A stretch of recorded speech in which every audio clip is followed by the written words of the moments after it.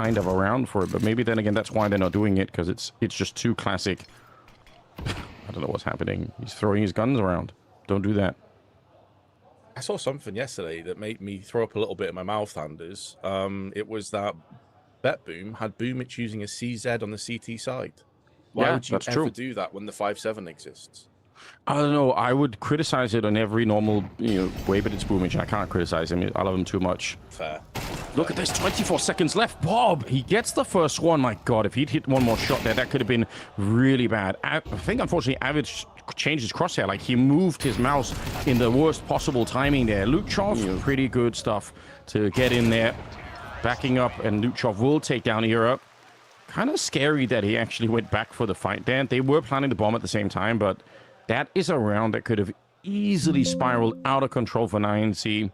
Pretty good job that it didn't, to be honest. These are the kind of rounds that, if you're going to make the grand finals in a tournament like this, you don't want to be giving up these kind of rounds. And we do see it happen fairly often on Nuke, that you suddenly run in and it's a couple of kills for the 5-7s. Not this time. 6-1 in favor of 9C. And just to kind of piggyback off that point that you're raising, it is one of the issues that 9Z really struggled with when they lost to Alliance the first time around 2-0. Is they would be in these positions where it looked like they were about to just take over the half, and they would lose these weird clutches or some like really weird rounds where almost paralyzed in their decision making. So I think it's a way better looking 9Z. Yes, it's early on in the semi-finals, but Inferno is up next. Alliance are very good on Inferno. There are players like Luchov that excel on that map as well. So I think if 9Z have a really solid performance here on Nuke, there is going to be some serious pressure building for Alliance. They have to put these rifles to use. Secret is going to get pushed. The timing's slightly off, but it's that man Bob XD. Already down to 17 HP, and that Molotov forces him on the back foot. He's going to stick around. That's a mad idea. Why would he do that with so little health here? Immediately goes down to Luchov, but you know what? Avid's on the other side, and he will pick up the first kill there for his team. So 1-for-1 trade. Waso Peak also getting dropped very low, and this isn't one of those 4-1 splits. This is the entire 9C squad making their way over towards that Secret and Garage. So they're not even going down all that much. They got the bomb still by the red container, so they're not committed to anything. This is they could do anything at this point, but the time again is low. 30 seconds, Vince. Yeah, consistent theme, isn't it? They have players in multiple areas, but Uppy and Avid both chip in for kills, and finally Alliance have something to be happy about. Still have to hold on for dear life as there is some aggression outside. DGT and Mayan has been spotted up in heaven. DGT lands the headshot. That's maybe the carpet being rolled out for them, but they decide against it. They only have 10 seconds to play with, and Mayan is not in position to fully go in for this plant because there's a play on the other side of the bomb, and Era shuts him down. I can at least respect they went for Anders, but it just felt like they'd wasted way too much time on the clock. I was worried there for a second. I thought there was a chance that Alliance could have lost it. But yeah, you're right. There was not a lot of time to really do anything with. In a way, Alliance needed to walk out of this round, I think, with, 3 or 4 people alive. And they end up with 2. It's not the end of the world, but it's just... It's not like a huge celebration. You can see they're down to a FAMAS on Twist. So that's a little bit annoying here. Well, next time we have a break, I've got a comment that I need to run by you, but we'll take a little bit of a break on that because don't want to miss any of the action in this round. Bob XD's got the AK. Era has finally got some kills, and one of them with the AWP, even though it was a guy planting the bomb. I'll take it anyway. I just want to see Era activated. I know he's better than this. He knows it too. And this is the semi-final in $1 million tournament. There's VRS implications. There's, just the fact that Alliance are kind of putting themselves a little bit on the Counter-Strike map. This is not where you want to go missing. This is one where you want to show some of your best Counter-Strike. They've already beaten 9C once, even though the maps are a little bit different this time.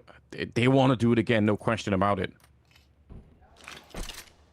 Yeah, team as well, keep in mind, has very low experience on a stage in Alliance. 9Z didn't manage to get it done in the quarters of the major, but that's fair enough. They lost to Furia, who went through to the grand finals, of course.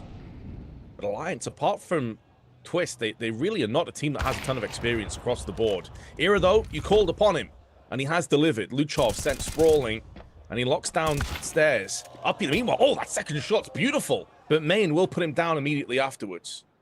Well, if I'm Max, I'm going to be super mad. That looked like he was still halfway moving. The Swedes on these M4A1s, deadly accurate at range. Yeah, you're right. That second kill was very impressive. And Era getting activated. We'll take it one step at a time here. DGT, not to be underestimated. And again, there's no time to win the round. Like that's not a conversation here, but you know, you do a little bit of damage right at the end. Could be super frustrating as well for the Alliance squad. Another headshot. That's probably the best we could do.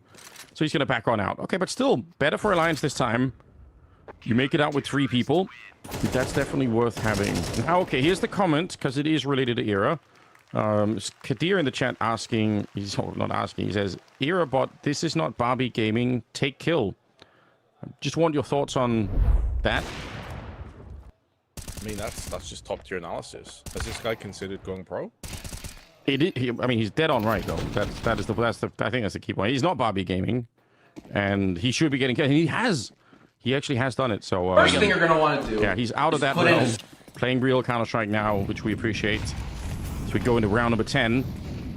Oh, he's pushed up. Okay, a couple of kills is enough for Era to find some confidence once again. Smoke goes up and might be time to disengage, but I like that little surge of confidence to try and see if they can catch 9C off guard early on. It didn't quite happen. 9C, by the way, themselves are running very low on funds, so if they want a chance to break through and make this work, then it's got to be right now. They still have a pretty good first half, right? But if Alliance get back to a 6-6 scoreline, I think that's going to feel different for 9C. And that could happen if they lose all of the funds here. Wazo Peak, we talked about him entrying, but great position for Twist. That's very annoying to deal with. Max also caught Luchov, the only player that's really done anything of note in this round, but Era nails him straight away. Puts a bit more onto Uppy's shoulders, but he is completely unrelenting on his A control. And Mayan, who started this game off in incredible fashion in the pistol round, has slowed down just a tad since then, got 3 kills. He knows Era has a real good read of this. He decides against it. Is Mayan going to find the perfect timing? No, Era nails him with a headshot. From 0-4, he has now fully arrived on the server. So he's also agreed. He doesn't want to play Barbie anymore. He's here to play some Counter-Strike. Some Ken the strike. He's not... I don't know what I'm doing. I don't know. Why did they even pay me money? Can we get some booze in chat, please? Can we throw some tomatoes at Anders, please? Thanks. Yeah, it's a good thing we're doing this remotely. No crowd can find me at the hotel to stop me. That's great news. All right, timeout for 9C. I think kind of highlighting the seriousness of the situation, right? You actually had a pretty broken alliance that had a slow start. Their AWP wasn't working. Everything had kind of fallen apart. They didn't have any money. And now instead, now they've been allowed back in. The Swedes have announced themselves. Uppy's playing super well. He's got 10 kills, strong headshots all across the board. There's a chance this could finish 6-6, which, again, I think is not a bad first half score really for an INC. It's just not what you're looking for when you have this kind of a beginning. I have been impressed with Alliance's resolve, though, man, because I genuinely thought, right, well, here we go. The fairy tale comes to an end. Alliance has been found out. They're going to get absolutely destroyed. And here we are. Bob XD landing a nice headshot to kick things off. Yes, it's a lack of investment. Position's looking good for the CTs as the squeaky door gets opened. It almost scares Bob XD into retreating, but it's all a setup for Uppy. But now he's given his position away, and Bob XD's gone down. They know where Uppy is. It's a bit disappointing there that they can't work off each other. I feel like you've got a player on the hut like that. At least you want to be able to trade that kill out. Didn't happen. Some counter utility coming out here just to try and slow everything down, and Twist's pushing up. Avid is right behind him. If they are that far up on the ramp, then they either need to keep going or they have to fall back. And yeah, they're going to fall back, but they might not be in time here. There's an opening right now. Great call for 9C to switch back onto the site. And they trade out Uppy. Suddenly, it's a 3 versus 3. And Waso Peak in this position. You know how good his aim is. You know how dangerous he could be. Takes the head off of one player, but finally shut down. Avid with a good call. And DGT is on the flank. Mayan down here. Oh my god, that's quick. Takes down Era. And every single second now, DGT's getting closer. Avid goes back to check, but actually, no, he's already fallen back, so no flank is coming in, and there's the headshot from DGT. Good to see him on the scoreboard as well. And another round for 9C. I think hitting that timing before the 2 ramp players could get back was essentially what they needed to do. I can't think of a round where Main has had an AWP on this T side, and he has had so much impact. Like the pistol round there with the Tech 9, he's had a bunch of entry frags, like making a real strong case for himself as being more of a versatile player than just the out-and-out AWPer. And what a brutal round to lose as well. We were just talking about how Alliance have grit their teeth and got themselves back into this, but you've immediately been wrecked. Twist, though, with a double spray is huge. That is actually a pretty cool headshot for the second spray there, and he sticks around, taking the fight right to 9C. It looks like that 7-5 scoreline is locked in. It's not brilliant, I would say, for Alliance, but it's certainly enough to keep them in the conversation here. I'm making a big assumption that they're not going to lose a 1 versus 5 to Luchov, but we'll see. It's been done. I would say rarely in modern-day Counter-Strike can you win these rounds, and repeating, you know, my past self, I will say it does require mistakes from the enemy team. You need somebody to kind of forget what they're doing. You need somebody to assume, okay, we've already run the round, guys. Let's hunt this guy down and get it over with, which actually you can see Alliance are not doing that. And if that's not happening, it's just so unlikely. So Uppy coming back in to take a look, and he finds him for free. Great first half for Uppy, and overall for 9C, I think they're going to be quite happy with this one. We are headed into it, and actually now that I've seen the mascot there, I actually can't tell what it is either. Just some Swedish abomination at the corner of their desk. What's happening? Yeah, I'm right alongside you. It has the Swedish flag though. It's kind of cute. But yeah, I would like to identify what that is. I don't know if anyone in chat has any ideas, but I am completely clueless. I've seen it like 4 or 5 times, and I still don't know. What I do know though is 7-5. It's a serviceable half, right? Like I think if you're Alliance, you're relatively happy because of how bad things started off. But I think 9-0 are also happy with this outcome. Yeah, probably should have done better. You've been looking at probably 8 or 9 rounds bare minimum after the start they had, but I'm just happy from the neutral's perspective around is that Alliance have made a real go of this. Because I genuinely thought we could be on for like another 10-2 sort of half. We saw a couple of those yesterday with Faze just obliterating BO3 in that second best of 3. Yeah, and it would have been such a shame, right? Because I think if that happens, if 9C just kind of crushes them here, then many people, and we would probably be having the same conversation, you'd start to say, was it just a fluke then for Alliance beating 9C last time? Because that's a huge upset. It really was a great result for Alliance, and put them, you know, all the way now in the semi-finals. So it's really encouraging to see them kind of make their way back. Even if ultimately they end up losing this best of 3, at least Alliance are proving that they are actually ready to fight at a really high level. And it's not just like a fluke kind of thing. So I would say even having the tenacity or the, you know, strength of will or whatever you want to call it to come back after a slow start here is a really good sign. A lot of teams fail to do that. So I appreciate it.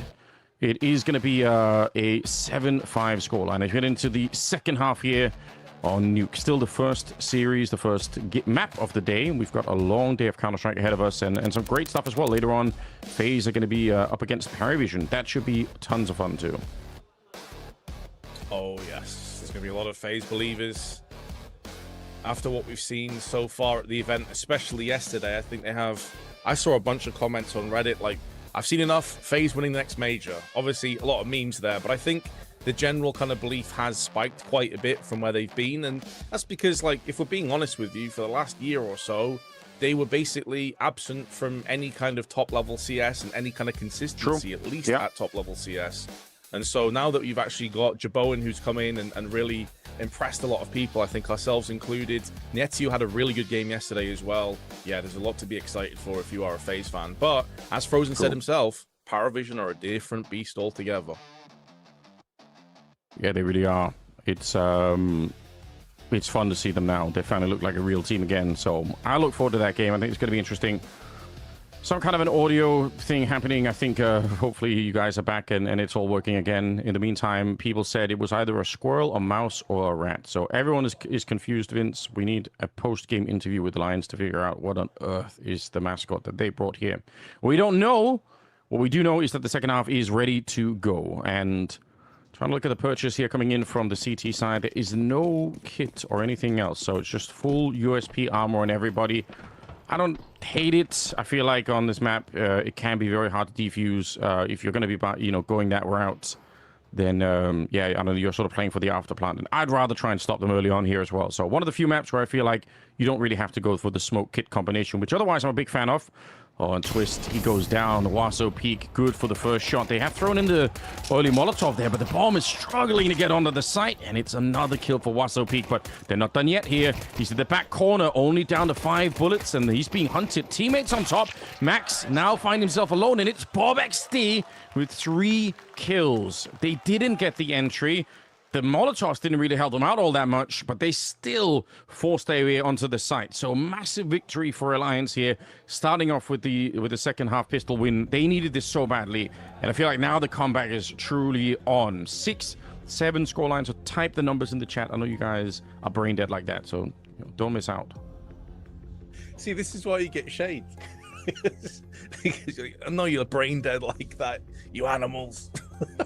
Have you read the chat at any moment? I think I'm being generous. I'm being nice to them, Vince. You don't know, but you know, some people are into that kind of treatment, Anders. So maybe it's some kind of Stockholm syndrome, to go back to the whole Swedish theme that's coming in from Anders in the chat. So yeah. But I agree. I mean, that's a massive boon. And you know, we saw Twist again. His pre-game interview was really interesting. He was just so chill, so laid back. I think that's another reason why you need a player with the passion and the fire that Era has. We saw yesterday he was really amping Bob XD up. They were doing that whole "what's up" thing to each other every time Bob XD popped off on Ancient. So I think those personalities are super important to keep loud as well. And the only way you keep loud is by keep winning. Yeah, I'm glad you brought that up. I think that was a really fun aspect of the Alliance team, and something that we don't often see from Swedish squads, but I really did enjoy that too. Speaking of Bob XD, they have lost him early on in this round, which is a bit unfortunate. That was Mayon on the scout, able to bring him down. They must have had a smoke there, surely. They've recommitted one now. HE, oh, he's got like a whole stack of grenades, like his own little utility just stack waiting back there. Up he's going to be taking out Waso Peak, and you know what? That brings them back. He's got 2 kills now. DGT, though, even though he was in an awkward position, he'd already turned the corner, and it looked like he was out in the open. The bomb has been planted, though, and there is a kit on Max and a smoke. You got to be very careful here, Alliance. This is such a losable round. I would say this is one of those rounds where 9C might try and go for the defuser very late in the round, just because you're not expecting it. Oh, never mind. They jump straight in there. Max not delaying anything, looking for one more headshot, but he can't find it against Twist. Oh my god, that's close. He had him in the open. If he connects with a shot there, I think it's on. There's no chance that he's not going to get the defuse. So, wow. Scary stuff. I'm such a big fan of the late upper defusers on Nuke. And especially in a round like this, where maybe Alliance wouldn't have guessed that there was going to be a kit in play. But, close round for 9C. Great effort, honestly. I might be giving Max too much credit on this, but I think the reason he dropped in that weird angle and took the damage is to facilitate the Heaven player coming through and messing with the angles. But Twist still nailed both of them. Really impressive stuff from a player that in his own right was a star in previous eras of teams. But Alliance, they've tied us all back. And 9Z on the back foot now with some upgraded pistols, not much else. No, I think you're right. Yeah, that he's making himself into a decoy or a flashbang or whatever. Like, he's swinging so wide, and even got the kill with the 5-7 jumping down. So it does make a lot of sense. We're tied up now, 7-7. Shoulder peak. DGT with the only rifle in play, so they now know exactly where that is. They should have a very good read that the rest of the team is going to be bereft of much firepower or utility. I'm seeing a lot of comments being brought back about the top 5 entry frag of Waso Peak. Maybe I've overestimated him. I think top 7, top 8 is definitely fair. Some people may be tilted at that, but I genuinely think he's up there in the conversation. Yeah, but that doesn't have the hot take format. You need to stick to the top 5. You know, I feel like it's a good hot take. I like it. Don't back out now. It's still early days. Hardball XD set up for the multi. Wrapped all the way around, and kind of curious how nobody spotted him or heard him along the way. That's typically the issue with going that deep on the ramp, wrapping up behind. But well played nonetheless. Mayon going to be found and killed. This was probably always going to be a bit of a sad round in many ways. But Alliance clawing their way back. Dreadful start. Was it 6-1 at some point in favor of 9C? And now we're at an 8-7 scoreline. Yes, it was. Yep. 9Z won the pistol. They extended that to 3-0. Then Alliance 1-1, and then they extended to 6-1. So you are spot on with that. I'm trying to think of like which other entry fraggers would be above him in my eyes. Obviously Donk, Flamesy, Yakindar, Kyosuke. Yeah. After that point. Oh, there are definitely going to be more out there. That's the problem though. Entry fragging in general is also like it can be a tricky role to kind of judge. Like, what are we judging on? Like, are we judging on raw kills? Or are we judging on the space that's being created behind? Like, it might be one of the hardest roles, I think, to properly analyze. But regardless, it's the kind of take that makes people talk, and that's the whole point of the hot takes, right? Like, that's why we do them, to get people riled up. I know what Thorin is. You know, he's onto something there.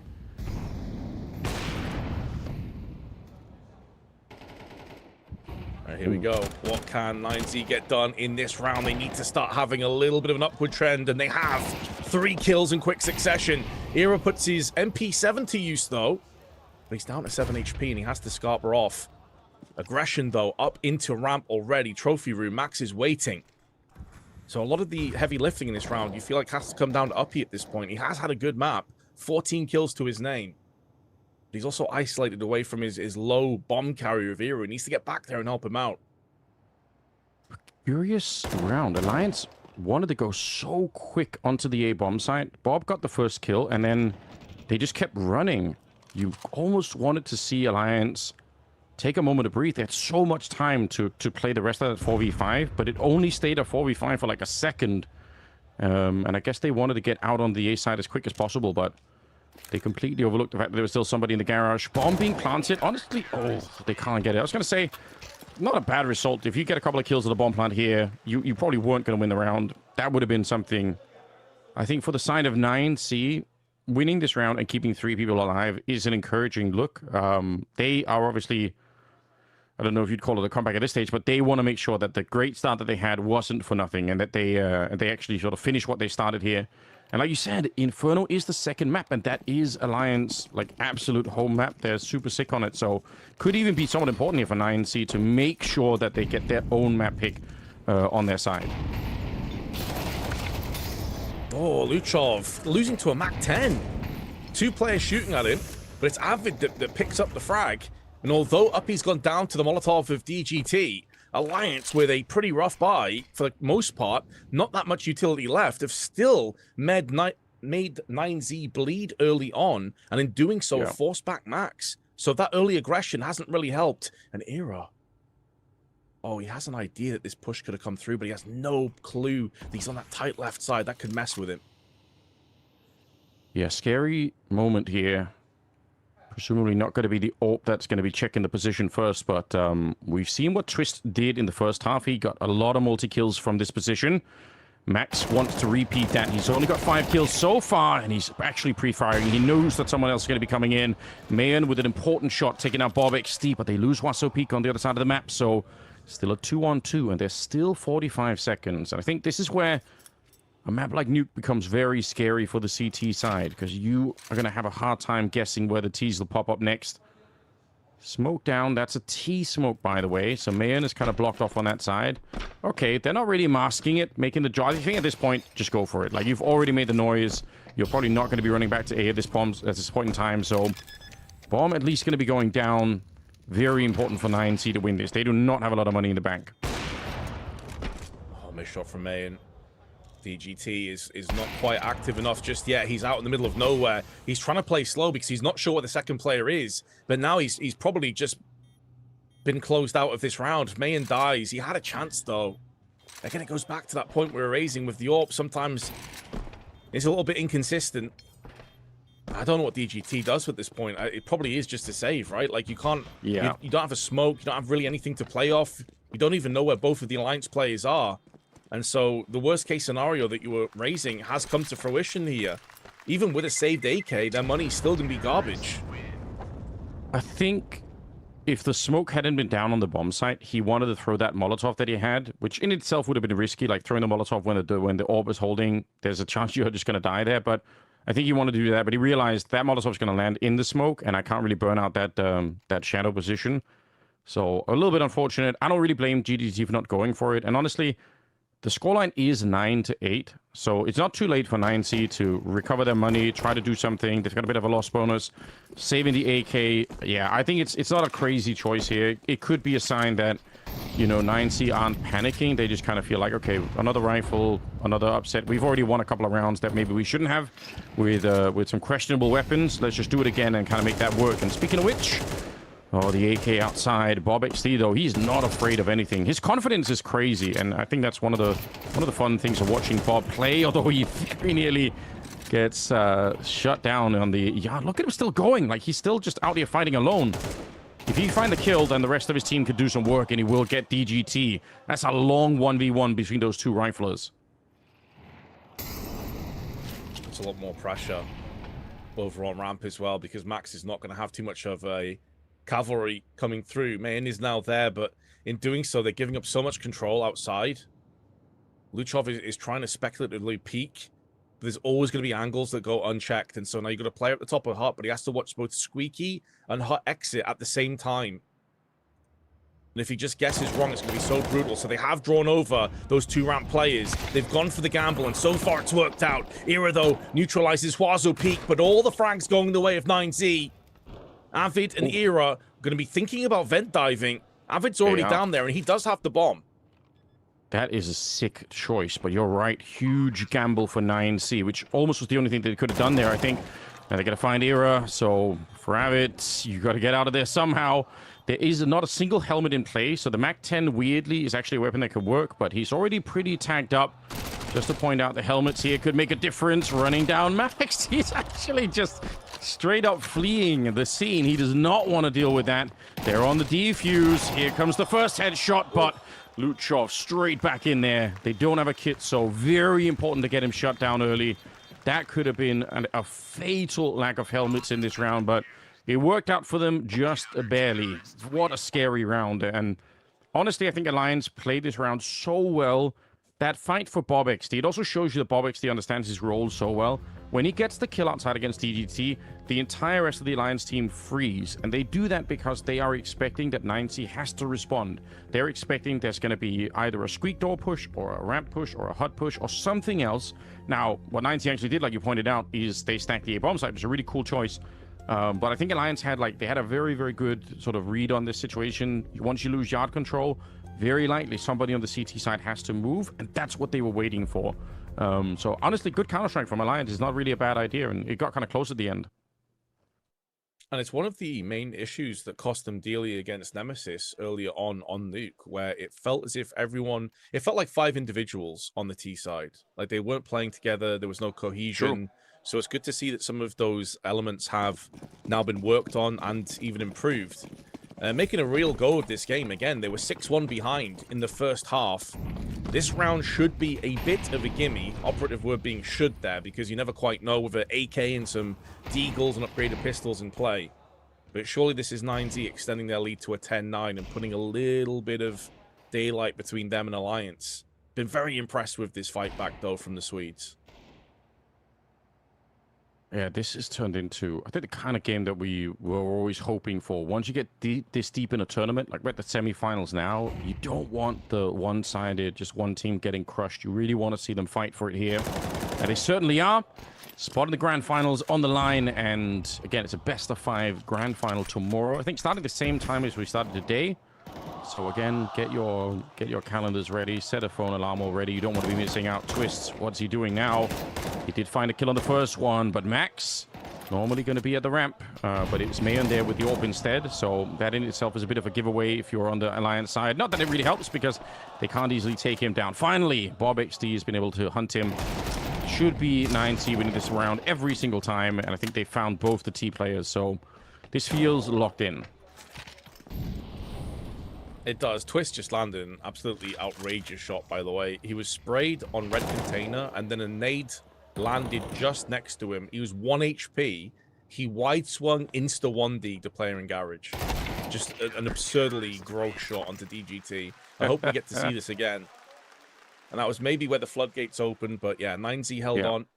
But a really cracking shot from Twist. By the way, that second to last kill that Waso Peak got from the hut just now, where he, he throws the smoke into Mini, and then he stays to watch as the smoke. Like, the smoke is like a millisecond from popping, but he knows there's a chance that Bob XD will peak essentially as the smoke is going up. And I think, like, if I'm playing a player like Bob XD, you've got to know that he's exactly the kind of player who would do that. Like, he is going to try and peek. It doesn't really matter to Bob if he's inside of the smoke once the fight is on. He just needs to see where the CTs are. And really, really smart for Waso Peak to not take his crosshair off that position. Speaking of Bob, he's going to go down early here. So, DGT able to fight him. This is getting a little bit scary for Alliance. Their money, questionable at best. We got a couple of Galils. And Bob XD has gone down this time, not able to win that yard fight. The concern for me here, though, is that Alliance may be running out of ideas. Maybe their strat book is a little bit empty because they're going outside again, but they're not really having impact elsewhere on the map. I think 90 have a good read. Luchov waits patiently for the prey to spring the trap. And it's Uppy that goes down, gets aggressive behind it, picks up another one. Supreme confidence in his own ability. Up to 15 frags now. And it just seems like maybe Alliance are running out of a bit of gas here, Anders. A bit of steam. They need that second wind. And I can't see where it's coming from. It's just a 2v5. And only one health point has been lost for the entirety of 9Z with 40 seconds left. Yeah, they are starting to lock it down. Luchov with an easy kill. And, yeah, unfortunately, not much to be done here. Era.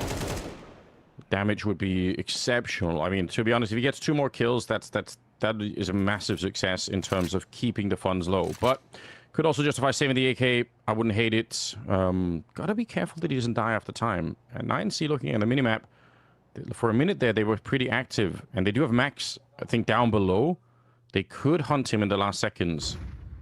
It's risky for them because they don't have a lot of money either, but it's also really risky for Era. He's the AWPer. If he dies and gets no loss bonus, that would be pretty devastating. Waso Peak, he wants it.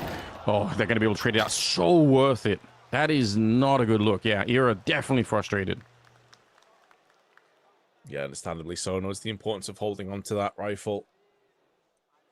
Just a little bit to play with going into the next one. And what's a little bit concerning for me, Anders, and one of the reasons I'm saying it feels like maybe Alliance have run out of gas here, is that keep in mind that they've only won 1 full-on rifle round in this half. They won the pistol. They got 3-0 start on this half off the back of that. And since then, it's been very much the 9Z show towards the finish line. And you're looking at only 2 rifles in play. And this is a full-on investment. This could essentially be a GG for Nuke if they lose this round. The pressure is on. Yeah, I think you're exactly right. It's great to see 9Z. The whole squad has come online. Some of them, Luchov and Max, at the beginning weren't really contributing, but they absolutely are now. Luchov, by the way, top fragging on that side. Max playing this. It's an all-in position. Like you can't get out. You're fighting to the death every time. But he does have May in there with him, and it's one of those positions that can be very hard to fight against, especially because you're going to be preoccupied against the AWP. Missed shot there. The flash is good, though, and Max, only the one. They lose Mayan as well. Surprising impact from the Tech-9s as they take that ramp control. And a 4 versus 3. And again, Alliance, you're not in a hurry. There's plenty of time on the round here. This is where you actually do want to see them just get a sense. If you can find even one 9C player, you know that you've taken care of the 2 ramp positions. So just take a deep breath here. Bomb is going to be making its way down. I'm glad they paused the game a little bit for themselves. But Luchov is here, and not for a minute longer. He's going to go down. I swear. That's where I think confidence can turn into a little bit of a negative if you're Luchov. Opening the doors without hearing any sound cues whatsoever. I get he's looking for intel, but the way he's opened it there, you'd expect a player to go and peek in window and control room first. It's a way safer angle. It's also silent, you know? Like, that is a bit of an odd decision as far as I'm concerned. But Alliance have got it done. Not only have they got those Tech-9s activated, they picked up a bunch of rifles alongside it, and 9Z, they're in a bit of an awkward spot themselves, need to hold on to these 2 weapons. It looks like they will back at CT spawn, and they can buy again into the next one. But yeah, definitely some question marks about Luchov there. I think if he stays alive and maybe gets a pick, there's a way back in. They're going to be hunting these weapons down. The op shot's missed. Incendiary out. Good spray. They're going to have to push through the fire and flames if they want to try and deny this. And again, each other's way. And Waso Peak team kills DGT. And I don't think he had enough time to pick up the AWP. Yeah, we're gonna have to see. I'm not sure. We switched pretty back to the players really early on, so I'm not really sure either. But man, that compounds your take on Luchov, right? Because suddenly it goes from having potentially 3 alive to just 1, and obviously the fact that it's a team kill is hilarious. Okay, I think they got the AWP because Mayan still has some money in the bank, so they might have been just able to pick it up right in the last second. But oh, speaking of the AWP though, you want to be doing this? It's very scary, Bob XD. We know that. Again, he's not lacking in confidence. He wants to take these fights outside, and he's been successful. But against the AWPs, it could be risky. Jumping on over. Bob, he finds the GT, and very nearly Mayan as well. The damage is outrageous. God, he might be able to bring this one back. This could be a dreadful moment for 9C. Wasso Peak will take him down. You can't question Bob's heart, but... man, what's the rest of the team doing? He's preoccupying 3 or 4 people outside. They should have been pushing while that was happening, and they weren't. Yeah, there's that lack of chemistry and cohesion kind of coming back again and biting them in the ass. Also, Pete goes down to the hands of Hero, though. That opens up business for the A site. Did watch on the replay. They did pick that AWP up, so you're spot on. Just in time. Post plant in. Luchov sprays through the head of Avid. Important trade coming up, and Max comes out second best. There is a way now that Alliance can get this done, but they don't know that Mayan Silent dropped, and Twist is going to pay the penalty with his life as Mayan comes in again, puts the AWP to use, and gets 9Z 2 map points. Huge for Mayan. We talked about him early on as you know, missing an impact, especially with the EWP. Like you pointed out, he had some good kills with rifles and I think even some pistols, but yeah, now he's starting to land those shots as well. I feel like, unfortunately, the rest of Alliance kind of sold Bob XD down the river there. He had DGT killed. He knew the AWP was outside. In my book, that's enough information. You know Max is going to be ramped when the AWP is there. So at best, there's 1 player on the A bomb side in that moment. Like maybe, like in theory, there could be a freak moment where there's going to be 2, I guess. But the math is not that hard to figure out, I think. And Alliance waiting on the other side. I don't even care if smokes are up or anything else. Like that's time to go. Bob almost delivered them the round. Like that kill and getting the information. Yeah, there's no way that anyone else is going to be on the A bomb side. It would have just been Luchov there. So a little bit disappointing, I think. Yeah, and it kind of factors into what we saw yesterday when Alliance played Nemesis, or the day before, pardon me, especially on Ancient, where Bob was playing so unbelievably well, he didn't really need that much backup. Like, he was running through and getting 2 or 3 entries. The issue is you cannot rely and expect someone to do that game in, game out. It's just an unreasonable expectation. He needs backup, he needs help. And are they going to pay the price? Their buy into this round is far from ideal. But, I mean, we did see them win a round a couple ago with Tech9s. So I'm not going to write them off just yet, Anders. They got a chance. Oh, smoke, and he jumps through. That's actually such a cool idea. But unfortunately, the flashbang doesn't do anything to Luchov, and he gets it. DGT with a headshot. 9C, they had a brilliant start here, and they want to close it out. And that was nearly a double spray down. Max, he's done very well. Mayan activated now again, up to 17, and there's nothing Era could do. Way too low on health here. Nice, stylish headshot at the end. Smiles across the faces of 9C as they survive a near comeback for the Swedish side. And I think it definitely could have been OT here. I think Alliance they were within striking distance of it in that previous round. But well played, 9C. I mean, they were put to the test here. Alliance are proving themselves a super capable, serious team, I would say. But it was the map pick of 9C. And it's going to be Inferno coming up as a second map. So I'm excited for this one. What a first map to begin with here, Vince. Yeah, much closer than I was anticipating, especially after that hot start from 9Z. I thought it was going to be a case of like a GG go next, but not the case.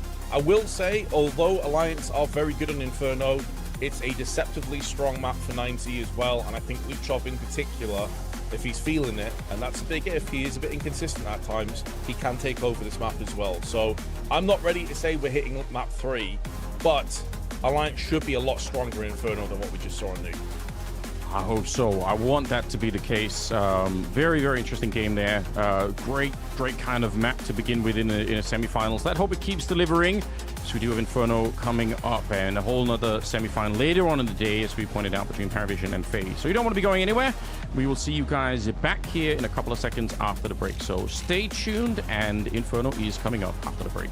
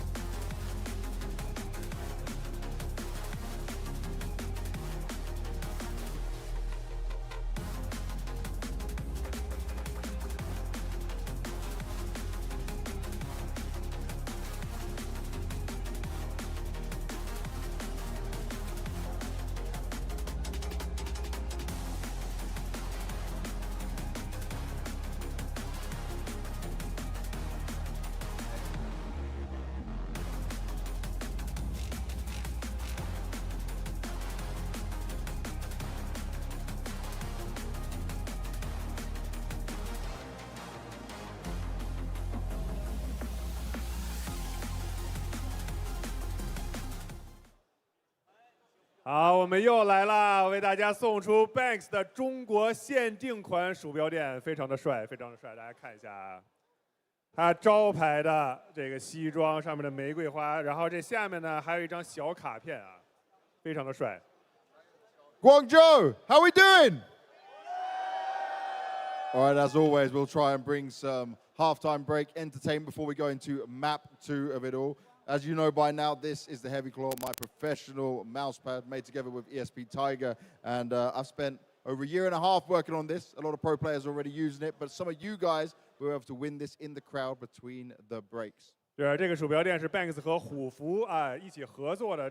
这个鼠标垫其实就是专业级鼠标垫，因为有很多职业选手，包括 Vitality 的 Messi 就在用啊。这个鼠标垫开发前后用了1年半的时间。All right, let's start by picking up. Who wants one? 来，光举手不行，还得问大家个问题啊。This guy who's holding up the picture of me with a red shirt on. Let's go. Come forward. Come on in. Let him through, guys. Aha. This is the orb that we made out here. I will sign it off, but you got to try and win this, bro. You need to ask a question first. So, all right. Let me give you this one. How long have you been following Counter-Strike for? Like 7 years. 7 years. 看了7年 CS 了， that's pretty 可以啊。Always face fast. Always a Faze fan. Okay. What final in a major did Faze lose when Carrigan and Nico were playing together? Boston. I like how the whole crowd was sad. Boston, you get that one. That is for you. I will quickly sign this as well. 是的 Gavin, pick out the ，Carrigan 和 next Nico person. 在2018年啊输掉了 Major 决赛。来看我啊！来，哎呦，这么多手，来，已经有 Faze 粉丝了，已经给了一个 Faze 粉，然后再给个猎鹰粉丝吧。来，这个举 ，Guy with the Falcons jersey right here. Let's go. Falcons jersey over here. Okay. Falcons jersey. You even got the sign from Kyosuke 已 as 经签 well. 过，已经经 On 界 the 签过了。 background, he's got Munacy on there. Okay. What team, academy team, was Munacy on before he joined any professional team? 啊 ，Munacy 之前在哪一支青训队伍效力呢？ Navi. Navi, correct. He knows his stuff.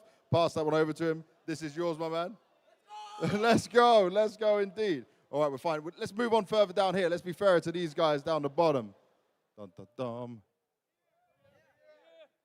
Who? Okay. Someone's got an old school Outsiders Jame one in there as well. Oh.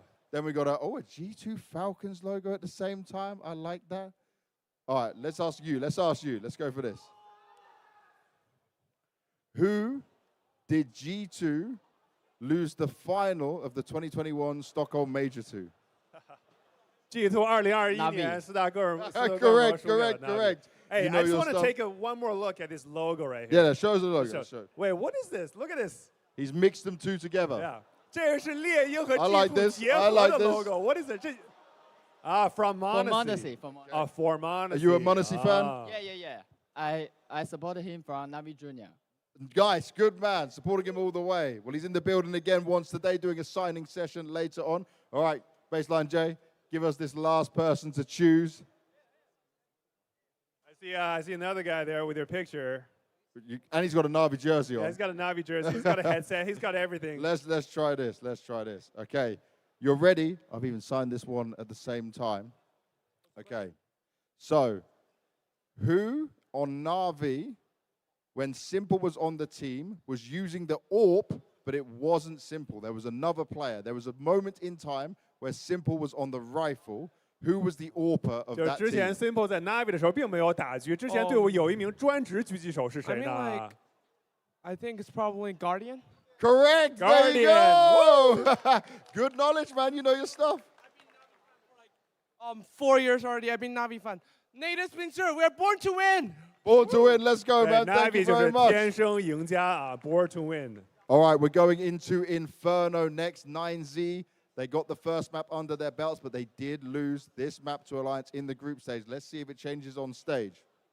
好了，我们接下来就给大家带来 Inferno 啊这张图。其实双方打的都是非常好的，但我感觉 Alliance 这张图打的尤其要好一点。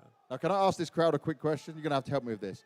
Does this crowd want 2 maps or 3? 大家想看2张图还是3张图啊 Everyone's saying 3.？Go！ All right, well, let's raise the roof. Let's get some hype going in here. Guangzhou, make some noise! Let's go！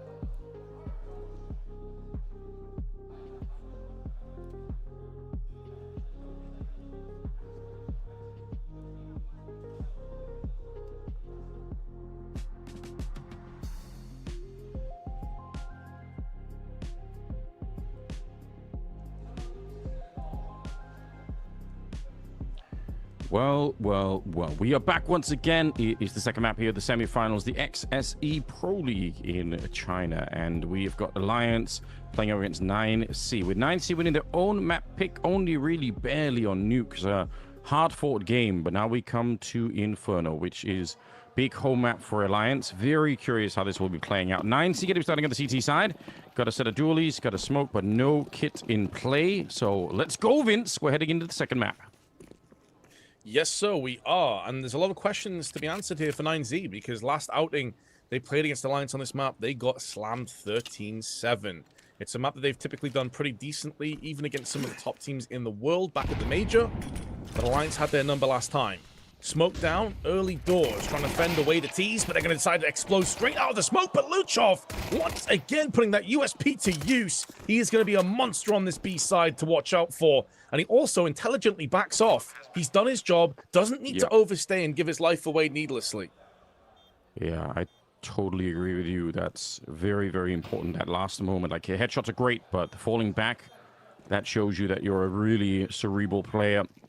Up he goes down, Era, holding on for dear life. It's going to be a flying set of dualies coming around the corner there for Mayan. Really great defense. I am normally, as you know, very, very skeptical of the idea of trying to throw down one smoke at B because, like I say, every time the T's will just run through. They're not going to care. They're not going to care about the incendiary either. In fact, I would even say a lot of the time when you smoke that off, if they have a flashbang, all you're almost doing is helping them to kind of, you know, pop a flash through. But this time was different. They were, I think, close enough, especially with the first player, and then Luchov a little bit further back. So they had this great dynamic between the two defenders. And obviously the headshots, it's even better. So strong play for 9C. And like you said, Luchov really smart to not commit to the fight. Because that could have been a way back for Alliance if they could have made it a 2-on-3. They at least get the bomb plant. So, yeah, they're buying into this round. Yeah, for me, I don't want to put everything at the doorstep of Luchov on this map, but it's the kind of map that he can take over and be genuinely and absolutely disgustingly difficult player to go up against. He didn't have the greatest of nukes. He had moments, but if that pistol round is anything to go by, this could be a very long day for Alliance. Mayan and DGT with a good crossfire, spraying down the oncoming Alliance players who did go in for a full investment, and so far this has just been another massacre. Yeah, very true. You want to do some damage here. Like we talked about this on Nuke, but more than 2 kills would be great. If they could pick up the last one there towards the pit, that's Wasso Peak. He's already down low. Teammates are coming, though, but Era, I think winning the round is very, very tricky at this stage, and Max will take him down. But one more kill could have made a big difference. And again, Wasso Peak not having the ego to try and go for that fight, waits until he kind of has to do some of the peak there. It's another good sign because it matters, right? Like having to rebuy the Kevlar, you can't, you know, carry another rifle into the round. Like these are all small details that hinder the CT economy early on, and instead they do just fine. No bomb plant either, so we're seeing some deagles picked up in this round. But yeah, it's another slow start for Alliance, and 9C, like, they definitely want revenge for what happened last time on Inferno, and this is a good start in that direction. It kind of plays into a point that I know you're a big fan of as well, and I've spoke to quite a lot of like pros and ex-pros. I remember Natu and I having a conversation about this a long time ago at an event. The idea of when you've lost a map against a team very recently, then playing against them again, you have so much intel to go off, so much data as to why we lost, especially a 13-7, which isn't a particularly close scoreline. So you'd assume that 9Z have gone back to drawing board and really looked over those demos and been like, right, what happened? How do we remedy these situations? How do we make sure this doesn't happen again? Hell of a 1-deeg from Era. And hold the phone for a second because Alliance might be about to do this with Deagles. God, he shut him down in the library. You're supposed to keep quiet. But Deagle, anything but taking him down. Luchov and Max not even considering this. They're worried, and I would be too. This is supposed to be the round where, again, you've bought the Deagles to do a little bit of damage. The last round where they had armor as well was supposed to be the round that really could have set them up. But what a freak occurrence here. Alliance picking up the 3rd round thanks to some pretty stunning Deagle shots. Unexpected to say the least. And as a result, yeah, 9C hoping to save some rifles here. But that actually changes the landscape for this first half significantly. What an interesting turn of events. That first shot from Era into Library is unbelievably quick. And it's also an off angle. I'm pretty sure the player was stood on top of like the box or the table. So his headshot angle was different to usual, and he still just immediately nails him. It's a hell of a play. No, you're absolutely right. Yeah, he was elevated more than normal. So super interesting. Yeah. Wow. He even is pre-aiming that. What a great replay. He's actually putting his crosshair in position beforehand. So that almost looks like it's Alliance having done their homework and kind of realizing, okay, we have a player here who likes that. Otherwise, that's an unusual way to peek that angle, I would say. Now, Alliance on the T side, they are huge fans of this B-bomb site, and they are very, very good. Like, once you give them that top banana position, they're so good at executing onto the site. They've got the entry effect. Bob is pretty serviceable once again playing this part of the map, so got to be super careful here if you're 9C, not giving them too much space to work with. It's the shockwave as well from that last round. It's not just how sick the shots were, but it's the fact, like you said, it's so unexpected. And it's not that 9Z have taken their eye off or got complacent or anything, but you are assuming that's a round that you go 3-0 in. You've fully set up your CT side. You're feeling real good about things. Instead, the reality is hit like a sledgehammer. Everyone low funds. They've already lost EGT. The Flash is good, and Mayan makes the most of it. I think they peeked him in library the exact same way. I think he was stood up onto the table once again. 3 versus 3 now. Waso peek. They know that he's up here, so that's a bit of an advantage for Alliance. Bomb is being attempted, and Era's holding the library. They don't have to really fight here if you're Alliance. Just plant the bomb. You know where one of them is. You can probably guess where the other two are going to be retaking from. So not necessarily an easy job right now. Waso peek showing he's still up here. They do have kits, and they do have the incendiaries. If they know how to throw them over, they can burn out Avid. It's not hard to do. So I would be a little bit disappointed if they don't find a way, and they haven't. They throw the incendiaries just into the pit and a little bit close. They might have missed one, in fact. Era gets a couple of kills on the AK, and Waso peek knows it is time to leave. Great triple from Era. I think they might have missed one of the incendiaries, because again, I don't think that hard to bounce over and burn out that corner. I maybe wouldn't have helped them, but at least they could have forced some pressure on Avid. Yeah, it's a very easy lineup. You just literally throw it from arches. You just aim up and jump throw. It's super easy. The pros will know it. You're absolutely spot on. And even if the kill doesn't come through, it's the fact that it plays chaos with their post-plant positions and messes with a couple of the crossfires. It makes that retake a lot easier. And then Waso peek maybe can have a little bit more impact from balcony. So if it lands, for example, it burns Avid, he has to wide swing out. Main can then, Waso peek, pardon me, in balcony can peek him and take the kill. And that's where things start to get interesting. Instead, it completely collapses. So a little small mistake has cost them dearly in the end. Early timeout here. This was supposed to be the brilliant start for 9C, and I mean, it was shaping up that way. But then losing the third round to Deagle shots, surrendering more of the rifles. You got 2 M4s on the Alliance side. Their economy is going to be ballooning very early on here. And they've just got the one saved M4 on Waso peek, Deagle on DGT, and pistols on the rest. Oh, this is pretty rough.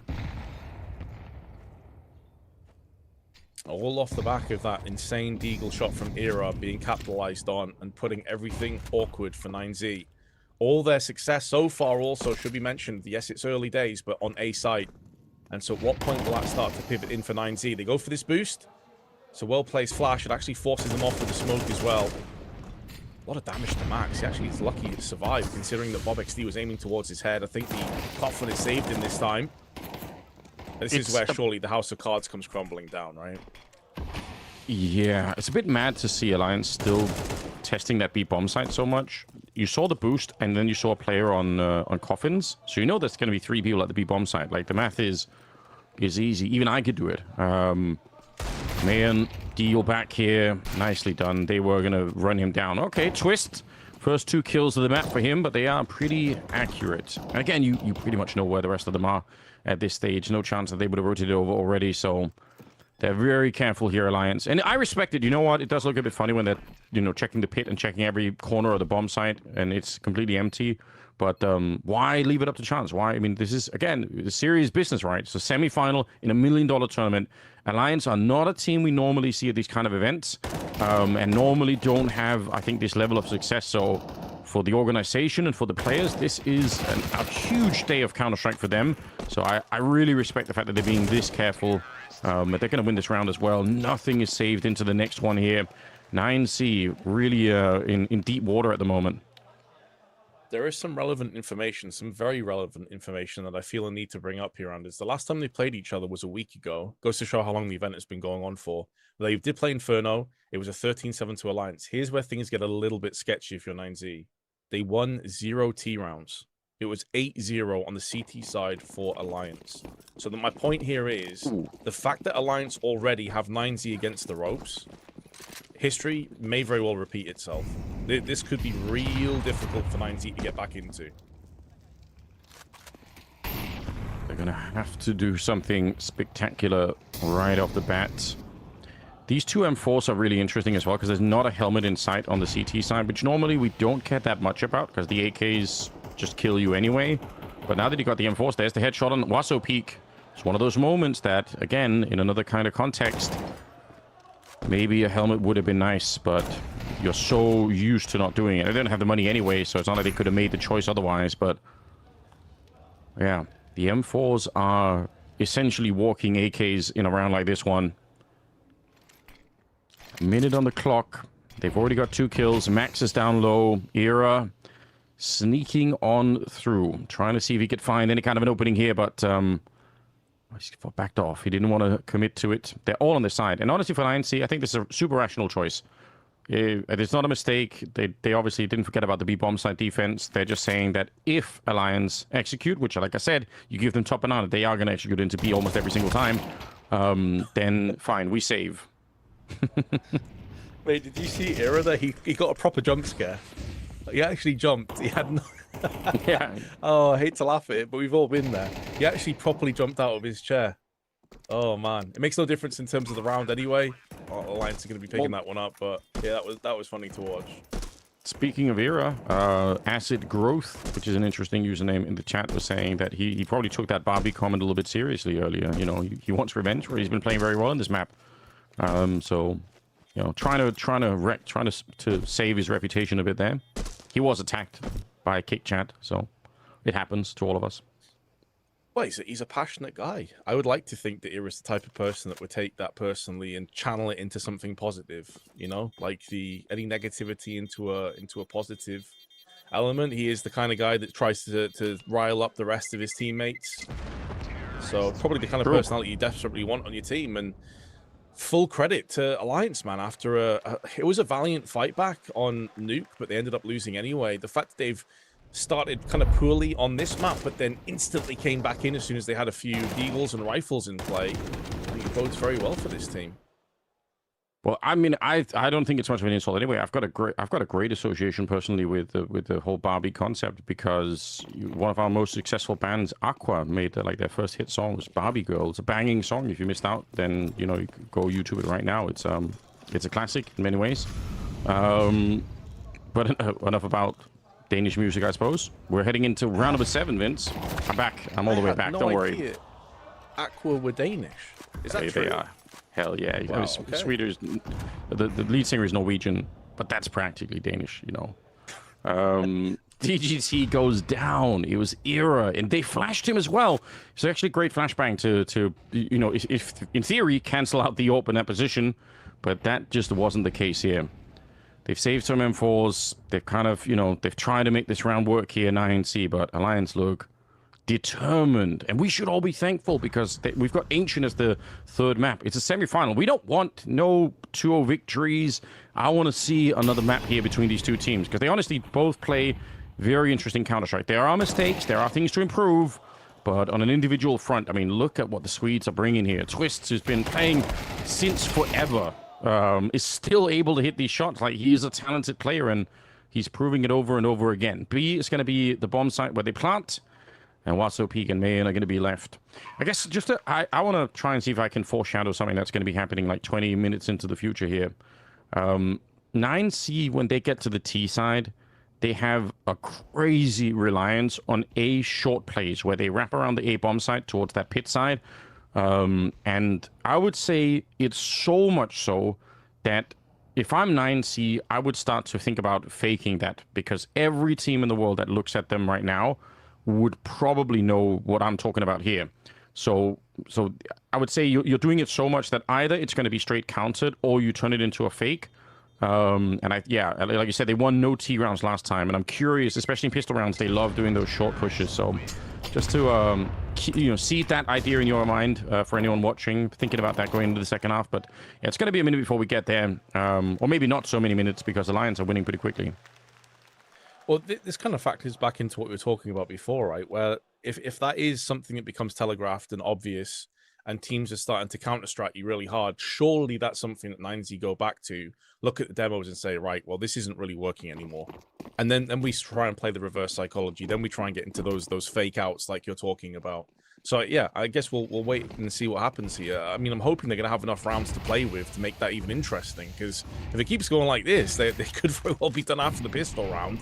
They have got the opening pick. Main finally gets a little bit more impact. He's on 8 kills. He's had a good series so far on the side of 9Z, but Apps Control already given across to the Swedes, making moves in, keeping themselves interested over on Banana with Bob XD, who's throwing a ton of utility out and drawing away 2 Molotovs already early on. It's also keeping 3 of the 5 players over on B. So this is essentially man advantage to Alliance if they were to push A right now, but they're slowing things down a little bit. Yeah, I think you're right, though. That's a really interesting point here. Puppy, he's thinking about it. Oh my god, he finds the spray timing. Now, backup is there, so the window that you were talking about, it's kind of closed on them. The rest of the team has started to rotate in. Nice shot from Wasopi. Just getting that one and done, it's such a huge difference, but hold the phone. Avid, 45 health. He's going to get the bomb planted as well. He should be dead. Going to pull out the Deagle for a little bit of a fake. I think he had 3 bullets in the M4. I wonder if he thought he had more. I feel like it's fine to get them to maybe swing for that peak, but with 3 M4 bullets, I think it's going to be a very tough task taking down 2 players, or even maybe 1, depending on how skilled you are. I'm the sort of person, I take the M4A4 for the 30 bullets, Why mess around with it? So 3 is a bit scary for me. Nice round out of 9C, to be honest. But I think you're absolutely right, though. It's one of those moments where I wonder how much Bob knows when he dies. Did he see 1 or 2 or 3 players? Like, did he hear them? If he knew, you're right, that timing window would have been huge.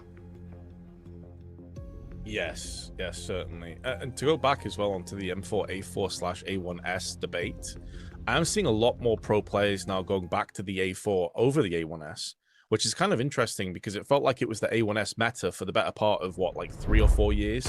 Something like that. Yeah. But now we're seeing more A4 players, and it's not just the extra 10 bullets. I believe it also has an extra magazine in reserve as well. So you get way more ammunition overall with the A4. I think it does depend on the map, because the A4 affords you on the CT side to go for those smoke shots a lot more, which in a bottleneck map like Inferno is way more useful. Man, I do kind of like this. I mean, it is risky pushing in front of the smoke, but all it takes is for Alliance to be preoccupied or miss the idea just a bit. They are going to be checking for it now, and he's backed off, but like you pointed out, Man's been playing well, and when your team is struggling like this, somebody kind of has to pick up the lead, and somebody has to kind of like be the confidence player in the team. I think Man is showing that he's trying to do that here. We'll take down Bob XD. He's rotated on over, and they won't do anything behind it. The bomb was also dropped back on the ramp, so it's not like Alliance were immediately in a position where they could have jumped on the B bomb side, even if they wanted to hunt down the orb. 9C. I mean, you've painted a good picture for us. We kind of know that this first half, they do need to get something done. Like, they do need to do more than 3. Like, in theory, if they get up to 7-5, even then it might be a struggle in the second half, but at least they've got some runway. So these are some really, really critical rounds here coming out from the South American team. Yeah, they kind of find themselves in the same position Alliance were in that first half of Nuke, where you've gone down to a really awkward start in the half, but you do have a chance to build your way back in. Knocking on the door, though, are the Swedes of B site. Smoke's coming through, 30 seconds. 9Z aren't sure if this is a ruse because of that Bob XD round earlier on. That's going to be in the back of their minds. Well-placed Molotov, though. Main's fully flashed, but still nails the shot. Just needs to stay alive. As here comes Max with his spray, but Main missing the second one is going to be a problem. Pop flash up and over. It does nothing to save his life, but now the cavalry arrives. The bomb's been dropped down with 10 seconds, and surely there's no way forward for Uppy. He is a dead man. Good defense. My God, there was a moment there. I thought, like, if they hadn't got rid of him in the back there with the nade, if they would have been able to keep him alive, that would have been even more interesting. Okay, so Mayan, great shots, right? Couple of good kills here. Gotta give some credit to Max for understanding that if he doesn't push through the smoke to help out his AWPer, then Mayan is for sure going to be traded out instantly, and that is a very, very different dynamic. So even though Max only gets the 1 kill in the round, that's just such a great buddy system to have. Like, having a teammate like that next to you who's ready to sort of sacrifice himself, pushing it through the smoke, I think that's really sick. That's gonna get them to a 4-5 scoreline. So 9C fighting their way back, and they actually kept 3 people alive in the last round. So even allowed to steal a couple of AKs, which on Inferno is even more critical on the CT side. Like, for those banana kind of fights, it's huge. Right through the smoke, Bob XD. We said it over and over again. He is not going to be lacking in commitment and in confidence, but he does get shut down nonetheless. Luchov here behind the sandbags. They smoke up. Oh my God, it's perfect. It couldn't have been better. The smoke lands on that half wall, and they feel like they've got a peek behind it, and he is so ready. And that is exactly why, Anders, to go back to what we were talking about just a few moments ago, why you pick the A4 over the A1S. Those extra 10 bullets were used to kill those last 2 players. It was the last bullet in his magazine before it ran dry that secured the second frag through that smoke. That's sick. I didn't even notice. Oh, that's great. Yes, more justification. I've always been using the M4, but it's more of a skill issue on my part, to be honest. I actually can't use the M4A1. I've tried many times, and it just... Because I think there's something cool about the silencer. Like, I do it for the cool factor, but unfortunately, it's less cool when you're not hitting shots, so... It's fine, you're in all rounds. No worries. True, yeah. I need a scope to see what I'm shooting at. Bob XD is going to be taking down Luchov. But again, Bob, he's just so committed. He did it in the yard on Nuke, and now he's doing it here. He's just fighting. He's just happy to be part of this. Max goes down. Great refrag from Avid. And oh, no. They are high explosives. Once you pull the pin on that grenade, it doesn't really distinguish between teammates and enemies, as Era has learned the hard way. 3 versus 3. I guess the pressure is on now for Era. You're going to have to make up for that. Counter Molotov coming out here. They still have a smoke as well, so they can actually smoke this position. I think 9C might be in a lot of trouble if that happens, but wait! Mayan taking down Era. Now it's a disaster. Uppy and Abbott, though. Good fight back, and DGT is quickly running out of time. He's going to throw down a little bit of a deep smoke. He knows Uppy's on the other side. He has to come through the smoke. There's no other choice. A second left, and Uppy gets the headshot. Huge double and a huge round for Alliance. Man, so many times a team kill doesn't end up making a huge amount of difference, but that's one of those rounds where it really did. It was a 4v3, suddenly a 3v3 due to that HE. And some nice utility as well, lining up the window on the church for the molly, and the HE did a lot of damage to the post plant. But Alliance still come out ahead. Good news, though, for 9Z. It won't feel like it, but it is. They can afford a full investment here, Anders. There is a way they can make this a 6-6. Again, though, I go back to that previous point. Last time they played against each other, they did not win a single T round, 9Z, and that was an 8-0 for Alliance on their CT side. So is 6 rounds even going to be enough? Yeah, I'm worried, and maybe 9CR as well, but I am scared that this is going to be way too much on the low side. Unless they've made some dramatic changes, which that would be an exciting story. Okay, that is very cheeky. Pushing through the mid-smoke. Mayan, I can't even really blame him, honestly. He's not expecting anyone to be there. Incredible read from Avid to be able to pick this one up. Wasso Peak in the pits. Not been the most eventful first half for him. We know how good he could be because we just saw it on Nuke. Luchov pushed in front, and he will get Era. Bomb is still back there. They don't have to commit to this. Era goes down, and now Wasso Peak finally activated, at least for the 1 kill here, but DGT is on the site, and Max is right behind him. DGT is going to be bodyguarded from Luchov. Kind of that same principle you talked about earlier with Max and Mayan. The bomb. Over on B. Yeah, the bomb is a problem, but they have got the opening pick they so desperately needed, and now they can start to rotate across to B. That's the issue, though. 9Z haven't seen the bomb, so they have no idea what's happening. It looks like they're going to get away with it purely off the basis of that frag through on Arches. This is a totally insane round from Alliance. They pushed and almost wrapped the A bomb site, leaving the bomb back towards second mid, and you're absolutely right, though. As soon as Bob gets that kill, it's wide open for a split instead. That's so rare. That's such a rare occurrence. Luchov will take down Bob XD.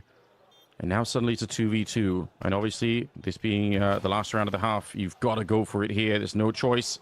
They all have a little bit of low health. They're all tagged up, so this could be a quick death. Avid's going to get one more. He started the round. He's up to a triple, and he'll get the headshot onto Luchov for the quad kill. What a brilliant round out of Avid, and they've done, I think, enough here, Alliance. Really strong first half. 9C trying to answer back, and Mayan doing a lot of work here, but it just isn't enough, unfortunately. Alliance, they look to be winning this map. If they can win the pistol in the second, I don't know if 9C have what it takes. Yeah, I mean, it sounds crazy to say, like, it's 7-5, this map feels like it's over, but I honestly agree with you. I think it's the context of how good Alliance are on their CT side, how many issues 9Z have had on their T side as well, and that's not just against Alliance, that's just generally.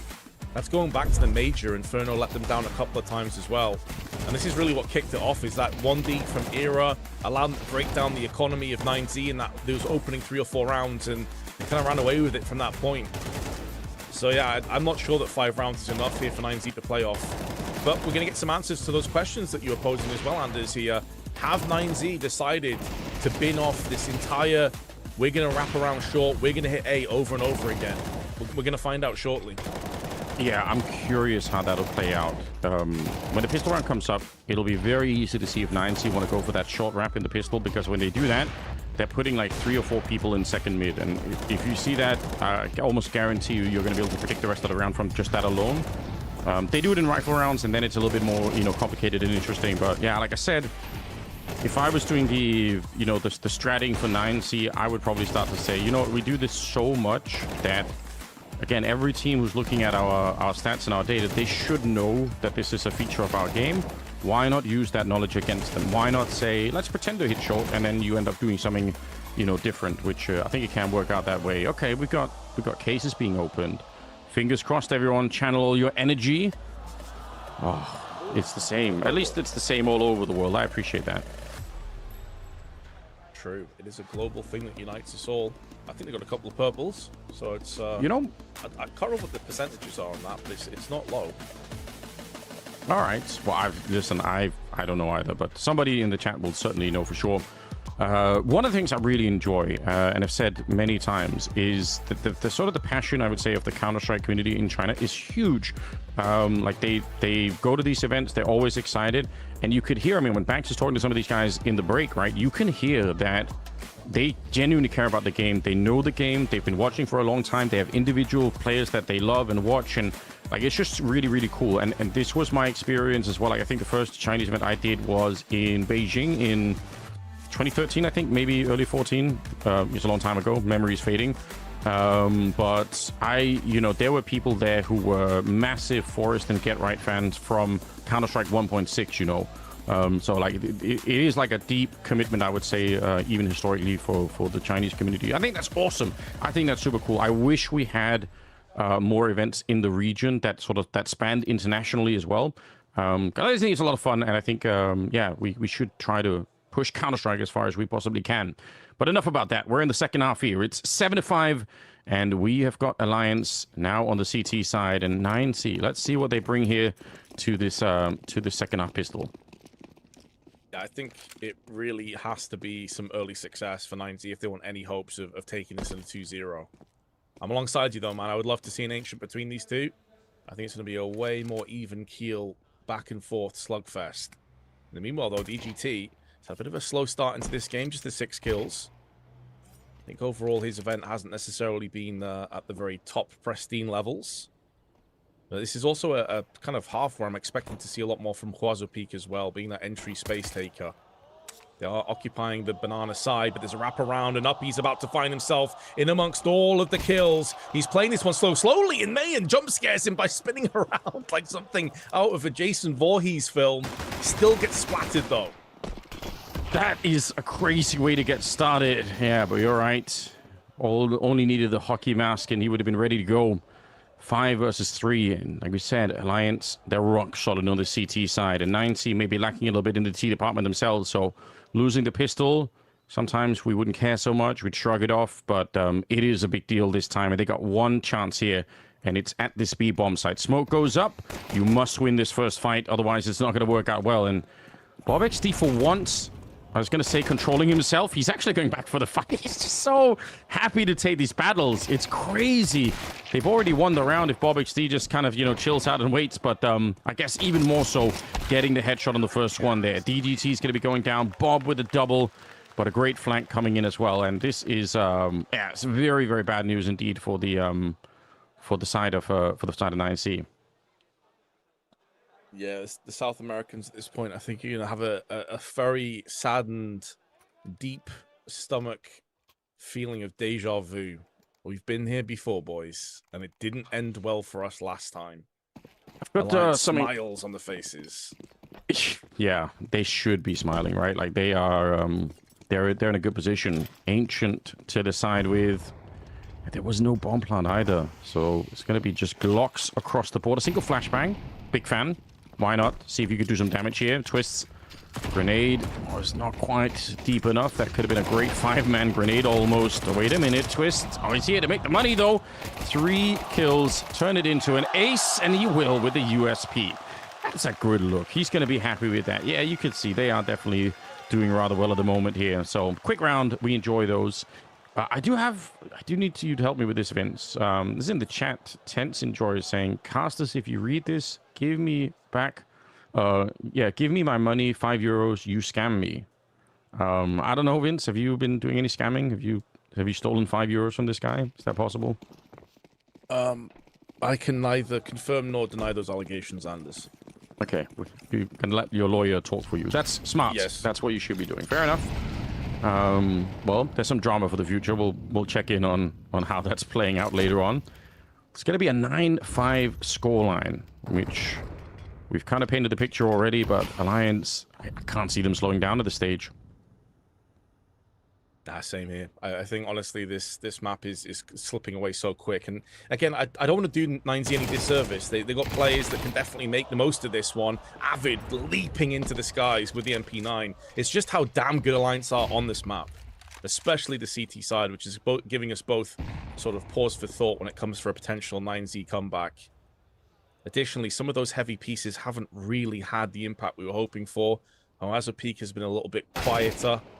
His crosshair placement there is not on point, and Avid punishes them with 2 quick-fire headshots.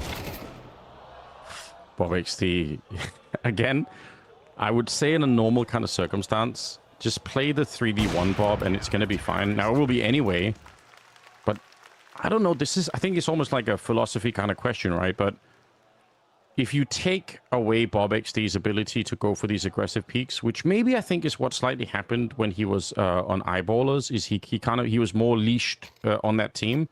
Maybe you also take away just part of his impact and part of his nature.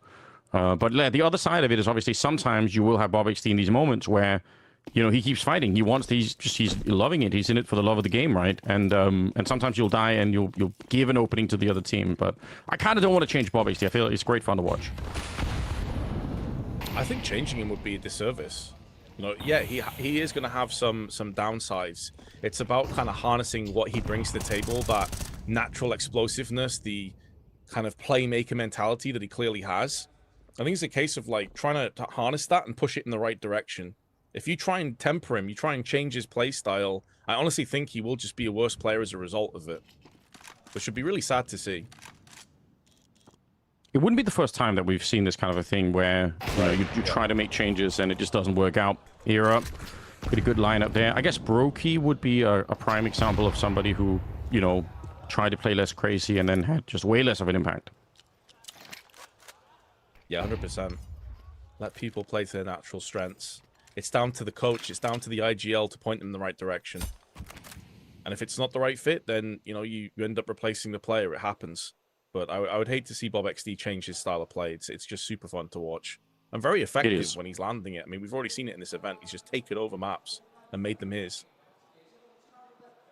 Yeah, great work on the entry frags in general here.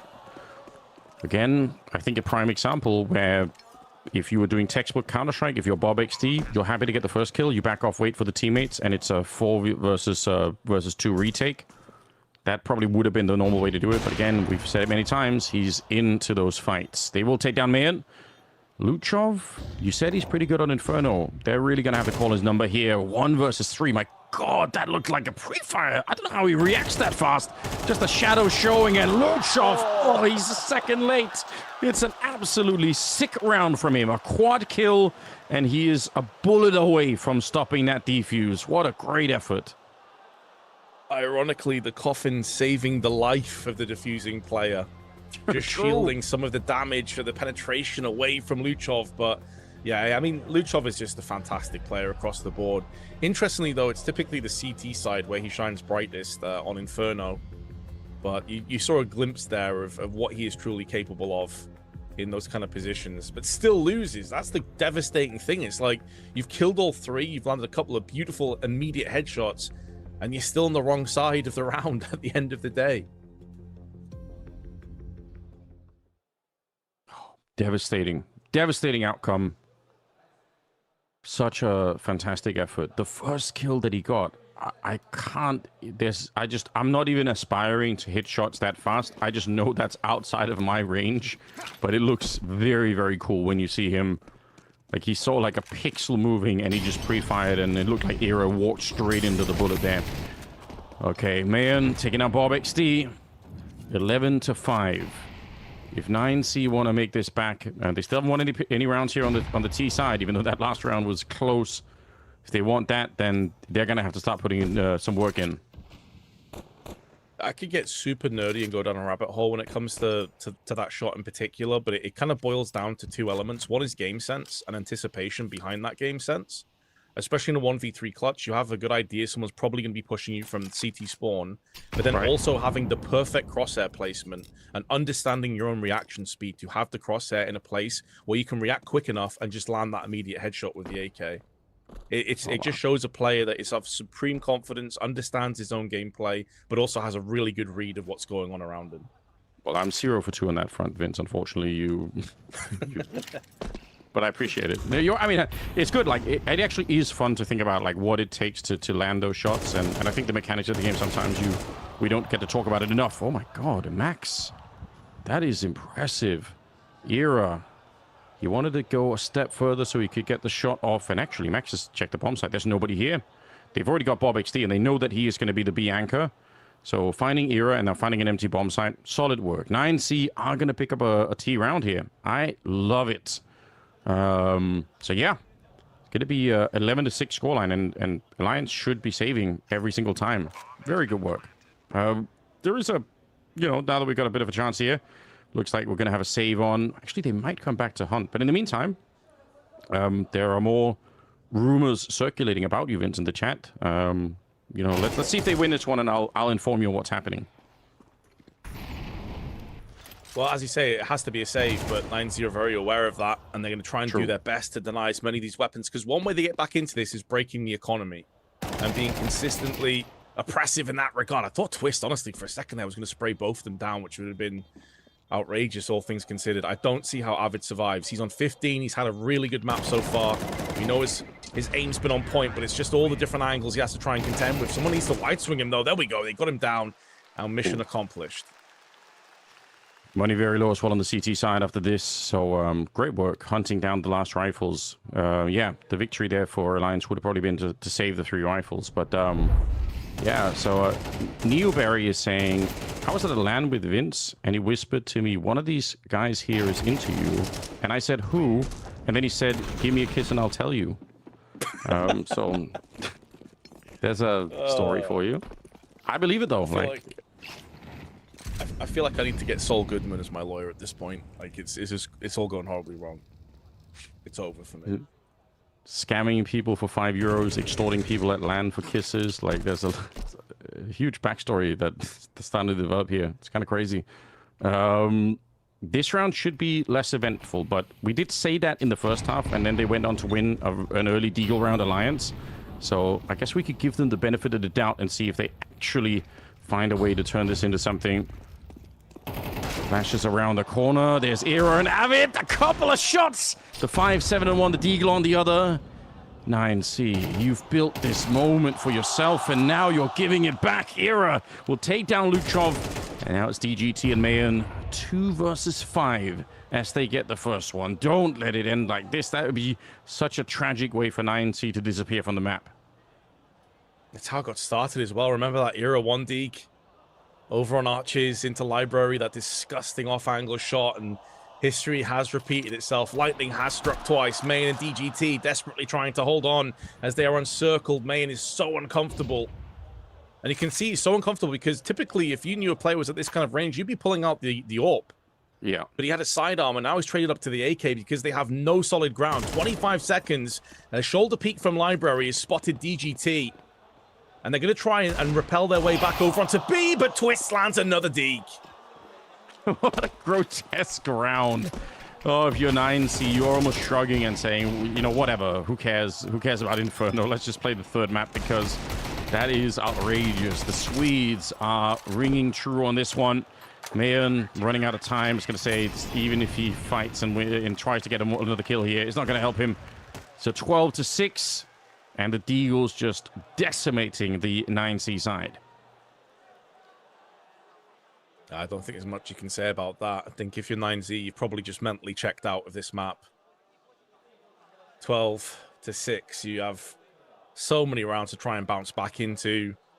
You've got no consistency on the T side. You're losing to Deagles and 5-7s. I mean, as far as I'm concerned, Anders, it's ancient, isn't it? Like, let's be honest. Yeah, there doesn't seem to be any other way out at this stage. 12-6. Single round on the T side for 9C. And again, if they could have, I mean, not for lack of trying, if Luchov could have won that clutch earlier and stopped the defuse, maybe that could have got them in a bit earlier. Wait a minute. Grenade onto Luchov, but they did get Bob and they get Twist. Man, again, solid openings that he's had. Him and Luchov have actually been playing pretty decently on Inferno. And they're far enough away that they kind of slow things down. They've got the man advantage. They are trying to see if Alliance will come in with another bit of aggression, try to take a risk. I mean, the normal risk here is to either push somewhere or to stack one or the other bomb site with 3 people and just save the guns. Kind of like they did earlier, Alliance. So I don't blame 9C for waiting around, but at least they should be winning this round. Let's see how this plays out. They are moving into the stack, though. 2 of the 3 CTs are on B. And that's where the bomb is transitioning up to. Additionally, time's starting to become a problem. I'm not going to assume anything at this point. And they're also potentially going to be walking into Era's AWP. They additionally, on top of that, only have 1 smoke. So you throw out CT probably. Oh, no, they got 2. All right, never mind. They picked up a second one. All right. Well, that's good. Good information, though. 25 seconds. They're going to be pushing through. There's 2 people here, but that might be enough with the smoke up already. Oira fiddling around and not able to do anything on the other side. It's going to be Avid to go down first, and that smoke did block him off completely. Maybe he wanted to push through with the sidearm and try to get that job done. That's so scary, though, for 9C. They actually pushed a part of the map that could have got them killed. And again, losing the Deagle and then losing a 2-on-4 or 3-on-4, that would have been really tough, but it doesn't work out that way. They find a way through, so everything is just fine here. It's 12-7, long ways away from getting into OT, but honestly, if Mayan and Luchov can keep playing this way, it's not out of the question that they can scrape together some more rounds. I certainly could. I think the problem is, though, that you have no room for error. No room for mistakes, or even if you don't make an error or a mistake, you have players like Bob on your team. He's had a bit of a quiet game, to be fair, by his own very high standards. And Era, Avid, these are all guys that can just have a worldie of a round. And basically, because you are at a deficit of 5, you have no opportunity to lose any more rounds. It may not even be in the hands of 9Z. That's the position you've put yourself in by having such a lackluster map so far, especially on that first half. So those, for me, are the kind of problems. There's a way here. I mean, you've got Twist on a Deagle, but we've already seen 2 or 3 rounds in this map, Anders, that Deagles and 5-7s have been enough to repel 9Z. So that's not even necessarily a massive negative against the Swedes anyway. Round number 20. I want Wazo Peak to come back into this map. He's got 6 kills. Now, fair enough, he was playing that pit on the first half, and it didn't get to see that much action. But on this T side, surely, Avid, ridiculous timing, even through the smoke in, but nobody was really covering there. Luchov goes down. Everything on the line here. 9C, the map is going to be washed away for them if they can't pick up this one. They've wrapped around. And Max hanging around towards the library. I love this position, but his teammates need to force the fight behind him. Okay, it's going to be Twist to go down first. Bob XD walking in. Now he dies, and you should know that no one's on B. This, in theory, is a big opening. They have 50 seconds. They actually don't need to attack the A bomb site. They're waiting around. They might still win if they do, but they could just go to B. You would think so, wouldn't you? Especially with a bit of extra time. There's no reason to force this in. The bomb is still top mid, though. That's what's giving me a bit of concern here. Now, surely once the player of Max finds out that B is empty, the bomb transitions back on Banana. Oh, Era had to hit that. Yeah. Is it going to bait them into a false sense of security with Avid? No, they've already pulled the plug. They've got out of there. There are a couple of moments there, Anders. I got to be honest, though. 9Z have played this round so strangely.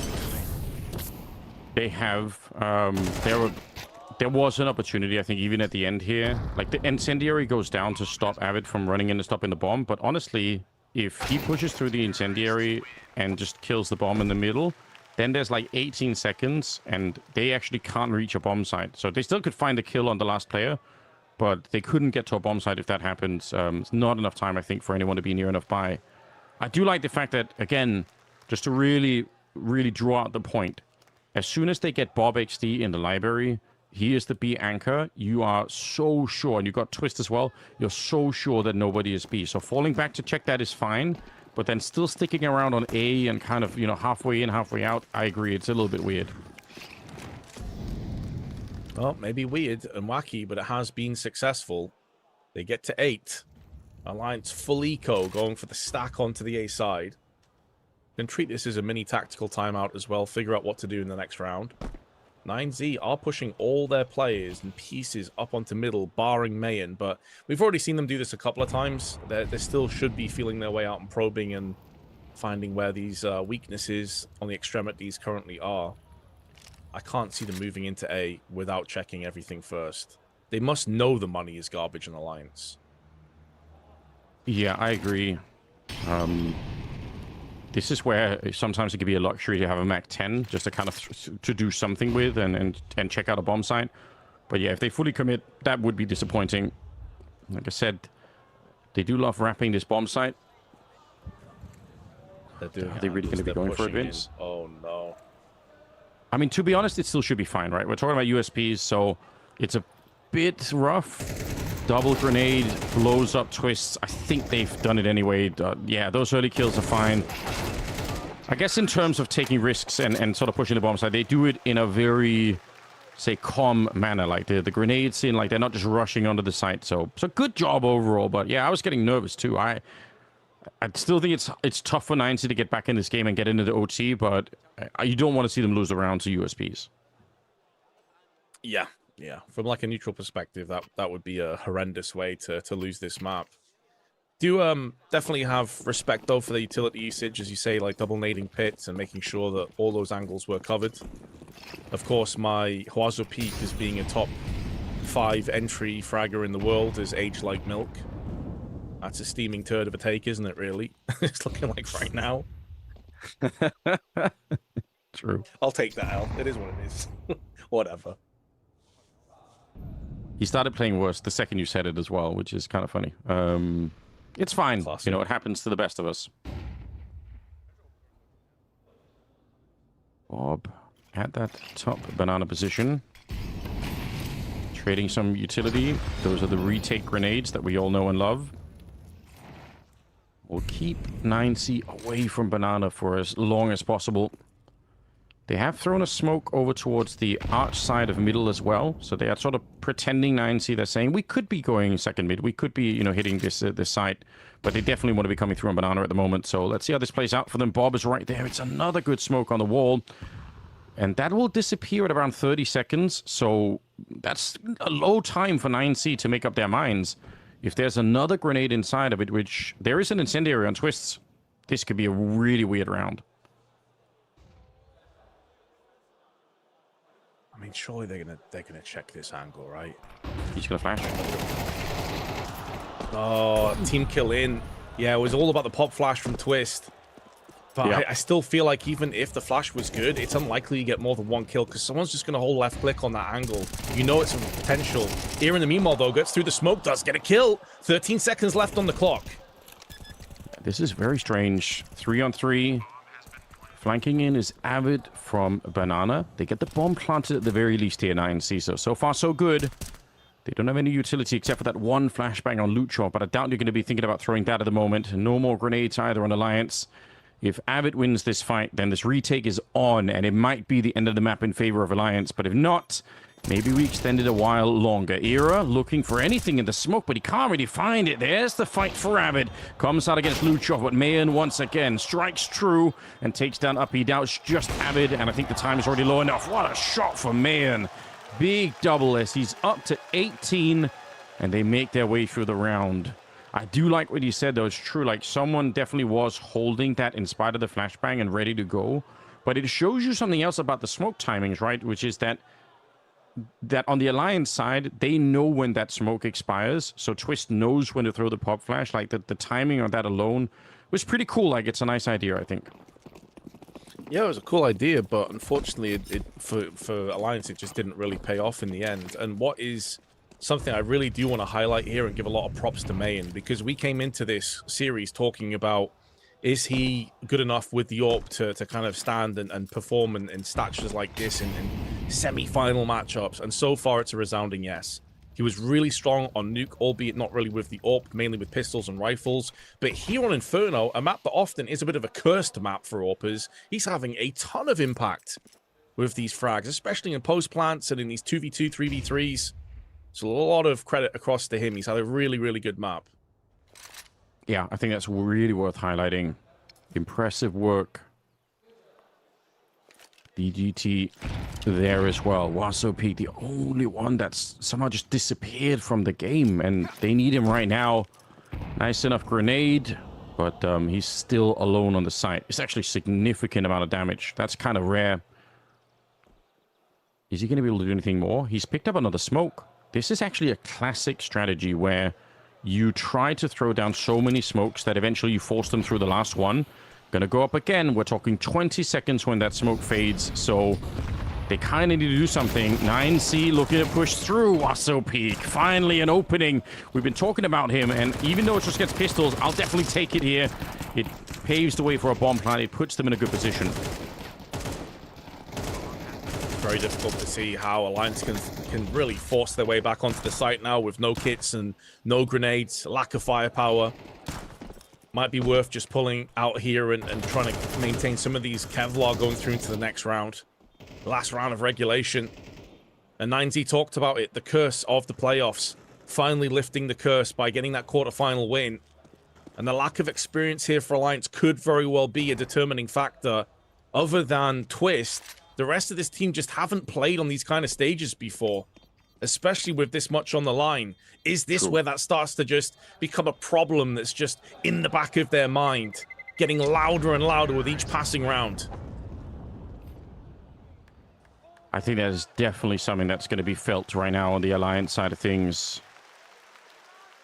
Just the fear of having such a lead. This is your home map. You did a brilliant job getting into an enormous lead, even in the first half, and then going into the second one. It's a long time before 9C even picked up any T rounds at all, but now you're a round away from OT.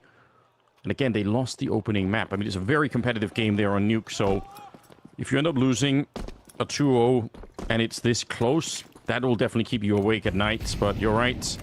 Maybe the nerves are getting to Alliance. It's a newly formed team as well, with Bob XD kind of joining here. But honestly, they need to find a way to close this right now. I think if it goes to OT, then 9C are going to be fully activated. But also just imagine the relief, the elation, if they can win this round and take us to a third map. All that stress, all that pressure that's been building for these last 5 rounds. And on top of that, 9Z have won 6 of the last 7 rounds. Just to go show how one-sided this was at one stage and how much 9Z have battled back and fought their way in to potentially taking us into OT. That last round, it was Waso Peak on the opening. I mean, one more round like that where he can remember what he's here for, then it could be on. DDT is going to be the one lurking over at the A apartments. The rest of them are pushing banana. And Era's here. 16 kills to his name. Slowly inching his way forward. Oh, and they're right on the corner, but he misses the opportunity now, trying to fall back. The smoke is activated. And again, just like in the last round, 9C probably have to come through. They don't have a lot of time to waste here. Era, you're out in the open. I hate everything about this. Oh, he's going to go down. Max with a double. DGT as well, catching them in rotation on the other side. Oh, that was Alliance, I think, showing that they were not ready. The smoke was down. They had the same exact position in the last round where you forced them to come through the smoke, but they were not ready to defend it. Mayan with the final kill, and it's 9C forcing the game into overtime. I think that round perfectly illustrates as well, Anders, the occasion is getting the better of Alliance. They were just all over the place. I completely agree. The positioning of Era was horrendous. Look at that twist, head in hands. And he's the leader. He's the experienced player, the one that the rest of the team will be looking at to guide them through this very difficult time. And he can't believe they've thrown away this lead. He can't believe it's going into OT. Yeah, I probably would be having a tough time as well, trying to, accumulate some sort of momentum or kind of get the vibes back online for the Alliance side. I don't blame Twist for being frustrated in this one. Oh, what a way to go here. Overtime on Inferno. At one point, we were having a conversation that if you're joining, you're thinking, okay, they pretty much already assume here the Lions have won the game, which it felt that way. Not the game necessarily, but at least the map. And now instead, we're in this awkward position where 9C actually clawed their way back. And like you pointed out, they got 0 rounds last time on the T side, and this time it's a very, very different look. Also, not many, if almost none of those short pushes that I was talking about, which does sort of indicate to me that 9C have started playing maybe a little bit differently. They did go back and look, and that's another point that you brought up, right? When you've just played the map and you've lost it, you have a chance to kind of adjust pretty quickly. So maybe that's what happened here for 9C. Maybe they did come in with a different game plan. Yeah, and even though it's gone 12-12, you have to take into account that actually, overall, this T half from 9C was really strong. They lost the pistol. They went 3-0 down. The round after that is the one where Luchov tried his best with that 1v3 and nearly won, but they got the defuse. And then pretty much since then, it's been all 9Z, all wins. Yeah. So they've really bounced back with authority. Manasi was here yesterday, I believe, right? In the crowd with Kiyasuke, I think. Yeah, they've been there, I think, signing autographs and saying hi to everybody. It's kind of cool. Again, they've got lots of fans out there, so I can't blame them for sticking up. But yeah, man, if Luchov had won that 1v3, then they win the map instead. I mean, just to add to it as well, like Alliance had a round here on the second half where they won with the Eagles. So there are a couple of moments here where 9C probably could have just straight up won, and it would have been like a 13, I don't know, like 10 or something type of victory. Like a very, very different map if 9C get a couple of these rounds across the line. But that's all in the past now. This is a big test for the Alliance team. The mental reset moment. You've got to forget about the frustration. You've got to forget about the fact that you maybe could have won or maybe should have won the map already. And having that mental reset, it's easy to say. It can be very, very hard to do. So I'm curious to see if they are going to be able to kind of forget about this and get the team back online. 100% agreed with you. It's easy to say, very hard to follow through with, especially with a team of young, inexperienced players. This is going to be a massive test of how much tenacity, how much grit does Alliance have? Well, let's find out right now. Here on the AWP, M4's on the rest, obviously. AKs across the board, so that's in itself interesting, right? You're going into OT. Mayan would have had plenty of money for the AWP. Maybe that suggests that they're going to go faster, and they're in second mid. This should be the short ramp that I was talking about. I wouldn't be surprised if that's what we're seeing. Era almost getting hunted down. You can see Waso Peak trying to get a bit closer. I think they wanted to go for it, but now with that incendiary down, they're kind of diverting their forces back to short or to long instead, and it's going to be a trade. The flashbang from Pit is tremendous. Waso Peak, even though he's blind, he still gets Era, and this could still be good for 9C. It's a 3-on-3 now, and Bob XD noticing that they're not in the middle. Great information. Holding back here is Twist. All around the corner, Luchov with a grenade in hand. He was not expecting for Twist to be all the way back there. And that's going to be a 3-on-2 now. So Alliance, maybe finally they get the round that they were looking for. Bob XD's taking down DDT. And Waso Peak is alone. Molly into Library. It's going to force Bob XD away. He's on 13 HP. Lucky for some. Waso Peak doesn't even get the chance to live up to his name, just instantly neutralized. Great start for Alliance. They were going into the OT period, by the way, with losing the last 6 rounds in a row on their CT side. So already bucking the trend and breaking that curse. I feel it's a Counter-Strike classic, isn't it? You finally get the round that you needed in regulation. Like, it's the first round of overtime. You're like, oh, that's the run. If we had that round, earlier, that's it. We just win the map in regulation. But you have to take the long way around here. 13-12. Now they got Mayan on the AWP. But yeah, I think they wanted to do the short wrap in that last round. Oh, God. Luchov has destroyed Bob XD. Yeah, I think you're accurate with that. It was 2 Molotovs went down on short, which kind of forced them away. And this weird scrappy fight of archers with a couple of flashes and a 2-for-2 trade. And then Bob just showing his quality again. Even if he has had a rough game, I can't even fault him for this death. I think he was just straight up wrecked through the smoke, and so is Era. Yeah, they might have blown that open, but regardless, not able to activate the AWP there on the CT side. This is so risky. 3 people at B, but again, what choice do you really have? You're probably not going to be doing this with a 1-person A defense. So they're set up for it. Twists. He actually almost might want to lure them in. If he can take this fight and die, it might bring them back. They know Bob is already dead. All right, Avid is going to be there as well.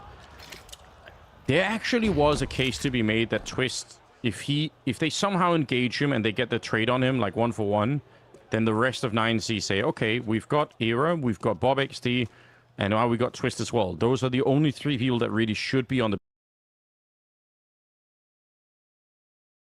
B-bomb side. So let's just run in, and then they would have run into the last 2 players. That would have been really fun. None of that plays out that way. They've checked out the A-bomb site, so they're going to get the round. And also the amount of impact Main has again with the AWP. You highlighted it in the previous one. They wanted to go fast. They wanted to get frenetic. Main takes the AK, doesn't pay off. Picks up the AWP, has immediately got 3 picks. Can't understate how solid he has been. A guy that comes under a lot of criticism. A lot of people are unsure about how solid as an AWP he can realistically be. Well, he's really arrived in this map. And what a time to arrive. It's a chance to maybe get the 2-0, book their spot in the grand finals. A map that realistically, like, let's be completely frank about this, Anders. Alliance should have won this about 15 minutes ago. And yet here we are. The writing was on the wall. It was looking so easy. The vibes were immaculate on the Alliance side of things. That's not the case any longer here. So 2nd round of overtime. It goes to 9C. Strong stuff. Did like the attempt at this 3-man stack there towards the end in the 3v5, but did not work out. Yeah, they did blow it open. Sick shot for Mayan, but you're absolutely right. Like, he's really proving something here. Twist fighting his inner demon to punch the monitor. Don't be doing that. They are expensive. Just goes to show again, though, man, like the amount of pressure that these players are under, especially the IGL. Alliance has just seen those cracks emerge in front of our eyes. Completely understandable. Think of those smiles and laughs after the first half ended. They were leading 7-5. They win the 2nd pistol. They extend that lead to 10-5, 11-5. And now you're eyeing up the very real possibility that this map is just about to slip right in front of you. And you have to watch it, and there's nothing you can do about it. Great shot, nice. Huge, yeah. He didn't bite on that fake jump coming across. He knew that there was going to be Pete behind it. I was going to say he's alone, but he's not any longer. Bob XD has actually come back from the other side of the map because they did have the 4-1 split. It's a no-scope from Luchov. And Bob, are you going to be ready? Oh, not at all. They jump on top of him. That is a bit of a disaster. Now, Avid is here, blowing open the smoke, but they're not near enough by, and there is a lurk as well. DDT's made his way into Arch. I don't even know how. He must have switched places with Uppy over there. 45 seconds. This could be mad. If Uppy can find the kill in time, but he can't, running with the knife out, nobody saw that coming. DGT on a secret mission, and it is almost accomplished at this stage. Bomb is going to be planted now, and I can't see them doing anything here, Alliance. So they have to go for the retake. It's the final round of the half here, but still, what a tough break for them indeed. Yeah, it's the fact that Uppy was so desperate to try and help out his teammate of Avid that was in church that he ran through on Speedway, and that's what allowed DGT to just pivot round and take him. Last round of OT, as you highlight, it's not looking good for Twist. The Molotov extends, and he goes down to Huazo Peak, who's come alive a little bit in OT, had a very slow regulation. Better late than never. Luchov is ecstatic. And now they move across the CT side. They did have issues on their CT half, though, Anders. It was far from a solid showing, True. I will say, from 9Z. What a shot from Luchov. Yeah, that's how you do it. And then obviously Bob XD waiting for the optimal moment that never really arrived, and they just jump on top of him. Normally you'd say probably you hear the footsteps, but it's also one of those moments when you're on a stage. There are many other distractions that are possible that can kind of, you know, could be looking at a teammate's monitor. You could be, you know, just like a little bit deafened by the crowd or whatever else. So hard to know, but definitely unfortunate right there. Second half of overtime is coming in. Now Alliance back on the T side. This is also where, if you're Alliance, you do need someone like an Era to start pumping everyone up, making them believe. You've made it to the quarterfinals and then the semifinals. You've done so much. You've exceeded expectations from so many people, myself included. I didn't think they'd make the playoffs. And so it's really important to keep your mind and put things into perspective here. You're 14-13 down. What happened in regulation does not matter anymore. You can still do this. You have to have belief in yourself. We'll see if they can summon that right now. Avid and Era, the two top fraggers. See if Bob XD. One good opening here on Banana, and we know what Alliance love to do. They're actually setting up in the apps here, so this could be more of a split, maybe even the waterfall coming into the pit position. And with Mayan playing here, this is so scary when you're opening from this position and they're rushing up behind you. Oh, what a nice shot. Even flashed around the corner. Mayan with a double kill before finally Twist gets rid of him. And now two people on the site left. DGT's going to be alone. He loses Huaso Peak in that one. And there's a lot of flag coming in. He's still fighting for it. It's the Glocks that have come out for Era as he does take down DGT. The bomb is not planted yet. Luchov wants to push in front and see if he can interrupt it. Bomb finally plants it there. Era with the shot as it disappears, and it's Uppy. Oh, they've been missing him. A double kill, but that last headshot, that's what won them the round. Huge. Huge passage of play. I honestly thought when DGT was stuck on the site and he was doing a ton of damage to both of them, this round was just going to slip away again for Alliance, but then they got the perfect time in the utility. Luchov decides to push the Molotov, doesn't want to wait or flank around the quad side, even though the bomb was far from detonation. Can maybe give a little call across there and say, was that arrogance? Was that over-exuberance in assuming you could get an entry back onto the site? Doesn't really matter. 14-14, and the one timeout that Alliance have allocated in the OT, they have utilized. They want to make sure they ride this momentum, they ride this wave. Oh, man, that is potentially a scary round. Mayan landing those two shots at the beginning. I mean, that's not how you want to start that push, but they never really wavered. They kept on going.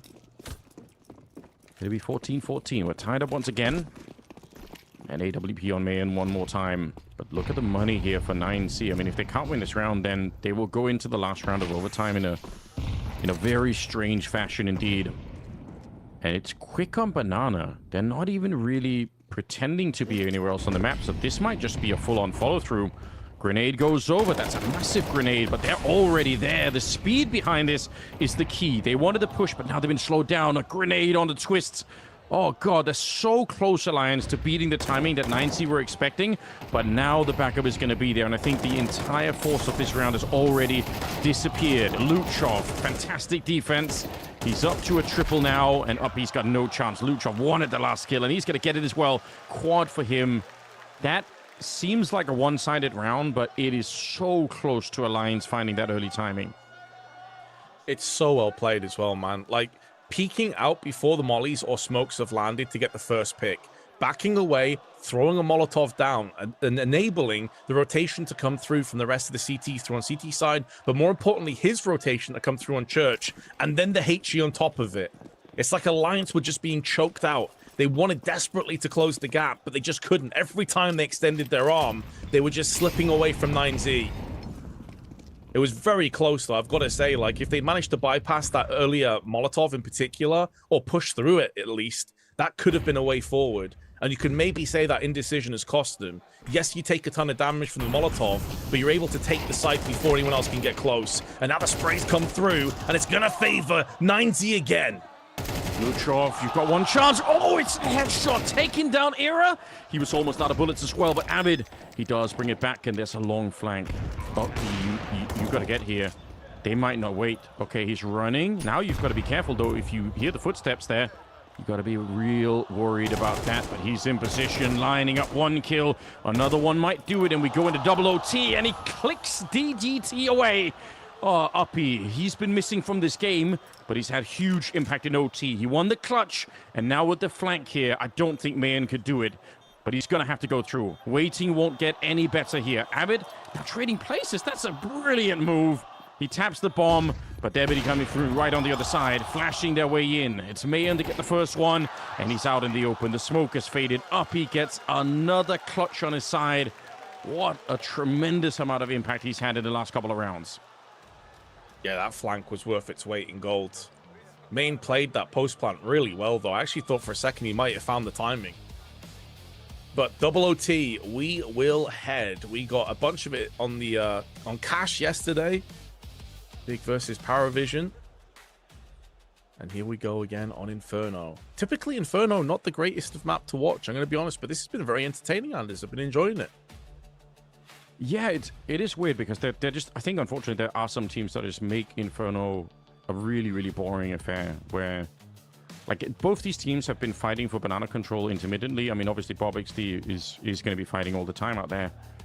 That typically, at least there's something to talk about, but I think when teams on the CT side just play far back on B, a lot of the conversation just becomes about whether or not you can get the early fight. If you win the fight defending it, then maybe it's fine. And if not, it feels like, okay, well, that's it. Like, no one's can even rotate from the A-bomb side. And that makes the map kind of boring, in my opinion. Yeah, I agree. This has definitely been anything but boring. What is the next step here? The last player that we've yet to get activated really is Wasopeak. He's still at 9 kills. Like, Uppy's now joined the rest of his team over on that side. That's for Bob XD as well as at 11. But here we go. Second overtime is in effect. Alliance, see what they can do. First team to 19 is what we're looking for. I think Luchov's got to be gutted as well because, I mean, it looked like he had pretty much sealed the deal, right? He got 3 kills on B. Everything was falling into place nicely. Yeah, true. And then Uppy started to have his impact as they slowly pushed their way up onto Banana side. But yeah, that is a very big piece that could be a difference maker for 9Z if Wazo does at some point show up to the server. We know that he can, right? I always think that this is like such an interesting test of an individual's mindset. Very hard to swing your way back into a game, but if you can, like you're getting extra points in my book. It's always easier to kind of, have like a one-off life game and say, that was the best game of my life. I hit every single shot. But having a game that starts really badly and then saying, I'm going to be looking for just a couple of rounds where I have impact. That's what I need. And if you could do that, I think that's worth a lot. Avid might be finding a spectacular timing again. Uppy there. Oh, he's so ready. He's fully activated now. 2 kills, and one of them is Wasopeak going down without any kind of an impact here. Luchov peeking into the middle. Honestly, not necessarily a bad idea. It's a desperate time here, but if you could have found a kill or two, then maybe they're back in the round. But I think now should be all done with. Chesting to be bomb side as well. I think Era is about to... He's actually pushing the smoke with an AWP over there, but he should find out that there's nobody on the B bomb side, and they're going to fall back. It's great impact again from Uppy, like you say, catching up with the rest of his teammates after a slow start. And Alliance now will be taking the lead. And tons of credit to them as well, by the way, because it wasn't that long ago they lost 6 rounds in a row after having a vast lead on Inferno to take us into OT in the first place. We saw Twist head in hands, dejected, demoralized, frustrated, looking like he was going to punch his monitor at one stage. And we said, like, this is going to be a huge test of how Alliance can get themselves back into this mentally. So to draw us into a second OT, I think is incredibly impressive. Hemorrhaging a couple of kills, they won't care too much about that, especially winning the first round on the T side. But 9Z want to hold on to these guns, especially that AK. Max is going to be pushed into here, but Mayan has him covered. Yeah, it actually, you're right, it is pretty significant. The AK and the AWP, I suppose. We've already seen what happens if you end up losing too much money in OT, so don't want to be doing that. They will keep the rifles alive. And it's 16-15, but nicely done on the Alliance side. It was uppy at the start of that round with a double spray down. And that sets them up pretty nicely. Normally, I feel like if you go into apps like that a little bit later in the round on the CT side, you're going to be flashing away through, but I guess they wanted to be quiet about it. Yeah, play more of a contact, and it worked in their favor. On the T's, at least. CT's not so much. And I don't necessarily love the idea of double peeking anyway, because you are kind of running into a crosshair and almost neutralizing that 2-for-1 advantage. And speaking of which, it was nearly a collat kill. Not far off at all for Mayan there on Arches, but DGT's been put down to 1. Mayan is in the corner. This is a lot of pressure for an AWP player, but he's still finding this shot. Wait, was he jumping? No way. Bob XD's gone down, and they lose DGT. He's testing the smoke. Avid, he can't find anyone on the other side. Max is down next. This should be 9C's round every single time, and Mayan is making damn sure that's the case. A no-scope headshot as well for a quad kill. An absolutely absurd and grotesque round out of Mayan. Man, he is silencing a lot of the critics. I saw a lot of people saying, even after their major performance, getting through to the quarterfinals, losing to Furia, Mayan should maybe get removed. Minus Mayan plus NQZ, I heard, for example, before he went to MIBR. Heard a bunch of different ideas. When he's playing like this, nah, 9Z, you want to keep this guy. He is on fire. He is having some insane rounds. We're going to have to go back and find that kill on Bob XD. Was he really jumping with the AWP? A jump kill and a no-scope headshot in the same round for a quarter. You're absolutely right. The conversation's going to have to be put on hold. Double HE out there doesn't really do much damage. It's a nice thought anyway. Smoke and then incendiary. Smoke that does land a bit deep for my taste. I feel like the T's could be wrapping around that. And maybe that's what they're thinking as well. Flash there, and they push right around it. Yeah, I think that's a failed smoke in many ways. Luchov traded out. It's Avid with the assisted flashbangs there. And obviously it's Twist and Bob XD getting a kill each. And that very nearly is the round 1. But let's see if 9C can summon a sick retake. I mean, Mayan is still alive, so you never know. Bit of chip damage from that HE as well. Smoke gets blown open, but no one's home. And now 9Z have to try and bridge the gap.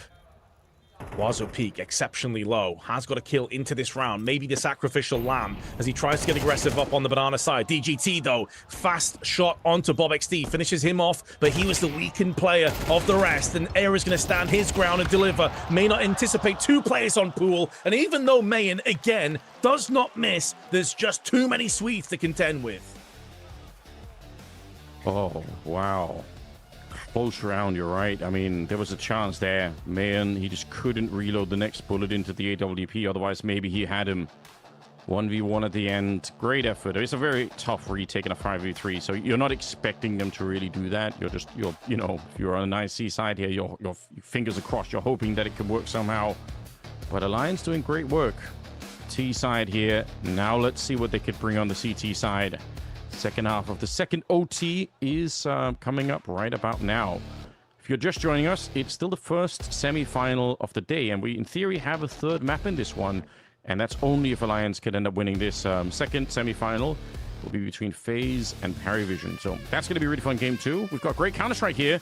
It's turned in, I think, to a really fun and interesting tournament with big implications for the future for some of these teams when it comes to the VRS. And, you know, the prize pool is $1 million on the line. For a team like 9C or Alliance, like, that's not nothing. They're going to want to get as far as they possibly can. Well, here we go. How did 9Z pick it up after leaving it off in regulation? Their T side was rock strong. Super, super solid overall. Mayan, by the way, comes into this round with 10 multi-kill rounds. He is having himself a game and a half, but can they keep it going? Alliance, very much, I would say, mentally back in this match now. Maybe we're sliding away, maybe the vibes were bad, but I think they've picked it back up again just when it truly counts. Yeah, don't disagree. And I mean, that's the test that we asked for them, right? Like, can they do that? Can they forget about it and have the mental reset into OT? And I guess the answer is yes, which is pretty admirable. There's 3 people on the short side here for Alliance. So if there was going to be that kind of a wrap that I've been trying to summon up so much, they would have been ready. But it seems like instead it's going to be the lurk. And we saw this earlier with DGT, right? He had great success lurking over on the side of the map, with the rest of the team pushing.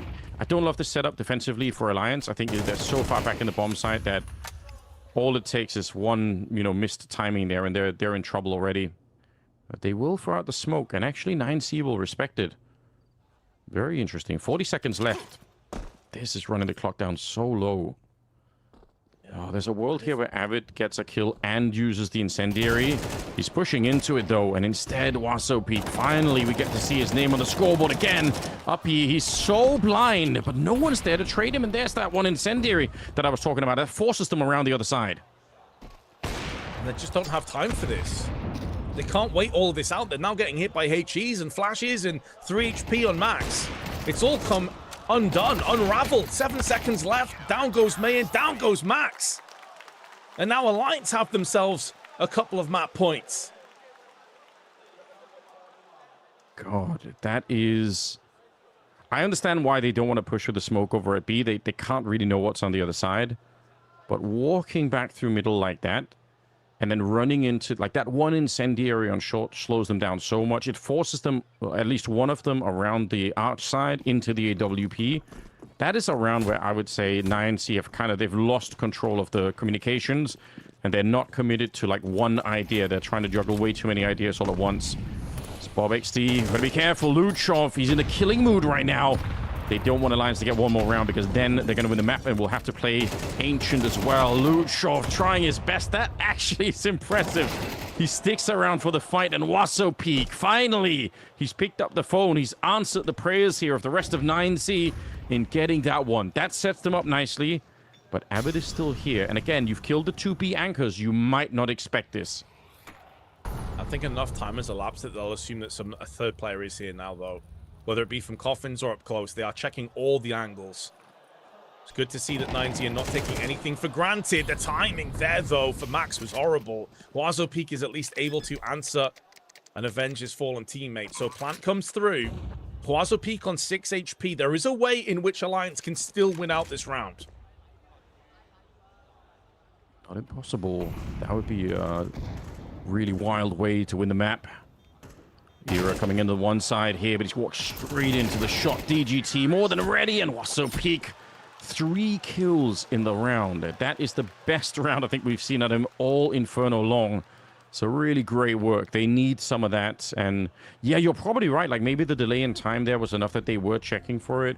But I still think that's really impressive, because again, we're talking about double OT. That's the kind of stressful situation where you might overlook some of the basics. You might just be saying, oh, Tristan Bob, that's be done with. Let's go. Let's get ready.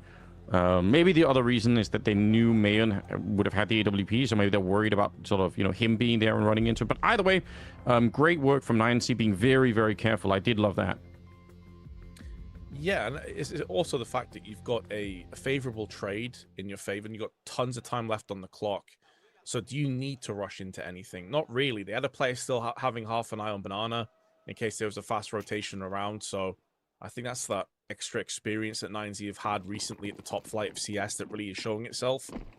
But we'll see if they can continue it forward. I mean, if Wasopeak, we said before, if he can come alive, then these T rounds are going to become immediately sharper. Because he is such a huge component of this team, being the space taker, being the guy that can crack open bomb sites and really get them in the conversation. Alliance more than enough utility in grenades and firepower with the AWP that's in play and the rest of the rifles to get the job done still, and that's a perfect timing on the flash. Fully blinded is Avid and does get traded back. He was so close to hitting the shot, even though he was blind on the second player there, but doesn't quite do it. Era's realizing there's nobody here. This is great Counter-Strike for Alliance. Keeping the information in top mid. It's one of the big failure points for a lot of CT sides is that they just have no information on banana or top mid. And Alliance currently have both. They've got Twist on the other side doing the secondary AWPing, which in itself is a wicked surprise. If 9C fall back after encountering Era on this A-bomb side, they're not going to expect to run into another AWP over there. So that could be a fun feature of this map as well right now. 45 seconds. Nice incendiary. Flash into the middle. If you're 9C, you know this. You know that they're peeking middle, or they could be peeking middle on the other side. So you kind of got to go right now. 3 people going to be jumping up out of the apartments and in towards the pit. And Era starts it nicely. Mid-air shot. That should be enough to seal the deal here. Only 25 seconds here. 9C are fighting for their lives on Inferno. They do not want to play a third map, but they might not have much of a choice any longer. Luchov and Mayan, both of them a bit tagged up. And Luchov is back there flanking. Surely, Vince, he can't win the round for his team again. Oh, he's going to find Twist. Maybe there's an opportunity.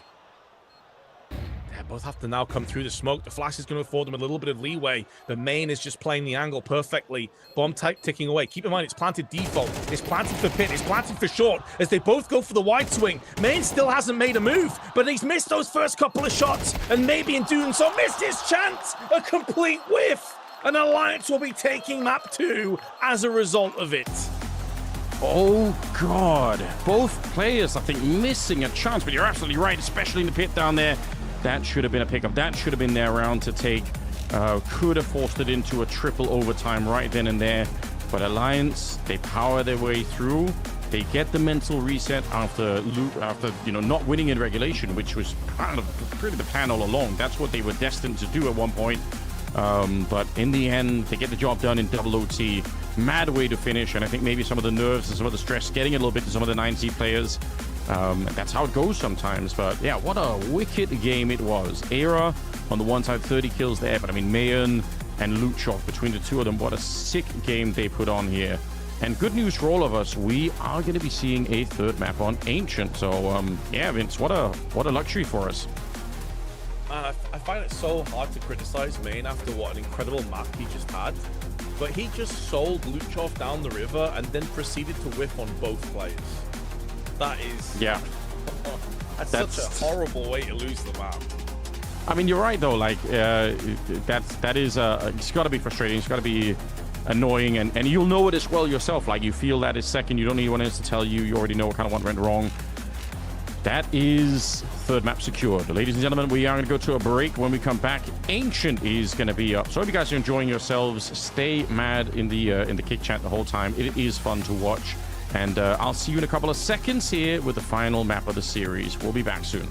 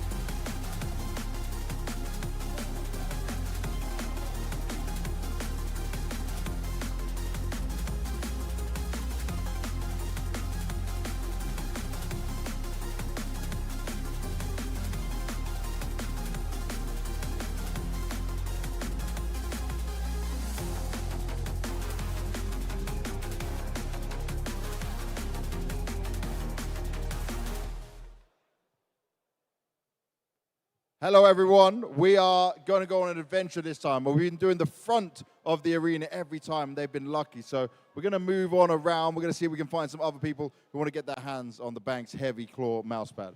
是的，我们这不能一直把鼠标垫给前排的观众朋友们啊！来，我们今天往后走一走。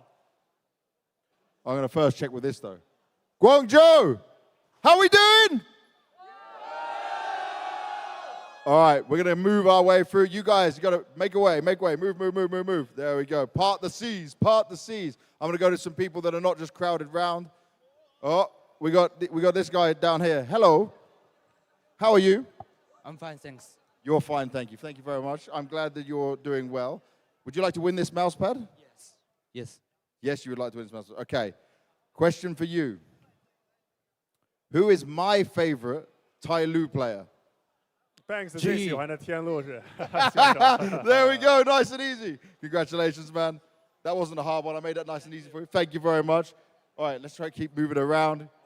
Out of the way, my guys. Thank you very much. Baseline J, let's try some. Just pick someone out from around here. Go on for anyone over around. Okay, that guy. This guy. That guy in the back with the phone. Yeah. Come on over here, dude. With the Nike T-shirt. Let's go. Hello. What is your name? Tim. Tim, nice to meet you. So, you want to win this mousepad? Yeah. Who is your favorite team? My favorite team. Tianlu. Tai Lu, okay. He made the right choice. All right. Where did Tai Lu get eliminated at the Clone Major? Which stage? 啊，天路在 Stage 3. Is it? 天路在科隆 Major 哪个阶段出 Oh, it's 2, yeah, 被 it's 淘汰的？ Stage 2. That's nice and easy. Give him this Okay. one. Thank you very much, my dude. All right. Let's go for another one. We got some time still. Let's keep things moving around. Hello, guys. I'm going to keep moving around. We're going to go through all the crowd in here. It's nice to see you all. Guangzhou is looking real good right now. I like that I have freedom. I like that we can just go around everywhere. Hello, guys. How are we doing? Hello, sir. You got a big backpack on the front of you. Would you like to win this mousepad? Yes? Okay. Who is your favorite team? My favorite team is FlyQuest FlyQuest. FlyQuest. Okay, I didn't expect. Why FlyQuest? because I love JKS Justin Savage. Okay, so tell me this then. What team did JKS win a Tier 1 tournament with as a substitute player? He was a stand-in. 啊，这个是当替补， Faze- 然后赢了哪一个 Faze Clan 一级赛事呢？ Faze Clan. FaZe Clan Faze is Clan. correct. There you go. Thank you very much, my man. And we We're got gonna one more to start find. walking that We'll way, start though. walking on this way. We'll see if we Let's find go. someone else. Hello, guys. I'm in the middle of you all. Thank you very much for paving the way and making some room. Baseline J, choose the last person. Come on out here. 来，我们今天不是今天最后一张啊，这场最后一张啊！来。Let's do the guy with the Argentina Wait, jersey. he won yeah. yesterday. He won yesterday. Oh, Bro, you can't yeah? keep picking the same people. I- Cheater. Okay. Nice try. 再来一个。Oh, Okay, let's do some guy over there. You some pick. guy over there. All right. Yeah. Some guy over there. My man with the glasses on, with the shades on. 哎，这墨镜哥 What's your 来吧 name? 陈蔚 Chongwei, nice to meet you. What is your favorite team? Vitality. Vitality. Oh, okay. So, a Vitality question that can't be too... How long have you watched Counter-Strike for? For CS2, maybe, yeah. Okay, so only since CS2.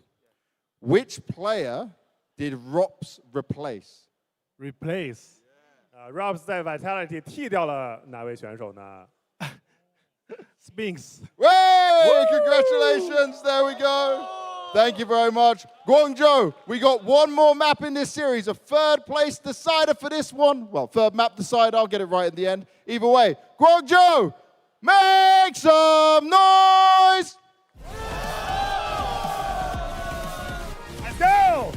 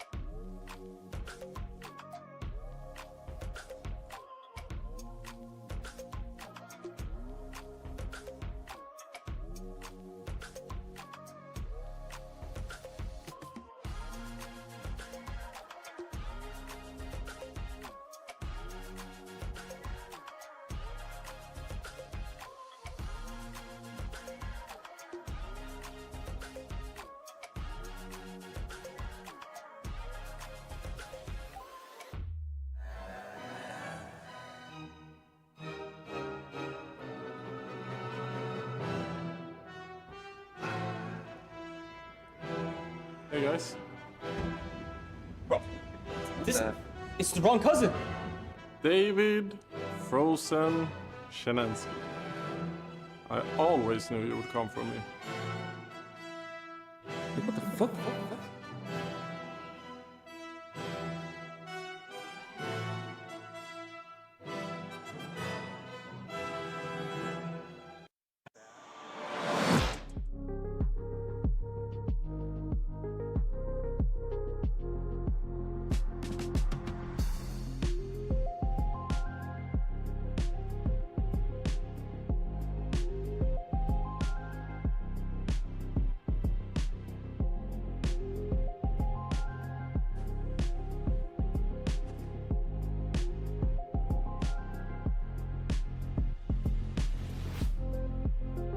Welcome back, everybody. We are ready. It is the third and final map of this semi-finals here in China. It's the XSE Pro League, and we've got Alliance in 9C. Somehow we've tumbled our way onto Ancient as the deciding map in what could only be described as a very entertaining series. Yes, there have been mistakes, there have been screw-ups on all sides, really. There's a chance that it could have been a victory there in the OT for 9C, but they couldn't really figure it out, and ultimately that's put us onto a third map. Vince, what a delightful day of Counter-Strike. I'm happy that we're here doing this. Couldn't think of a better way to spend my it's Saturday, right? I'm not making that. It is Saturday. Yes. There we go. All the days are kind of blurred into one. It's been a lot of casting, yeah. I agree with you, man. It was a super entertaining game. It has been throughout. Both maps have been very close. Obviously, going back to Nuke, that was a 13-10, then a double OT. And they could have won it. I would argue they should have won it, Anders.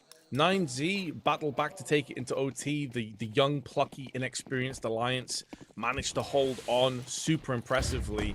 And now it's all down to this. Is Bob XT going to be getting up close? This, of course, the map that he absolutely smurfed against Nemesis, but it won't be the case here as Huazo Peak puts him down alongside Luchov. And now they're going to just be running straight to the site, and there's not much the Alliance can do to stop this. Luchov is mad. They don't expect it. Oh, Era, he still flicks it. He thought the burn meant that Luchov had fallen back, but he actually ran through the flames. That probably should have been his kill. I don't know if it's enough for a retake. They don't have a kit right now. And DGT is making damn sure they're not going to get onto the bomb site either. Gets the last one, too. Good triple. But I think you're right, though. The starting couple of kills there towards Donut, that's what set them up nicely. Super well played, and Huazo Peak got one of them. And I, for one, I'm going to be on Huazo Peak watch here because he's definitely a way better player than he ever showed on Inferno. And I want to see him back doing some work on this one. I think that could be really fun. It will be the pistol round going the way of 9C. Certainly agree with you. Huazo Peak, I'm sure, has a lot of points to prove to himself as well, because he'll know that he didn't have a great game, and if he did show up about half a map earlier, it could have been a very different outcome. This is the Battle of Streaks, by the way. As I'm speaking about that, we're about to see action, and this could be a case of a ton of cash in Max's back pocket, or if he's not careful, he could find himself falling prey to this stack of USP wielders, and he does. Not even firing a bullet or two off towards any direction. So he goes down, but at least the good news is it's one of the expendable weapons of the MAC-10 as opposed to the rifles. Almost better if they fight Era instead of smoking him off over here. Okay, Luchov will get a couple. There's Avid, though. Oh, they don't smoke him off or anything in the flashbangs either. Era, he's still not able to get the kill, but yeah, I thought there was a chance. He did have a P250. That's why I was a bit worried. I thought that if they'd smoked him off, there was a chance that he would try to either get a shot through or just kind of run through, but none of that is happening. Maybe a bit more expensive than you would have hoped for there for 9C, but not really the end of the world in my opinion. They get through the round. Interesting stack going on over on the other side. Not seen that very often, but it's a nice idea. Yeah, I mentioned before about the Battle of Streaks. For Alliance, they have won their last 3 Ancient games. And the teams they played against haven't even got over 7 rounds. 13-3, 13-6, 13-7. And they've played it 4 times so far, Ancient, at this very event. Whereas it's 3 losses in a row for 9Z on Ancient. Wow, so okay. One of those streaks has to end right here, right now.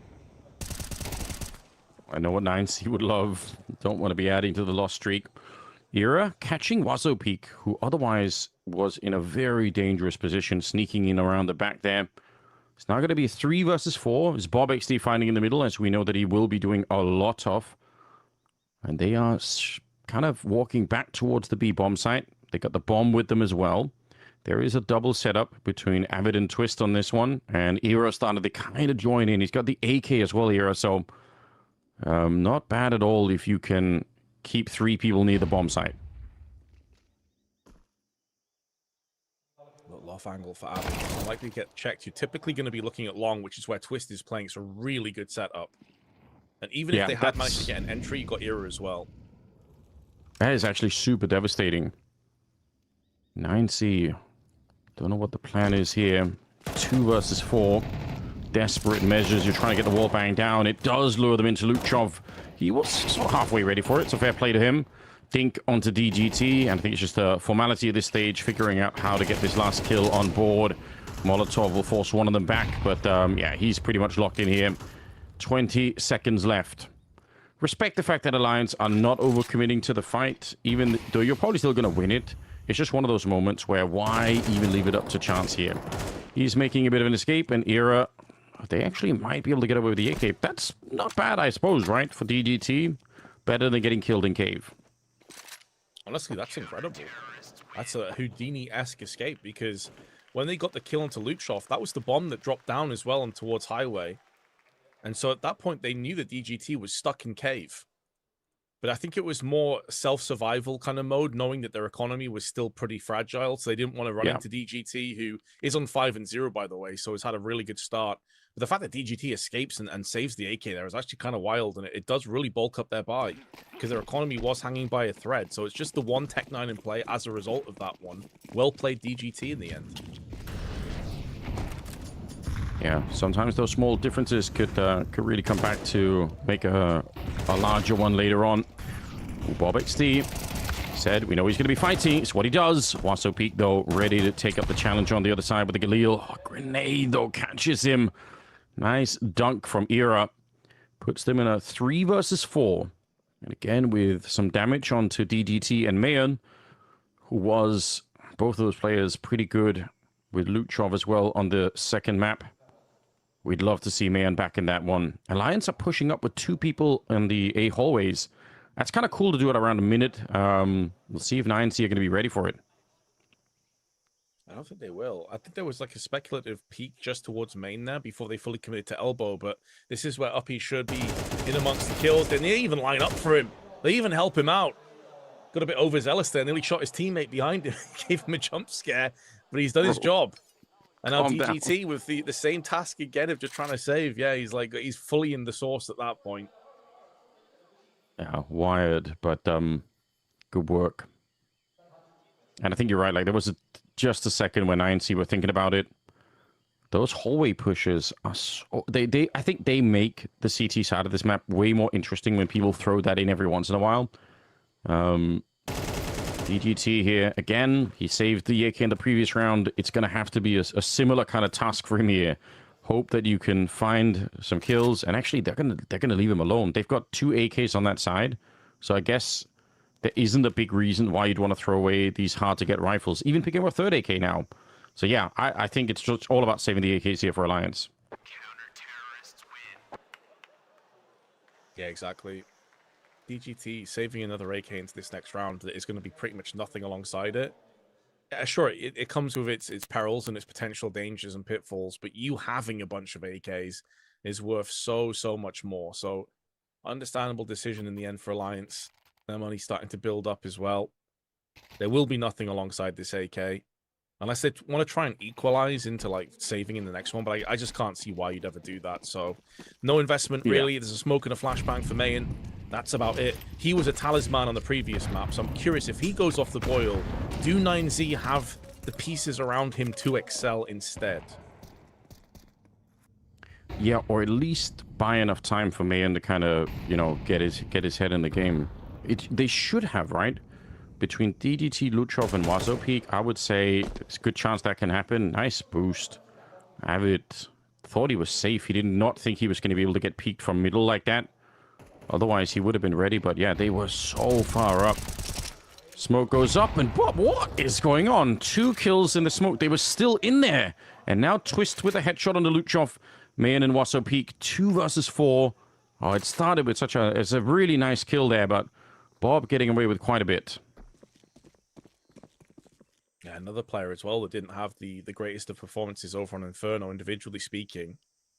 But we know that Ancient is a map that he is very comfortable on, very convincing on. Now the last two T's making a move through. Again, come into this round with barely anything other than that AK. A bit of an antique. It's been saved now for multiple rounds for DGT, who has died the first time here in round 5.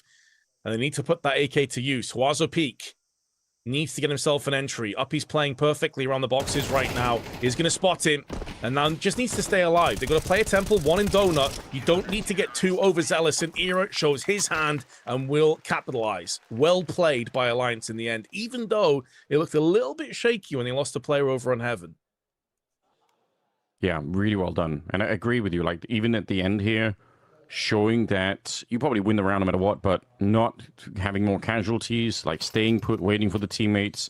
There's small details that add up to a much, much bigger picture. So we're going into round number 6. We still have Max on 0, Mayon on 0. That's concerning, to say the least. And they can't afford the AWP either. So it'll be Mayon on a Galil instead. Now, he's still a pretty good rifler, but obviously we want to see him with the AWP having that impact early on. Luchov has already fought his way into the middle. Let's see how long he can stay there before Bob XD shows up. Bob was trying to fight through the smoke in the red room, but he's been put down to 64 health. So now the round resets a little bit. The bomb is leaned towards the A side, and I think Luchov and DDT might try and fake out this B hit. If Avid can find one of them, that will have to reset the plan for 9C. And if not, then we'll see if they're going to be ready. It's only one player defending the A-bomb site. It's weird positions, though, from the T's because they don't have any mid control, so they can't fully commit to watching Cave. They have to deal with Ramp as well, but also Heaven. And that's one too many angles. Especially now that DGT's been picked off, and now so has Luchov. All comes just a part of the seams, and sure, you funneled away all of the eyes off the A site, but because they're taking so long looking for these boosts, it's giving the CTs enough time to actually rotate back onto A and B close. Yeah, and famously, you don't really care if the bomb goes down at A. You're happy to play the retake, especially when you're a man up. So not much of a sacrifice for Alliance, I would say, for getting that long flank from Bob XD. He is so far away that his teammates almost have to create a little bit of space for him. Otherwise, you'd want to wait here. Huazo Peak, so close. Very hard position to clear out there. And Uppy's not going to be able to do that. Avid swings for it, but Huazo Peak, he finds another shot up to the double kill in this one. And like I said, Bob is so far away that he was always going to have a hard time being part of this round. If his teammates got a couple of kills, then yes, he can kind of get there. But the problem is if he runs knife out into the hallway, he's going to be hurt from Donut. So he just couldn't really get there. I don't know why he took that long a way around. That felt like a bit of an overkill. Nice shots. At least you're making sure 9C can't celebrate too much. But honestly, I'm surprised they win that round, 9C. It's really well played. That position that Huazo Peak was using, by the way, is such a gross like headshot angle. Because when you're crouched down, and you can see it caught 2 players off guard, but when you're crouched down, there's like a brick that's slightly higher than the rest of it. And it kind of covers like your neck up towards like the nose, like chin area. It's really difficult to deal with because when you come around that angle, first off, your shadow is going to betray you before you even see the player. But also you're looking at triple box, you're looking at A main. There's so many little areas you're trying to watch out for. So well played by Huazo Peak in the end, but Bob XD just goes back to what he knows best, and that's hyper-aggressive plays up on middle. Spray comes through, not quite there, but Uppy will capitalize. This time they're a lot faster on the A-bomb site. 9C, they want to use the madness in the middle to try and see if they can carve open the A-bomb site. They know that someone's in Donut. If they could get Uppy here, then it's huge. The bomb is behind them. Alone right now. You got to be careful if you can actually plant it here. Era's already pushed out in front. Huazo Peak keeps it going. Oh my god, 9C winning every single fight there. That's disappointing for Alliance because if they could have won any one of those, either at Donut or pushing in from CT spawn, it's a very different round. But strong mechanical showing for 9C in this round will get them a 4th. And yeah, I mean, in spite of the fact that they lost a couple of early rounds after the pistol, they're right back on track here, looking for a good first half. Now, I want your input on this, Vince, while we are watching Abbott save the gun here. So, Laissez-faire in the chat is saying, I'm calling in sick to work. Max has officially pissed me off with his weird-ass way of sitting in his chair. If you're the boss, are you accepting that as a reason not to show up for work? I thought a CS player has bad posture on camera. Yeah, sure, Yeah, why it's not? tilted me so much, like... Yeah. Yeah, do it. You definitely won't lose your job that way. I'm sure your boss will be very understanding. Okay. If you get in any kind of trouble, then send him a clip of this, and we're vouching for you. It's a valid medical reason for not showing up for work, so you've got approval on this side. We're getting close now to I think a real inflection point in this first half here. The money is low enough. They've got a couple of rifles on the CT side. One of them the saved AK there on Avid. But if they lose this one, Alliance, it is starting to get really scary. It could be 9C sort of powering up and starting to get the momentum rolling. Max has still not got a kill, and in spite of that, 9C are at 4 rounds. Yeah, to be fair to Max, though, he is the brains of the operation, and when you have DGT, Luchov, and Quazopeak all performing, he's really not going to be required most of the time. And DGT really is due a big performance, by the way. Overall, in this event, with 12 maps played, he's on a 1.02 rating.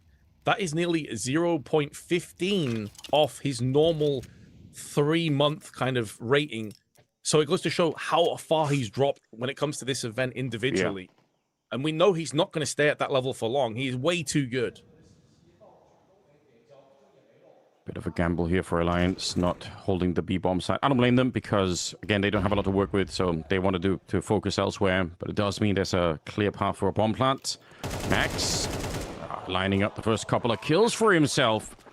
So, yeah, it's not wrong. He is leaned way onto the desk. It's a very funny kind of posture, but that maybe wasn't why he's not getting the kills. He's done it this time, and it means they're going to save the AK once again with Era here with the 5-7. So 5 rounds on the side of 9C. And just on the job front, Graphica saying, jokes on casters, I already lost my job. So I guess he does win on that one. Like, fair play to the man. It means more time to watching Counter-Strike, I suppose.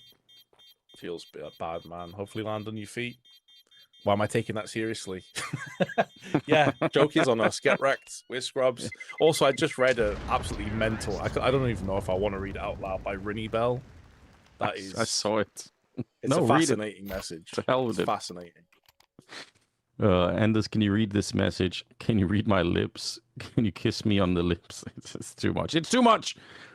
The kick chat is officially run out of control. I will look away for a minute just to clear my brain and just focus on the Counter-Strike. But we've had a couple of rounds here where there wasn't that much to focus on because it was just kind of 9C winning a little bit early on and kind of Alliance, I think, not able to fight back in some of these rounds. Now they are back with more rifles. The saved AK, the M4s. Luchov is ready to battle Bob in the middle if he's allowed to, but I think there's too much utility in there. So he's going to back on out. They're on the ramp again, looking to run straight onto the site. No one's watching it. It's my favorite thing to hate on Twist, though. Might have found a timing anyway, but no, somehow misses the opportunity. And headshots upon headshots here. Quazopeak, DGT, and Max cracking skulls on the Swedish side of things. It's Bob XD and Uppy left, and there's nothing they can do here. That is disappointing. Man, like the fact that you have a crossfire, you have players in your crosshair, and you don't get a single kill in the approach is criminal for Alliance. Like, I don't know how you can possibly explain that away. You've just fought back on Inferno. You're on Ancient. You're on an even keel. You're finally in the position where you can start to take over. And Ancient's a good map for them as well, by the way, statistically speaking. But they're just getting wrecked in terms of trading. Like, they just can't go toe-to-toe with any of the 9Z players right now. Yeah, and typically I always feel like it's a bit of a disappointing feeling when you have to almost boil the analysis down to that level where you're saying, well, they're just not winning the fights. Because it feels like it's such a reductionist way of thinking about the game.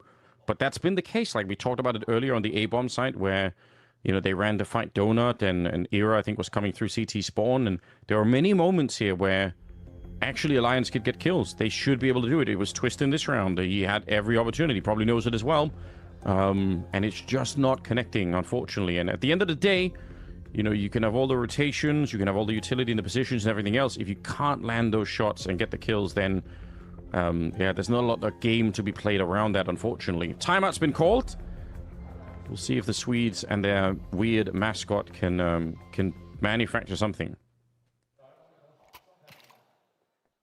Well, they're going to need to, because you didn't just fight all the way back on Inferno after potentially, like, let's be honest, throwing the map in the first place, to then get steamrolled on Ancient. That would be such a sad whimper of an exit for the event, and a great one at that as well for Alliance. Like, it's easy to focus on the negatives, but the fact they're here in the semi-finals is an amazing accomplishment within itself. Don't go out like this, boys. This is where you need someone to start rallying. And instead it's Twist that just gets splattered from the AK, opens up business to the B site. Bob XD should have had the kill on DGT, but it was a deagle as opposed to a rifle. And DGT just spins around and picks up a 12th. He's so active right now. What a delight to see DGT at this level of play once again. A Luchov, easy enough for that one, but we'll count it nonetheless as a triple. They're in the zone. They're focused right now. You can feel it.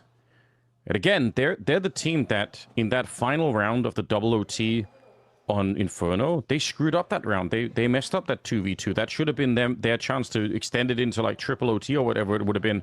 And instead, they missed the shots, and Alliance walk away with a victory. So, if anything, it should have been 9C coming into this map, maybe feeling a bit grim about the whole situation. It doesn't look like it at all. They're absolutely back in the game. Big work from them so far. Luchov in the middle. Flash is going over. Bob XD. He was up on the high ground there, but Wasopi's going to be able to take him. So, a 2-for-1 trade. Beyond worth it here for 9C. Oh, you take this every day of the week, and it's just got a whole lot better.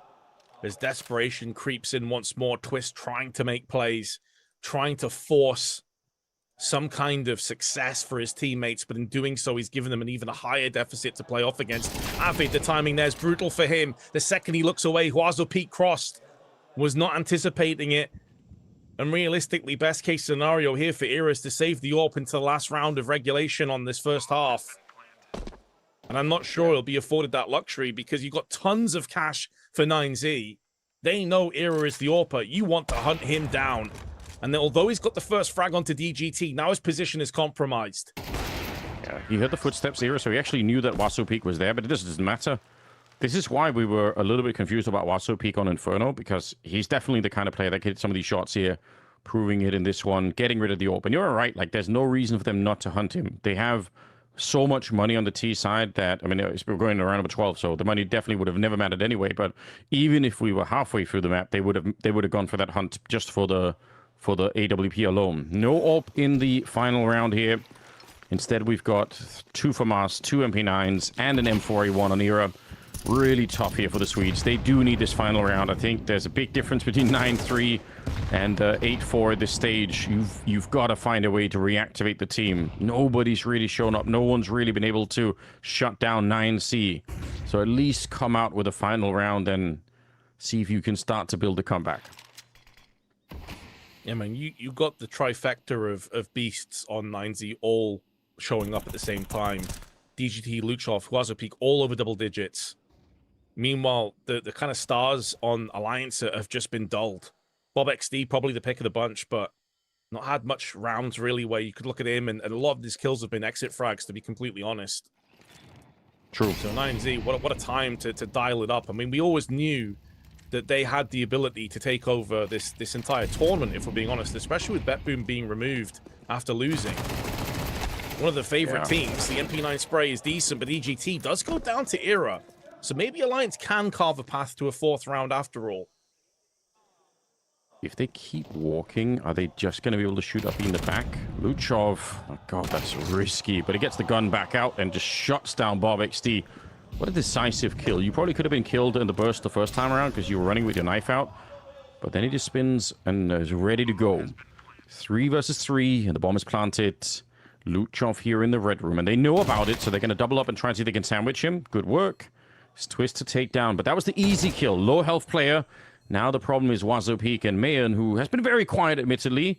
So maybe mostly Huazo Peak. See if he could do anything more. The bomb is ticking away. They do not have a kit at the moment, so they've got to be a little bit quick with it here. They get rid of Huazo Peak, and now it's Mayan. So he's going to have a time to shine here right at the end of the half. Now Twist will jump on him, and they're going to be quick with the defuse. They should have enough time for it here. So double for Twist, double for Era. Very, very scary stuff here for Alliance in the first half, as they probably wanted a lot more, but 4 is all they can get. Man, that's something you don't see every day, by the way. Mayan ends the first half, 3 kills and 4 deaths after 12 rounds played. Just goes to show how dominant it's been and how unneeded he's been required so far. with his teammates all carrying the burden of Yeah. this map. And to be fair, he was the guy that was carrying Inferno big time, and he also had a very good nuke. So we'll let him off for map 3. Have a bit of a rest. Yeah, maybe he needed a bit of a timeout here. And you're right, I mean, that's another way to look at it, I suppose, is that with both Max and Mayan being a little bit quiet in the first half, they still get 8 rounds. So super impressive. 9C just crushing it here. Not that far away now from the grand final, which will be tomorrow. Best of 5, and they're going to be facing either Parivision or Faze, depending on how the second semifinal goes. That's a little bit later in the day. So, yeah, you know what you're doing. Stay here, especially since half of you are already unemployed. You might as well be hanging out with us. I don't know. Attacking the chat once again, Vince. You can't help yourself. But They bring out the worst in me. So, do Alliance have the ability to bounce back again? It would be so impressive if they did, but I can't help but feel like it may be too far gone here, Anders. Like, I don't want to be that guy. I don't want to be the Doomsday guy. But the way that 9Z have been playing individually, I can't see them all slowing down in the second half. And even if it's like DGT and Luchov, even if Wazupi, if you just take 2 of those 3 players, forming even close to how they did in the first half, I don't think Alliance have enough to stand toe-to-toe with them and just trade out. Yeah, it's hard to imagine how this would be built, but sometimes, you know, you can switch halves and kind of just find a new gear. That's what we're going to have to hope for. That's what we're going to be looking for the Swedes to be doing right now. I think they've already proven themselves, right? Just to recap from the conversation that we started the day with, Alliance beat 9C in the group stage to make the playoffs, right? So we know that they're a strong team, stronger than I expected. It's already been an impressive run for them. I think no matter what, like, this tournament has been a success for Alliance as a whole, but you'd love to show that last bit of strength and that last bit of dedication to say, okay, this was a brutal first half, but let's make this comeback happen. Let's really get off to a good start here. Pistol round is going to be coming up with Alliance now on the T side, and it's 9C on the CT side. Very interested to see what kind of purchases are going to be coming out. That'll sometimes tell you a lot about what's happening. It is another map where, again, the smoke kit combination could be very efficient, but not always favored here. Sometimes the dualies are a bit of a preference depending on the team. I think dualies definitely have their place on Ancient, though. There's a lot of areas you can use them, like A main, Cave, very devastatingly strong, but 9Z opting not to go for it. Full USPs. And full Glocks on the side of Alliance. We did see a couple of P250s picked up yesterday on the T side. Yeah, but they do have the smoke kit. Effect. They do. I know you're a big fan. Always. I think it adds like that extra X factor to any round. Oh god, they're all running for it here. Now the lack of dualies could get interesting. Also, are they going to be ready for this one? Mayan is the one with the kit here. Max early headshot. But now the Glocks are coming right into the B-bomb site, and this is where it gets real tricky. They've got so many bullets on the other side. They actually survive. He's jumping and dancing like he was some sort of weird Western movie, trying to see if he could avoid getting shot in the feet. Wazopeak and DGT. 2 versus 4. The bomb has been planted here. Alliance, they absolutely had to win this pistol round. I think they've done enough here to get it across the line. So super important. Technically not an advanced round, right? You got some smokes down, and then you're just 5 Glocks up on the B ramp. Yeah, it's going to be a save all day, isn't it? You're looking for exit frags at best. And speaking of some smooth moves, a guy in chat asked us who would win in a twerk off between the 2 of us. 100% Anders. They don't call him Sexy Anders for nothing. That's all I'm saying. He's got a lot of cake back there. I haven't been practicing I feel like I missed out. Like, twerking was a big thing, like, you know, it must be like a decade ago now. And it was tempting to get into it, I must admit. Like, I almost got drawn into the whole vibe. But I never really kind of like fully developed I'm waiting for the second go. Like, it's going to come back in style again, and then I'll be ready. But I appreciate the vote of confidence, Vince. That does make me feel good. Maybe we'll put it to the test one day. We can have that's content for the future, but only for paying subscribers and all the rest of it. Round number 14. They will force up into the round. They will. it's really important for Alliance not to take the pistol and don't let your foot off the gas. How many times do we see a team get put down by these 4 spies of 5-7s? Interestingly, 2 FAMASs picked up as well. I feel like a lot of teams would actually just occupy for the MP9s and play closer ranges, but they are utilizing one of those in DGT's hands in the middle. Meanwhile, though, the Molly comes through and Avid gets both, but also peak struck first. 3v4. Max already dinked up a little bit there. Nice shot from Era as DGT will be going down. Max gets one more kill, but he can't keep it alive. And it's Bob XD with a headshot on Mayan at the almost exact same time there. That's a round where there could have been some scary potential for the T side, but they make it through. And I don't know. It's not the full comeback that's on yet, but at the same time, we're at a place where at least the Lions have brought themselves some of the momentum to start to have the conversation. And like I said, that's got to be one of the big tests for any team that has aspirations of, making it deeper and really making an impact on the world stage. You can't just build it off of having great starts all the time. Sometimes you do need to have the strength to come back in a game, and Lions are slowly proving that that's definitely a feature of the team.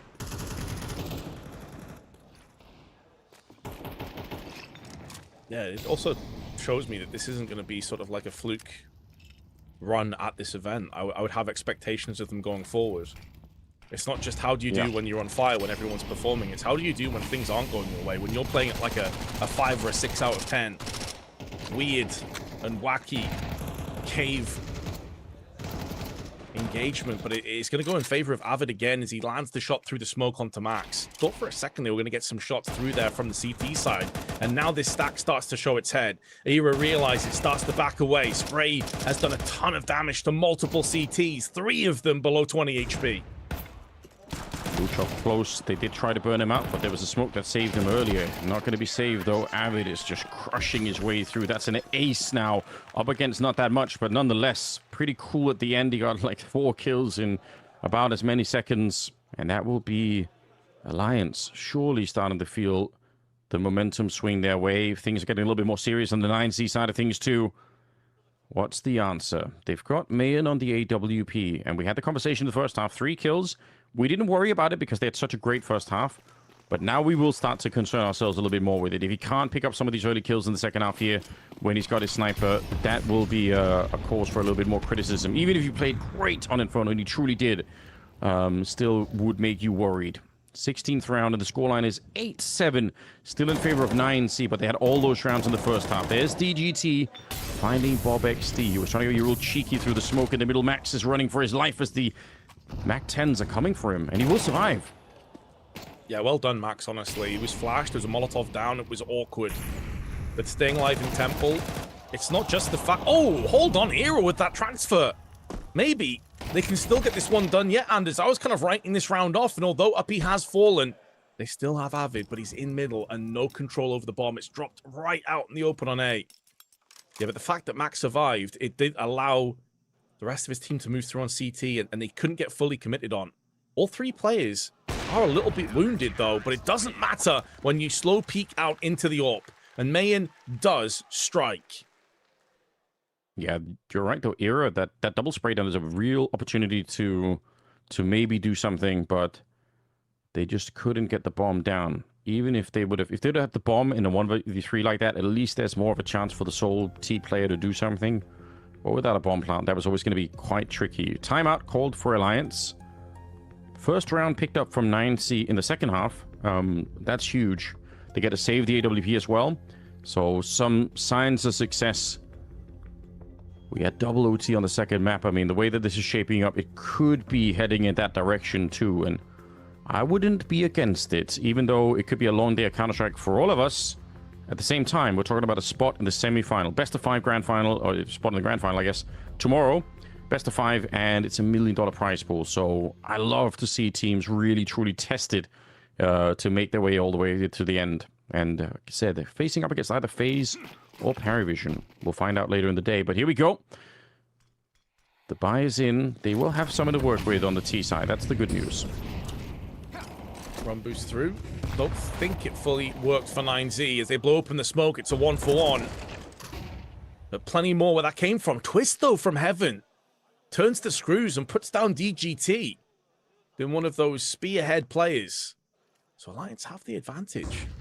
And the money's not great either for the CTs. So, I mean, this is such a vastly important round that 9Z desperately have to hold on to. Well, look at the massive gamble.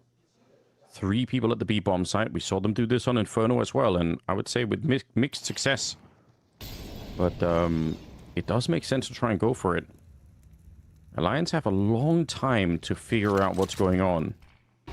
They also have the Galil, so it's not quite a Mac 10, but you could still try to sort of test the bomb site and figure out what's going on. If they run into Mayan, that's going to give them a lot less information. If they run into Wasso Peak, that'll tell them everything, because he's normally going to be anchoring or playing closer to the A-bomb site. So, yeah, Mayan, they might think he's alone here. He's going to be out in the open. A good shot. Now, Luchov here. The gamble has worked so far. A second kill for Mayan, and Luchov is there to close the round out. A triple stack on the B-bomb side, and Alliance, they walk straight into death. Yeah, it's the classic mentality of we'll stack the site, and if they hit the other one, we just save together. We bodyguard one another for that next round. But I am a bit disappointed in Alliance not going and sending a couple of scouts to probe the other sides of the map. We saw them doing this a lot on Inferno. They had lots of time after those early fights. Like, keep in mind, it was the first 20, 30 seconds when that 2-for-1 went in Alliance's favor. And no one pushes mid. No one tries to get intel on the A side of the map. Yeah. That seems crazy to me. I think that's totally fair criticism, and probably something that Alliance will have to go back and think about if they end up losing this one. Twist, though, wait a minute. 0 rifles except for the AK. He's going to get a kill with it. But Luchov has shown up once again, and now there's a smoke down on top of them, and I don't think they can push through it. They have to respect it. Wow, it looked like that was enough of an opening. I thought that 1 kill for Twist would have done it, but Luchov is fully back and activated. He's got 17 kills. He's done so much work for this team in the last couple of months. I mean, at the major was a real revelation, but it's been fun to watch him grow. They are going to go back to A, but we already covered this topic. You're not that worried about the bomb being planted in this kind of situation for 9C. As long as you got the kits, which they do, and you've got the man advantage, you should be all right. I do agree, but I will also say that Alliance, one of the only chances they have to win this round was off the basis that they got a free plant. True. Because now you're in a position where if 9Z don't clear all their angles, if you get a timing peak on one of these like wide swings with a Deagle or the AK, things can quickly get out of hand. And they know. And they've heard the footsteps. Yeah, they know that they're coming through this way. Glock up close, but it's the AK. It's a real punishing danger. Wasso Peak. What a swing, though. Gives no chances to Bob XD. DGT with a headshot. That's kind of wild. It's a good setup for Alliance. Like, they heard the footsteps. They knew that they were running through Red Room back into CT spawn. And honestly, I thought with the Glock being close to kind of distracted, there was a chance that Bob XD would have had time to land maybe 1 or 2 kills, and that could have made all the difference. But that is such a confident retake. I have to say as well, by the way, I think on the approach when they were clumped together with 3 players on CT, I swear there was like 2 team kill headshots, like team damage headshots from the AK into the back of their teammates there. They put them into a weird like low HP margin for that wide swing. Worked in their favor, but that could have gone really, really bad.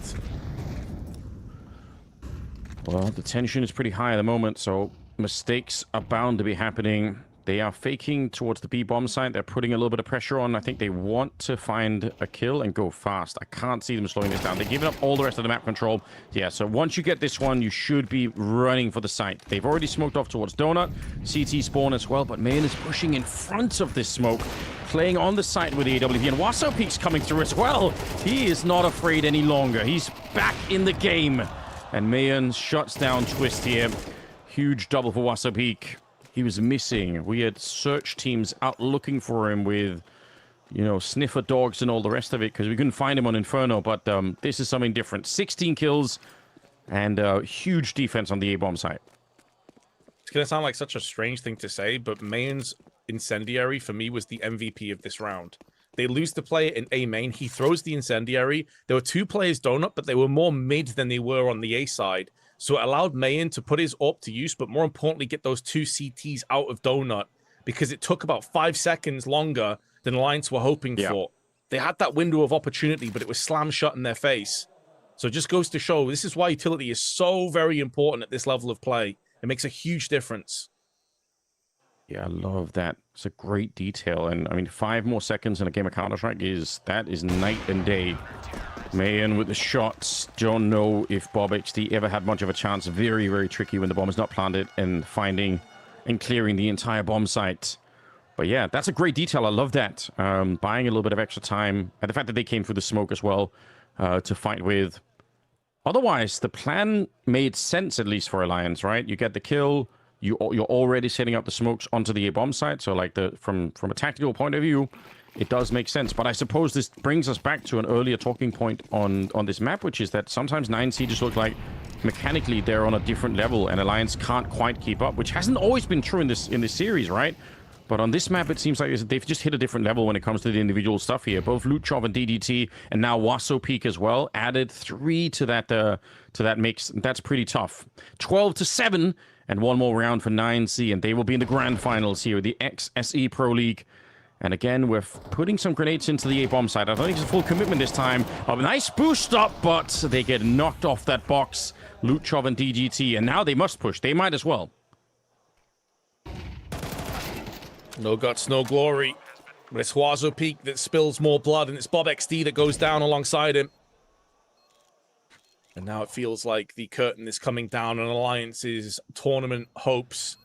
They got so close to the grand finals, but 9Z were the better team today overall.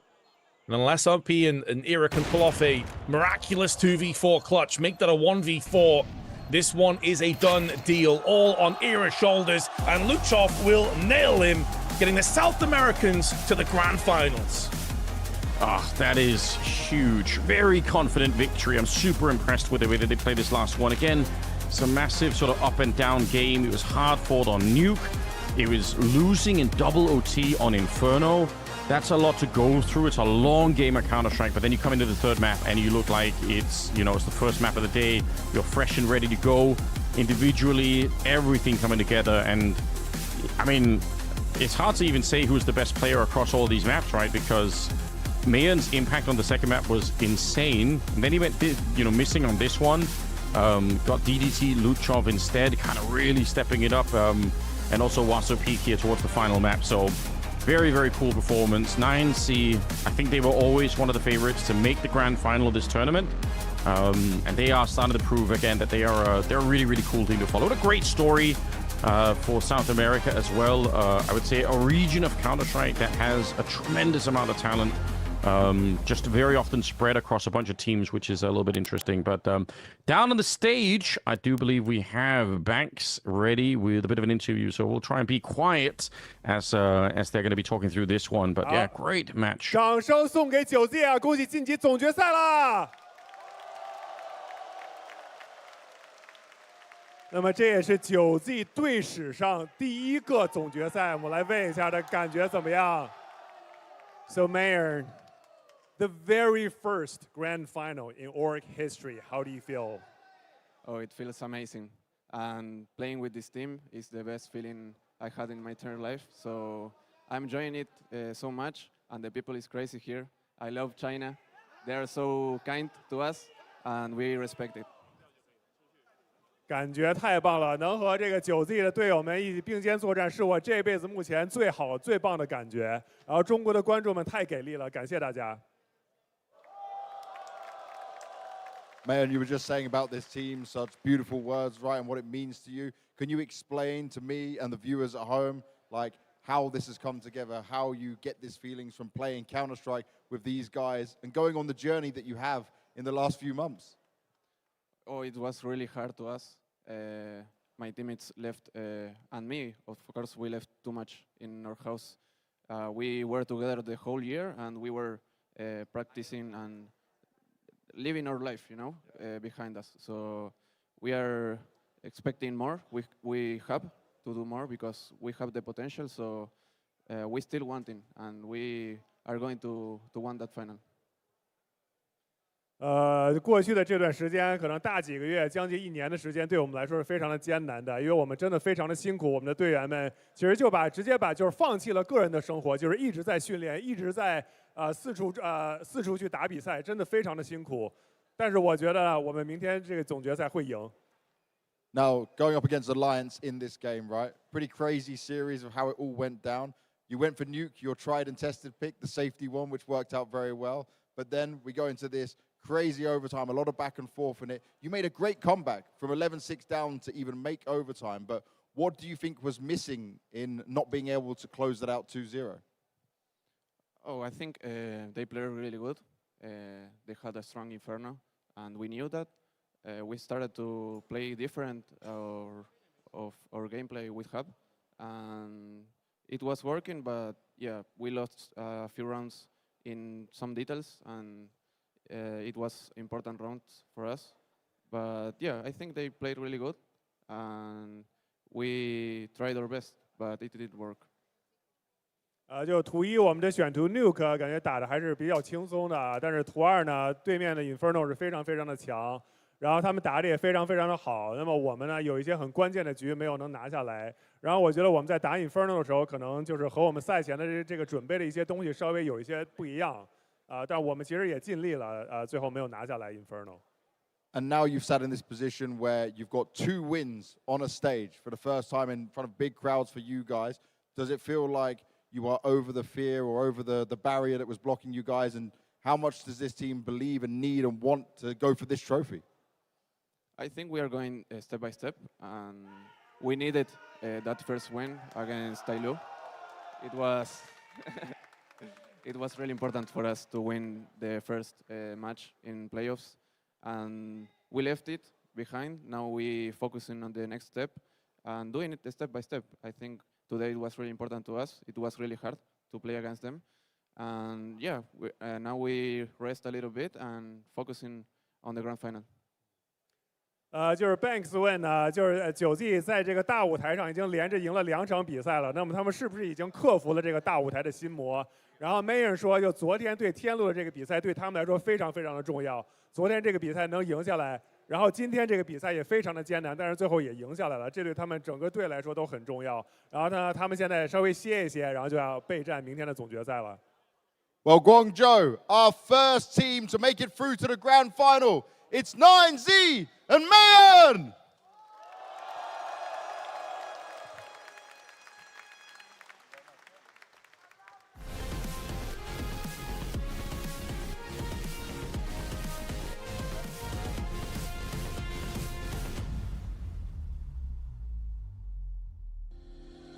All right then, really great stuff, I must admit. 9C, they look determined, they feel ready. Looks like they are feeling like they could win the grand final as well, which I'm not going to count them out at all.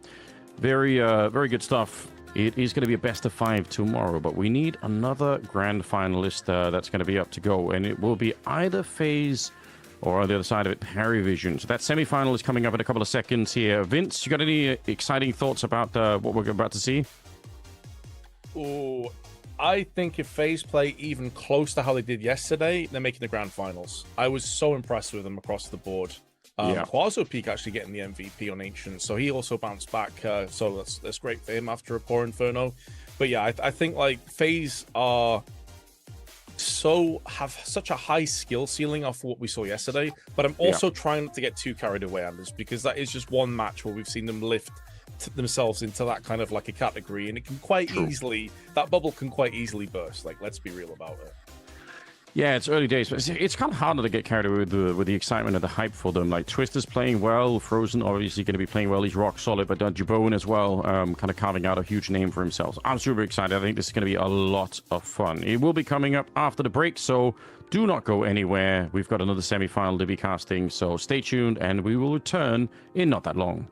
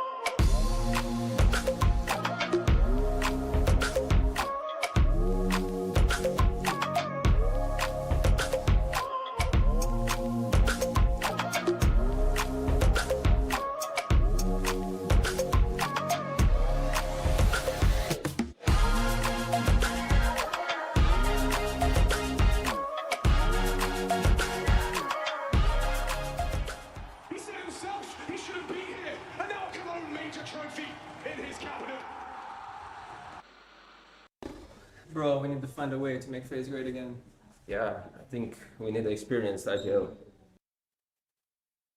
But we also need a GigaChat entry fragger, like back in the day.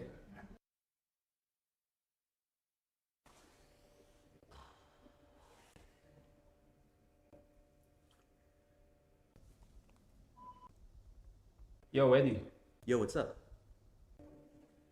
Alright, man. Consider it done.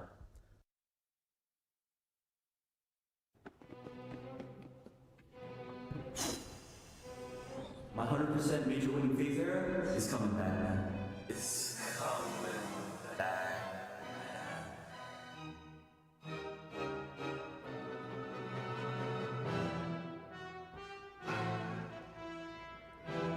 Hey guys. Bro, it's the wrong cousin. David, Frozen, Shenancy. I always knew you would come from me. What the fuck?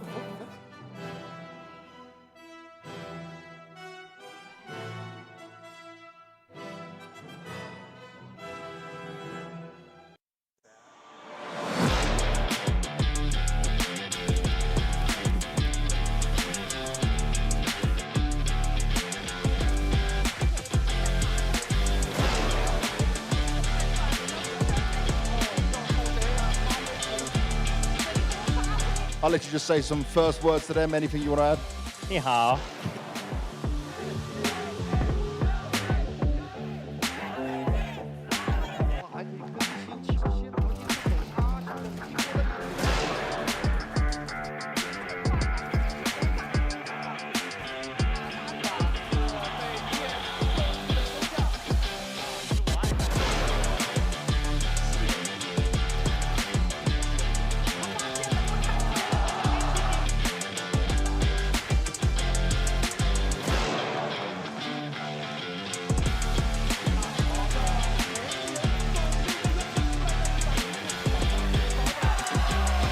自己的选择非常有说服力。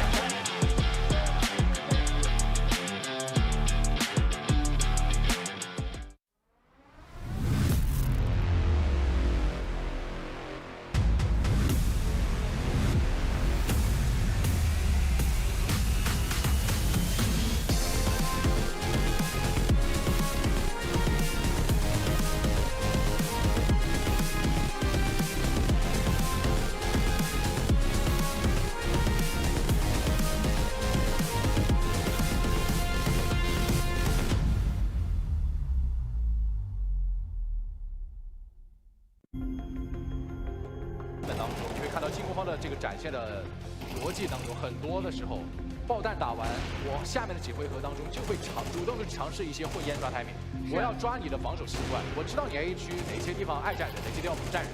而且其实刚才那个暂停之后，9Z就是我找到了，我知道你这个内场补铁门烟的时间点，对，然后直接播出了这个火管，确实那个时机抓得很好。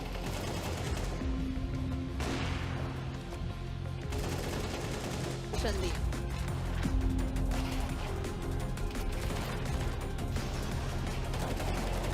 其实，在这张地图，天路他们打进攻还是有很多的想法、思路，包括战术准备的。这张地图你去看此前天路的比赛，你也会发现，天路这张图的储备是不少的。但今天的比赛当中，同样天路也是在自己的战术储备当中，一个一个的是拿出来，把自己的战术一点一点去运用到比赛的过程当中。但是对方完全不给你战术落位的空间。你想砸正门，走正门单走的那个先被摘；你想走 A 去正面爆弹，爆弹位先被摘，这就很难受。其实就是南美赛区的一个特点，他们有非常多的这种填顶战术。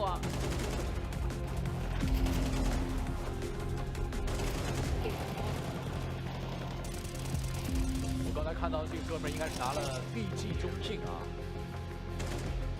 一张图片。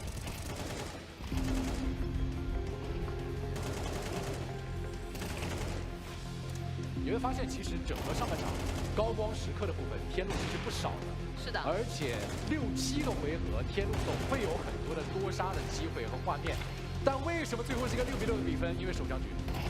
是。手枪局上来直接就导致天路先是3比0开。就是手枪局的胜率上，天路在下半场真的要设计抓回来一个手枪局，你得把这个手枪局拿下来。我记得有一段时间天路是手枪局胜率奇高，然后赢了之后就被翻盘，然后最近这段时间的手枪局打的又没有那么理想。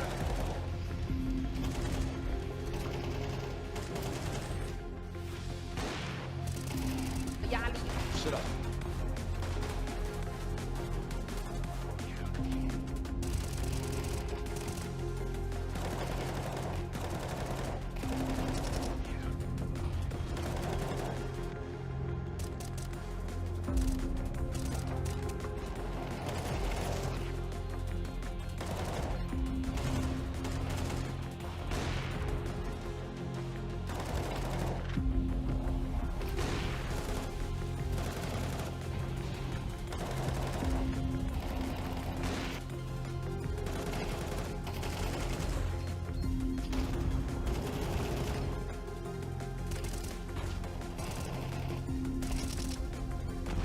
这张图防守确实打得好啊，这些小配合、小动作都很多。你像天路刚才这个一小的那一枪，后面就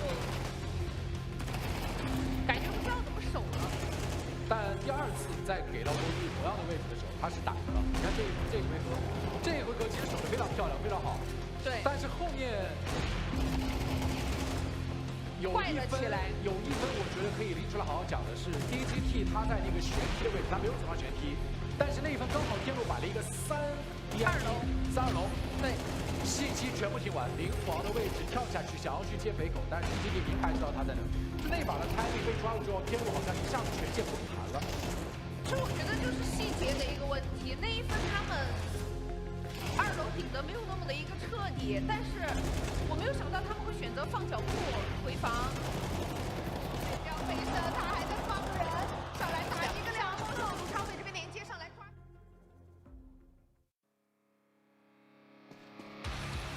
把你们逼到 A 点，因为 Happy 有51秒的时间全部集合在中路，身上没有任何的道具可以返换到书房，书房也有烟，但对面会不会走连接啊？做连接的话肯定出事了。太好没分的书房的位置，3把9随时不连，他好窄 ，Top 2点拿到了开的人头，18比7，一个赛点。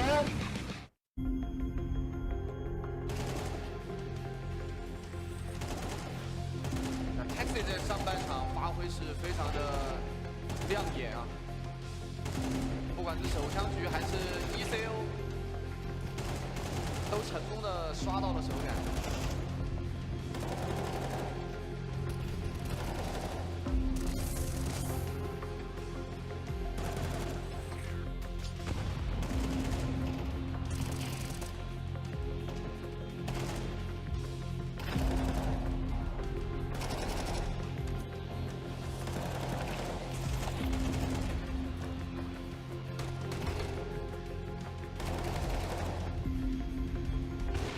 这5比0的开局，最后打到6比6。我觉得 Alliance 上半场的最后一分，他们在外场的这个设计特别漂亮。自从他们5比0之后嘛，他们把就是在顶着手，对，顶着手，错失了几个比较好的机会吧。就是从这个镜头开始 ，Alliance 就已经感觉那口气不对了。对。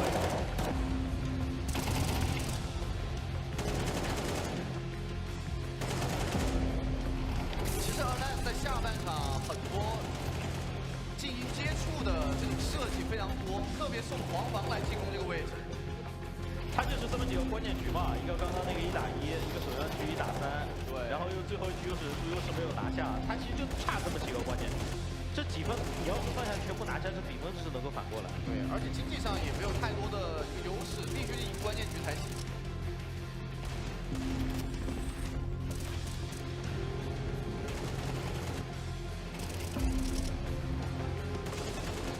多少人数优势，他们总是没有办法拿下来。其实也是从手枪局就开始了，手枪局也是一个少打多打了回来。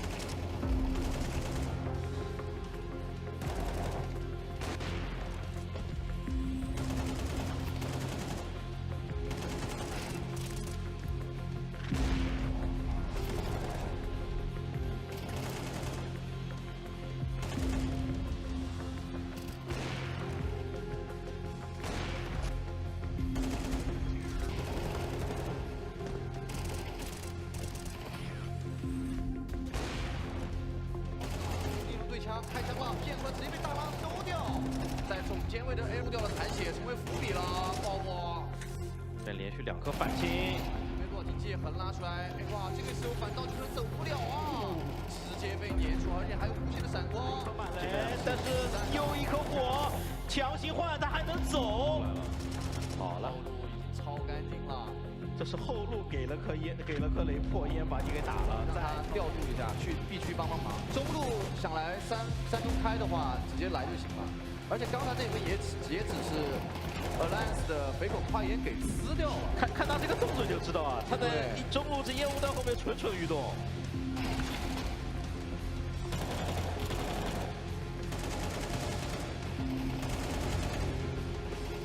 就是从这一分开始。情况就不对劲了。不要问就是开了。你看这跟开了有什么区别？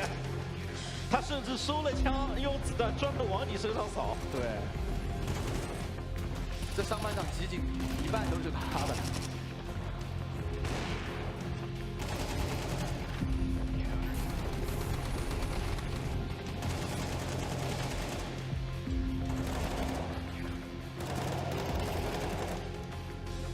尤其是这一分太夸张了。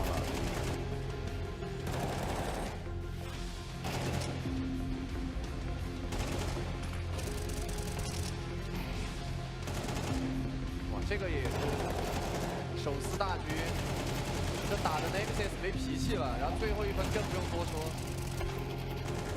又来了，丹麦科技，今天就知道你没有看。哦，1v1前点 ，XSE 主动拼1v前 ，ERA 能不能逆转局势？这个被 XSE 主动拼大局 ，Twist 也倒，但是这波阵地战打了一个1v1的残局给到 Alliance 和 Nemesis，1 by 1真拆了，我要赌。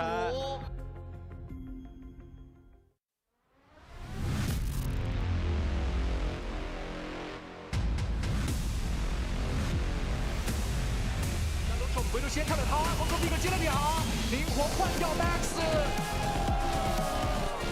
要来了吗？有炸烟雷，看见美妙冲击，汉堡先拿下手上停了。来，拱门这边看见了非常多的人，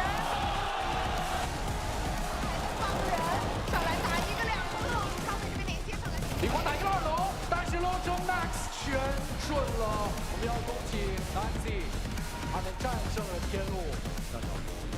先接一边，第2个也有，但是第3个他没想到吗？我的天哪！管一边吧，接住了 ，XSE 野军想要才到这对不起 Nemesis， 拿下4-1的胜利。过点，这个双枪在烟里混，三面都在打他，先接一个，还能再输出吗？这把双枪成伏笔了，3个人被他打完了，一分满雷，但是又一颗火，强行换，他还把你给打了，再偷一个侧身肉。一马当先，拿出来，哇！爆火的这几个3次都有。出去看着，来了，主动找机会，怎样？我的天哪！1 by 1真拆了，我要赌，他要直接拆，主持不了，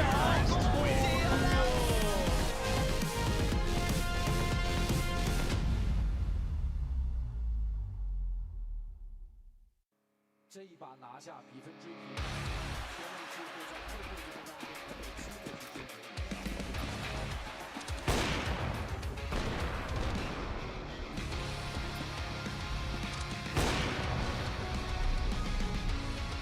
看到枪管，2楼也在来，故意再甩，还有吗？还有吗？再甩一个！张逸逸，高逸逸立功了，5杀。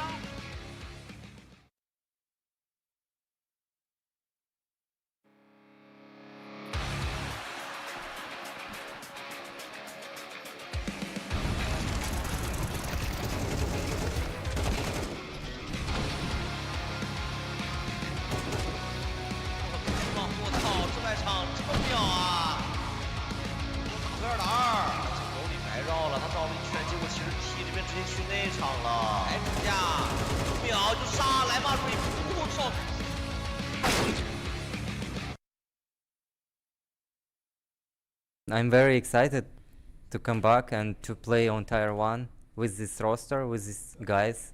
It's very interesting how it will be.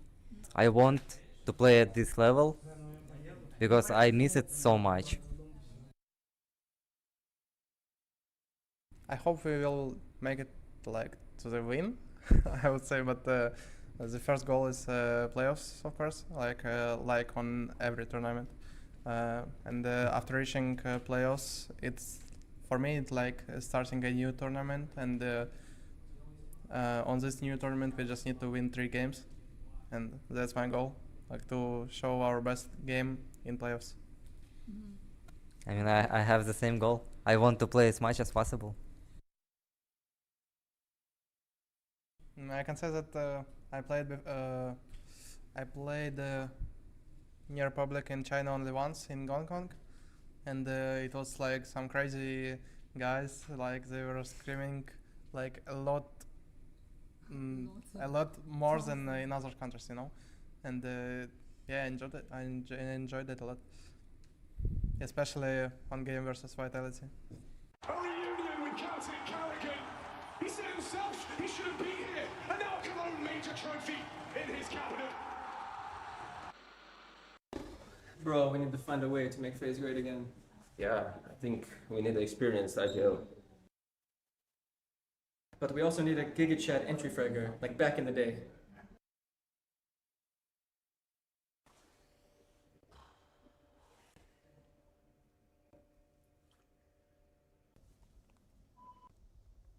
Yo, Eddie. Yo, what's up?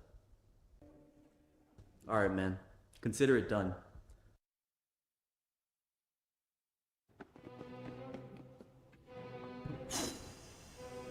My 100% major winning Faze era is coming back, man. It's coming back.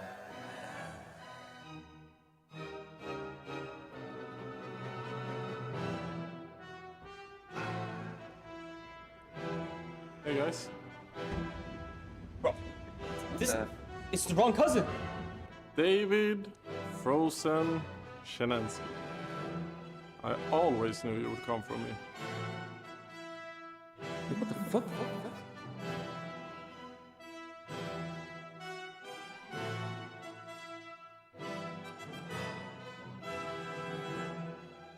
A reunion with Celtic Callaghan. He said himself he shouldn't be here, and now Cologne major trophy in his cabinet. Bro, we need to find a way to make Faze great again. Yeah, I think we need experienced IGL. But we also need a GigaChat entry fragger, like back in the day.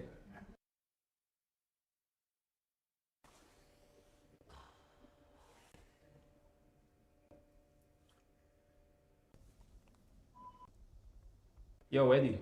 Yo, what's up? Alright, man. Consider it done.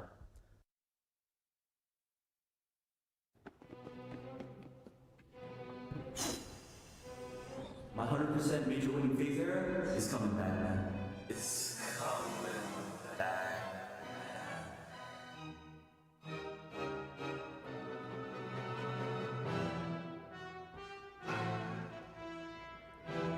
Hey guys. Bro, it's the wrong cousin. David Frozen Shenancy. I always knew you would come from me. What the fuck?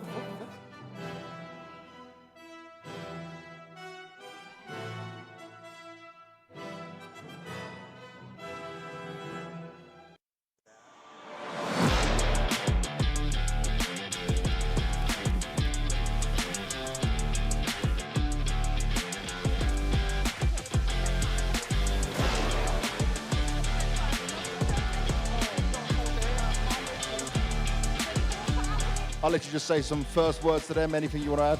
你好。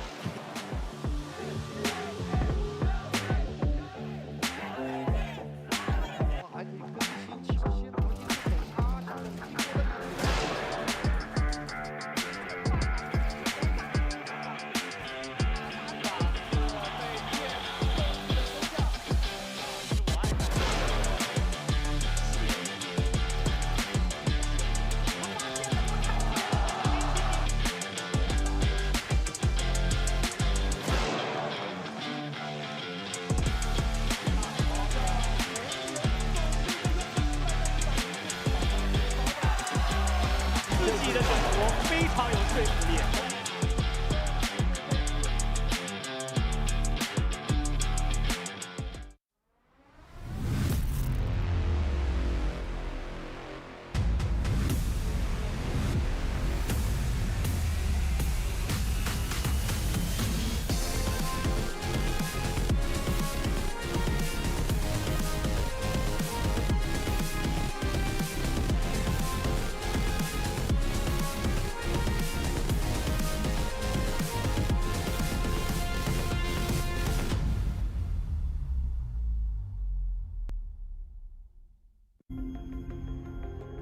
当中，你会看到进攻方的这个展现的逻辑当中，很多的时候，爆弹打完，我下面的几回合当中就会主动的尝试一些混烟抓 timing，我要抓你的防守习惯，我知道你 A 区哪些地方爱站人，哪些地方不站人。而且其实刚才那个暂停之后，9Z就是我找到了，我知道你这个内场补铁门烟的时间点，对，然后直接播出了这个火管，确实那个时机抓得很好。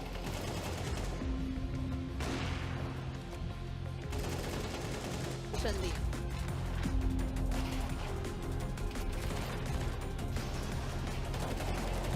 其实，在这张地图，天路他们打进攻还是有很多的想法、思路，包括战术准备的。这张地图你去看此前天路的比赛，你也会发现，天路这张图的储备是不少的。但今天的比赛当中，同样天路也是在自己的战术储备当中一个一个的去拿出来，把自己的战术一点一点的去运用到比赛的过程当中。但是对方完全不给你战术落位的空间。你想夹正门，走正门单走的那个先被摘；你想走 A 区正面爆弹，爆弹位先被摘，这就很难受。其实就是南美赛区的一个特点，他们有非常多的这种前顶战术。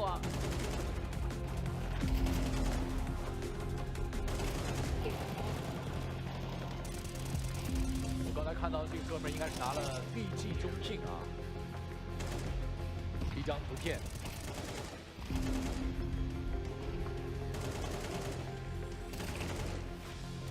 你会发现，其实整个上半场高光时刻的部分，天路其实不少的。是的。而且6、7个回合，天路总会有很多的多杀的机会和画面。但为什么最后是一个6比6的比分？因为手枪局。是。手枪局上来直接就导致天路先是3比0开。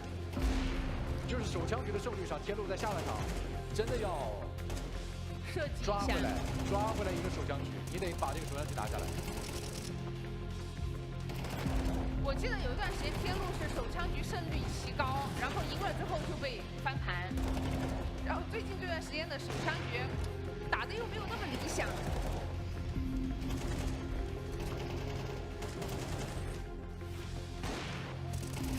压力。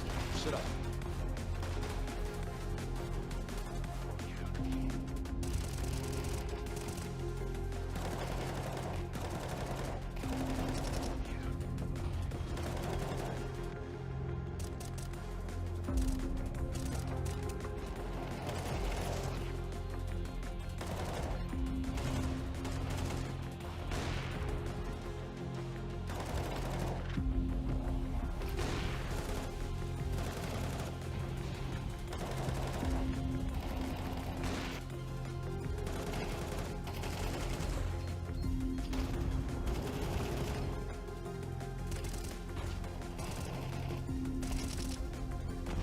这张图防守确实打得好啊，这些小配合、小动作都很多。你像天路刚才这个冰小的那一枪，后面就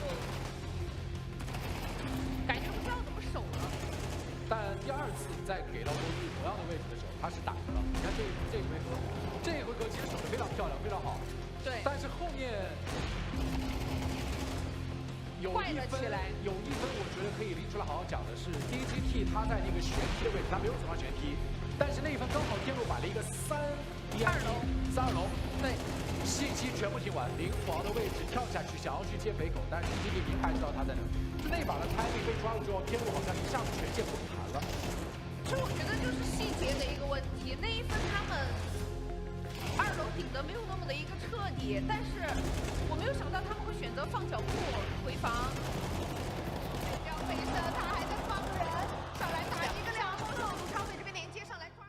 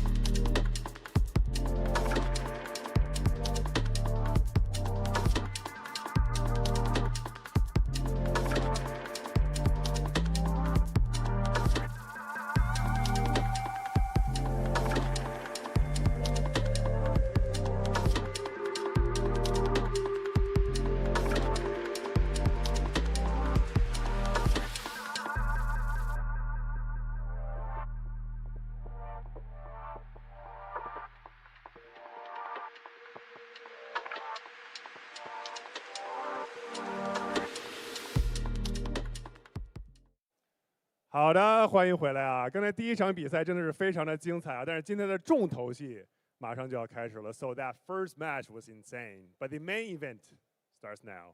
The main event maybe starts now, but we kind of fought that at the end of yesterday, and Faze absolutely destroyed BB. So let's see what they can do this time around. Guangzhou, how are we doing? I hear my trumpet, I hear him going, he's still out there somewhere. We're seeing the rafters filled up more now as well. It's starting to look real good. The temperature is rising, and the Counter-Strike is about to be epic, especially considering both these teams have gone through changes, and they have points to prove, and they need points to gain when it comes to the VRS. 这两支队伍呢，最近都是有一些阵容的变化，对吧？所以两支队伍都是很急于要证明一些什么啊。Now, I know that Parivision had more fans cheering from him a bit yesterday, right? So let's try and do a temperature check before the teams come onto the stage.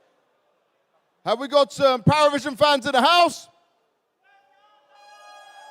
Ooh, a little bit less, a little bit less. Well, that is your first team coming onto the stage. So please, make some noise for Parivision! Parivision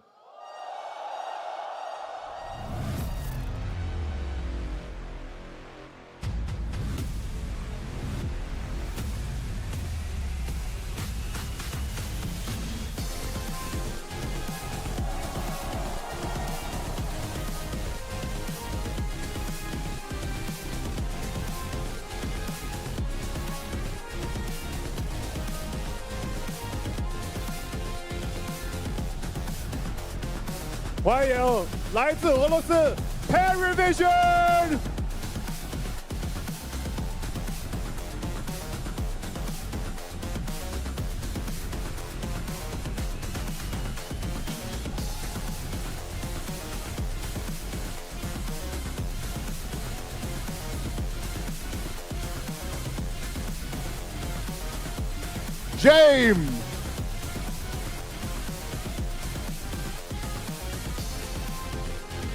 Sway!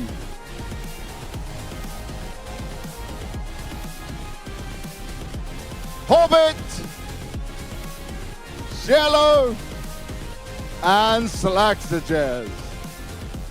All EWC games. Every feet.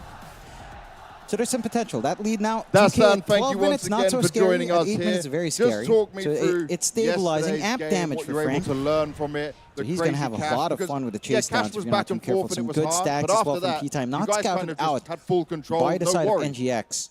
You don't even we played have a lot of rounds. It's a lot of experience. It's good. The reverse caster curse worked. Game again. I don't know what. Side in one round. In 9-9 again. I don't know what. Side in one round. In 9 we managed to win, and we refreshed a new day. 就是昨天叉车我们打了很多局，所以我们呢在叉车这张图也得到了宝贵的经验、宝贵的这个练习啊。但是图2其实也很焦灼，但是应该是在9比9的时候，我们赢了一个2打2，然后后面就一帆风顺了。One thing I've noticed, right, we spoke about Hobbit, we spoke about Slaxages, but it feels like with this current version of PV that we have James playing better. Why do you think that is? Because Zweig and Cielo become more experienced, and they giving more info, and they play more with confidence. And I feel now they are like middle and heart of the team, Zweig and Cielo right now. And I always told them there is this old guard, medium guard, and new guys like. I like that. 是啊，就是我们这个队伍呢，感觉现在打得比之前好了，因为 Zello 和这个紫薇打的也就越来越好，他们也打得会更加的舒适。然后他们两个呢，其实已经不算新人了，他们在我们的队就算中灯，所以我们队呢有1个老灯、2个中灯，还有2个小将啊。Now Faze are a fan favorite here, right? But you guys, you've shown a good performance even with the new team. What do you think your team has as one advantage over Faze right now? Young individual shooting. Oh, the firepower. Okay, okay. 我觉得我们队伍现在比 Faze 的优势就在于我们的火力啊，我们年轻人火力很强。There's a reaction from the crowd. Well, guys, please give it up for Dastan and Parivision as he goes to take his seat.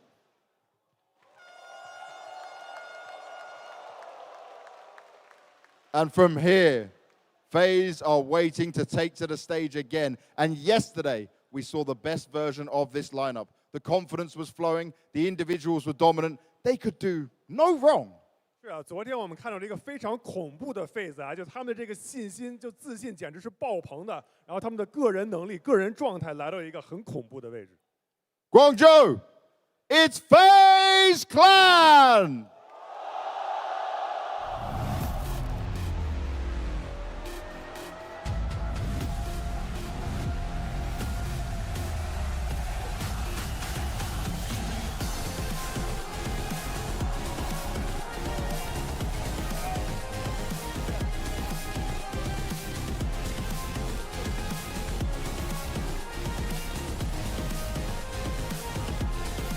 欢迎 Faze Clan！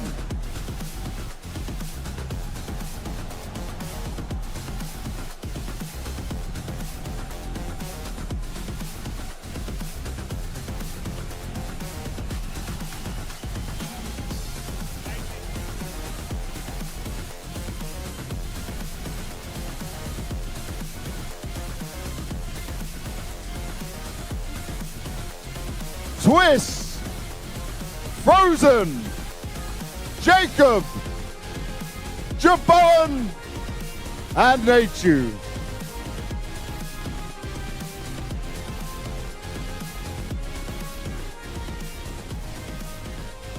Hello again, Twist. The rest of the guys can sit down and get themselves ready for this one. Just tell me, Russ, how good does it feel to lead this FaZe Clan when they're playing like they played yesterday? I mean, it was dominant CT game. It was a game of defense, 10-2 halves back-to-back on the defense, and they made my life really easy as a leader. 昨天我们这 CT 打出了统治啊，然后2场都是10比2，所以呢，对于我来说，当这个指挥其实就很容易了。Now, when you're playing with some new players on the team, what is it that you've been able to notice when the team is in the right mentality or the flow state, you know, when things are going to go your way and everyone's doing what they're supposed to do, what you're asking them to do? I mean, they don't overthink. They listen, they follow through with their intuition. They don't think about if it goes wrong, if it goes right. They just play the game, and that's what I love about it. 就我的队员们并不会多想啊，他们会听我指挥，然后再加上自己的理解。不管是打得好还是打得不好呢，他们都不会想太多，不会多想。Now, I know you've been telling me the whole event long, you're taking it game by game, step by step, but now you're one step away from being in the grand final. Frozen told us yesterday, Parivision's a much harder matchup, but surely when you're looking at the practice you've had, what you've had going on with this, yes, it could be a harder matchup, but your individuals right now, stronger? Oh, for sure, we have stronger individuals. I mean, Dawson just said that they think they have the firepower over us, and I think Betboom just said the same thing yesterday, so I think the pressure's on these guys to show it against us. And the funny thing is our practice buddy has actually been Parivision, so this is going to be a fun matchup to play. 今天一会儿的比赛会很有意思啊，因为其实我们约战呢也是经常约战 Parivision， 然后他在刚才呢，他们说他们觉得火力会比我们强，哎，但是昨天 Betboom 也是这么说的。So with what you just said about the practice partners, I'm going to expect there's a lot of mind games right now.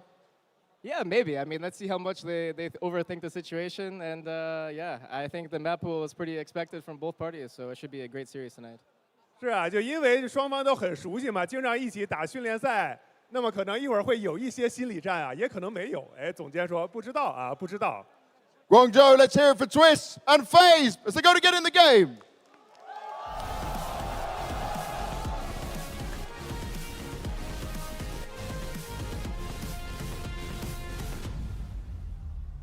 So here we have it.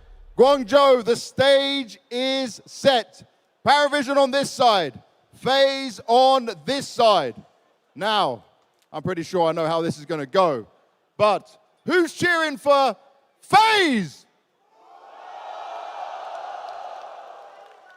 那有没有 Parivision 的粉丝啊？ Hey, the trumpet guy's on our side. Let's go. You know what? I see that. You got the trumpet guy in there as well. All right, well, Guangzhou, this is your last game of the day. It's going to be action-packed. We just learned that they have been practice partners going up against each other. So I need everyone's voice, everyone's energy. I want to hear them at the loudest they can be, please, Baseline J. 是啊，今天最后一场比赛了，让我们来听到观众们的热情，好不好？ Oh, you're ready. Oh, you're ready. So give it to me. Guangzhou, are you ready?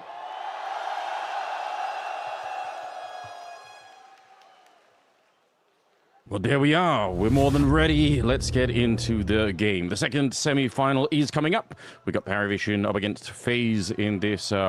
Could be quite an epic matchup, really.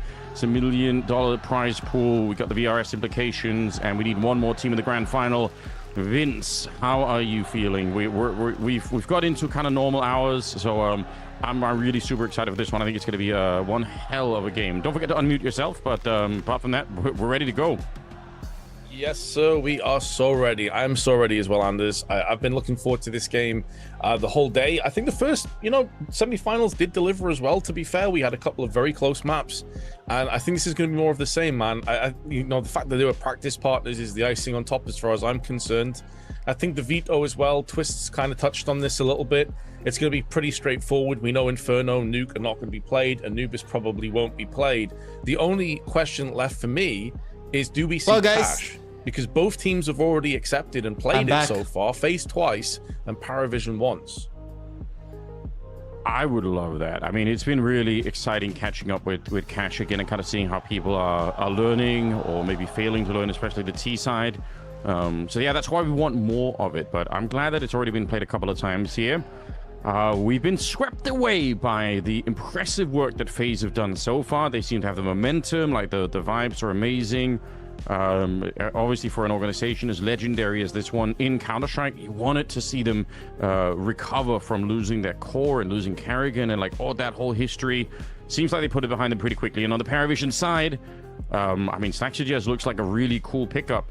James said he's going to have a bright career ahead of him. We really trust him. Hobbit is back playing, and he's not here to be the superstar. He's here for the experience. And honestly, he's still mechanically looking very good at least in some of the maps I've seen so far. So let's see how this one plays out. We are going to get the veto online. It's Inferno and Nuke out to begin with. I guess that's not the huge surprise, but yeah, we'll see. Oh, and they are going to be getting a Cash. Let's go. Nice, very nice. Yeah, and I've got to say as well, Faze have looked incredibly good on Cash. They've played it twice at this event, BetBoom and Eyeballers. By the way, they've won 26 rounds and only lost 5. They've dominated in both Cash performances, whereas Parivision lost yesterday in their own game. So you could give the argument that Faze will be favorites to pick up Cash. Dust 2 second is also a really cool map between these two. And I honestly think this series is shaping up to be a really, really fun game. Oh, yeah. Great maps. Everyone's going to be competitive here. And I respect in some way Parivision, again, sort of allowing Cash to get thrown into the mix here, because that's a lot of fun. They probably want to play the map too. They want to learn as well. It's a dangerous time to play a learning game when you're in the semi-final of $1 million tournament. But at the same time, it's only going to get kind of more scary from here, right? Every month, we're going to move closer to the major at the end of the year. So the runway for picking up and learning Cash, you've got minimal time, and there's no better experience than playing on a stage where everything is on the line here. So I think it's going to be super fun. I look forward to it. I know you guys are as well. It's, yeah, best of 3 for this one. Best of 5 tomorrow. I can't wait for it to get underway. Jaboan, he's really been blowing us away.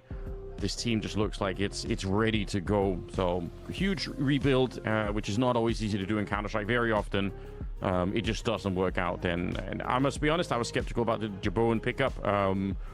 Most of my experience with him comes from playing a show match actually in Romania, like a year ago.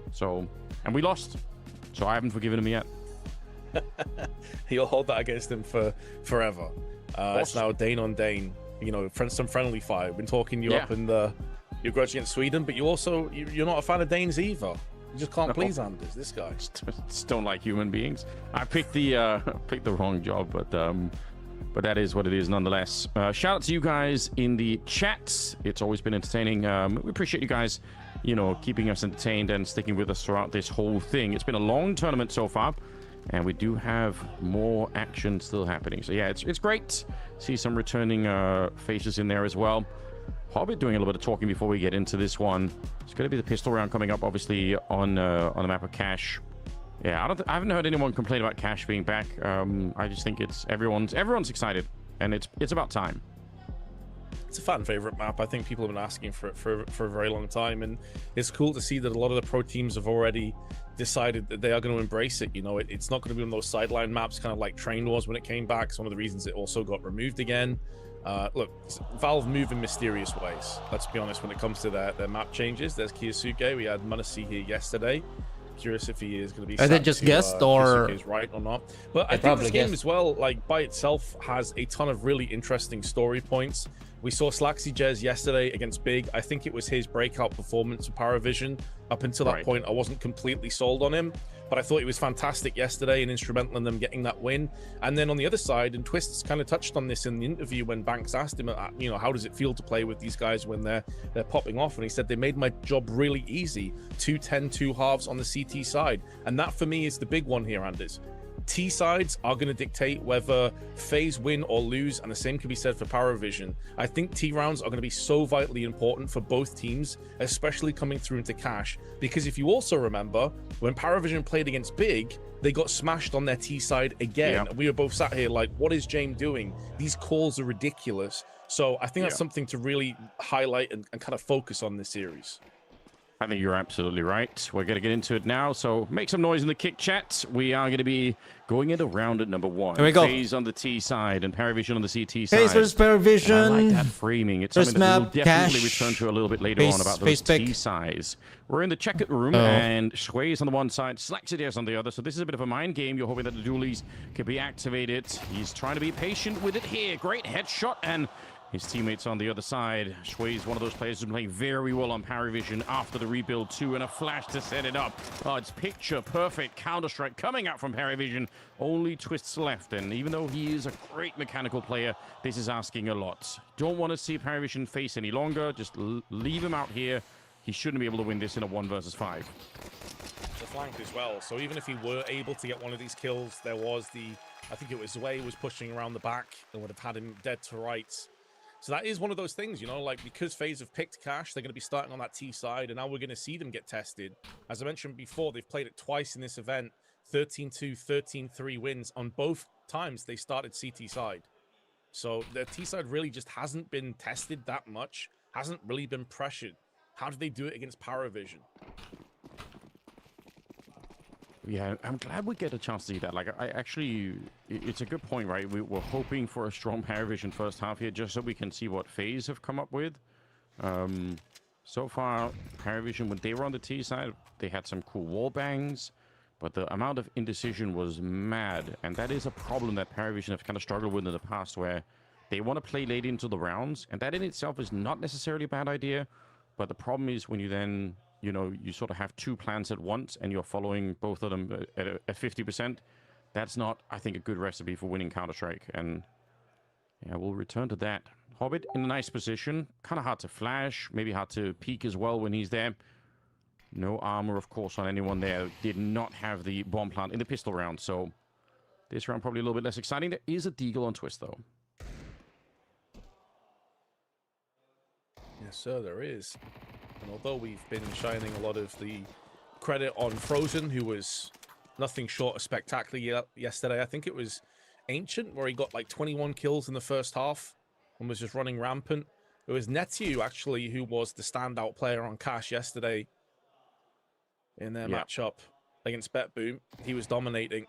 So, Frozen has put that deagle to use. Going to put Parivision into an awkward position. Hobbit sent packing, and they can't take anything for granted here. Spots a second player, and suddenly this round gets a little bit uncomfortable. You just highlighted it. Frozen was amazing last time, and yeah, Twist died with the deagle. So now Frozen, a couple of kills here, allows for a bomb plant. This is so much more than they should have been able to get away with. Kind of disappointing, I think, for Parivision. I'm rooting for FaZe all the way. Yeah, you give up 2 kills and you allow for a bomb plant. And just to I was rooting for BetBoom yesterday, but because we had this conversation yesterday. It's but if 2-0. that missed it, when you're up against the back wall on the CT side, your shadow is going to be showing on the wall, and it is a lot easier for the T's coming in to see it. And we saw someone die exactly the same way to an AWP yesterday, I believe.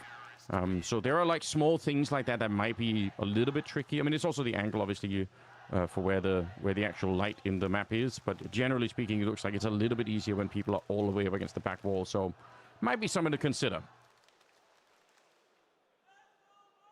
Also going to be really curious if when Parivision are on their T side, something that we both highlighted and noticed multiple times, they kept missing that Molotov in vents. True. There was Hobbit throwing it. There was 2 or 3 players who'd whiffed it multiple times. So I want to see if they fix that as well. You'd hope they have. Yeah, I was getting very agitated about some of those misses. It felt like that cost them, maybe one of the rounds didn't matter, but I think it did cost them about 2 rounds. So that, I think, on the other hand, that's an easy fix, right? You go back and watch the demo, you realize instantly, and then you just go and learn it. So, in fact, I would go so far as to say, if they haven't fixed it, that I actually think is unforgivable on the side of Parivision. That doesn't happen. I'm going to be very critical if that happens. Tech pause. Obviously, we started the tournament in a bit of a rough fashion, but to be honest, like during the playoffs here, things have been pretty great. So good recovery, I would say, on the part of XSE. I really appreciate that. Yeah, very minimal on the stage here, but we had any kind of tech timeouts. And, you know, you got, I always say this, like 10 monitors, 10 mice, 10 keyboards, and all the rest of it like this. There are plenty of opportunities for one or the other thing to fail. So it happens. Yeah, it does give me a chance to glance over, and I'm seeing the copy pastas have taken over. People are so excited for this Faze squad that they can't contain themselves, Vince. They're running out of control. Yeah, I can get it as well. I mean, the way they looked yesterday was nothing short of incredible. But I will kind of err on the side of caution and say that hype is built very fast, but it dies even quicker. So if they have a rough map here, I think there's going to be a lot of the naysayers again. A lot of the usual stuff around Jacob and Netu and, you know, X, Y, and Z. So I'm going to keep myself, like, calm in that regard. I know FaZe fans have been living on scraps. They've been in a bit of a famine for the last year or so. So I get it. I understand. You're desperate for some kind of success and to get excited about something.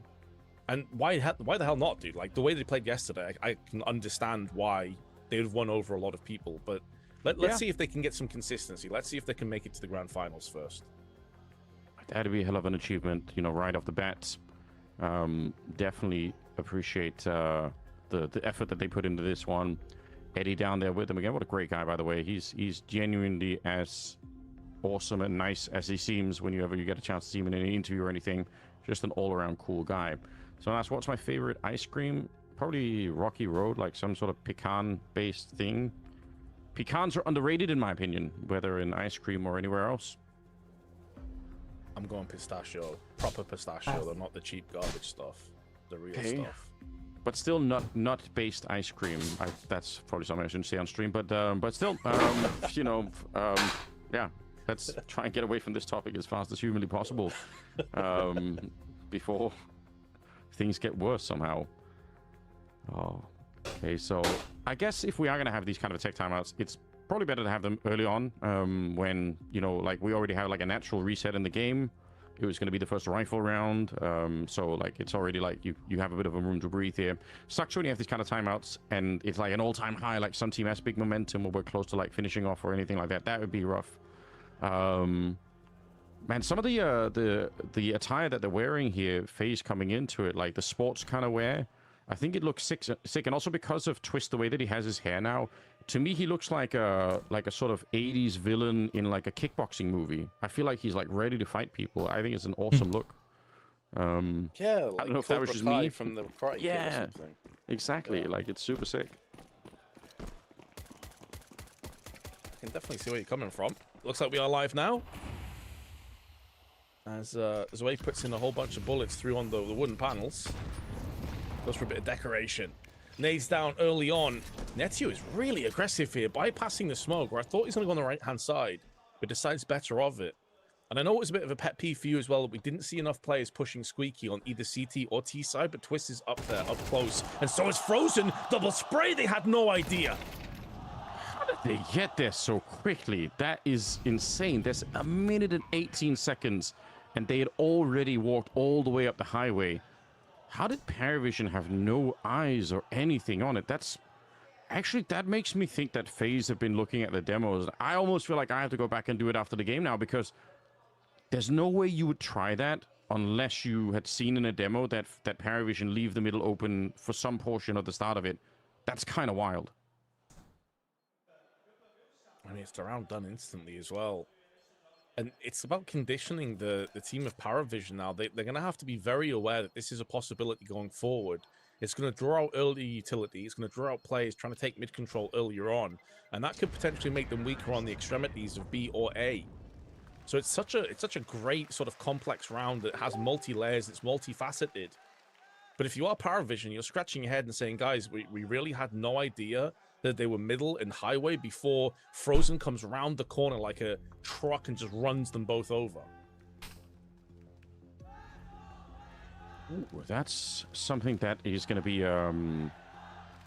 be interesting to see if they've had more plans, if they recognize more things. I mean, they also said they were the practice partners, right? So you might have an even more sort of intimate understanding of how they like to play. You spotted something in practice, and then you can sort of bring it into the live game, which is one of the reasons why, I mean, like, practice games themselves can be kind of scary just on that front alone, because you might end up teaching your opponents about something that they're going to end up using in a real game. 2-1. Strong start for Faze once they pick up the rifles. Parivision, they still have the AWP alive, and they still have a pretty decent amount of weapons. Not at the end of the world right now for them, but curious. As we said, T rounds seem to have been hard to come by on this particular map, so if you can get it already, that's pretty good news. I think it factors back as well to what Twist was saying earlier on about this idea of players playing on instinct, not overthinking things, and just following through with tactics that he's calling. They're not questioning, they're not answering back, they're not kind of pausing and pontificating on it. It's just, we're going to hit mid, and you saw it there. There was nothing at all that was delayed about that push. And how often have we said, especially on Cash when Jane was leading on the T side yesterday against Big, like they just seemed like they were caught in 2 or 3 separate minds and just nothing was clean. HE, they blow up Jame. That is perfectly timed. They've really got some ideas here, Faze.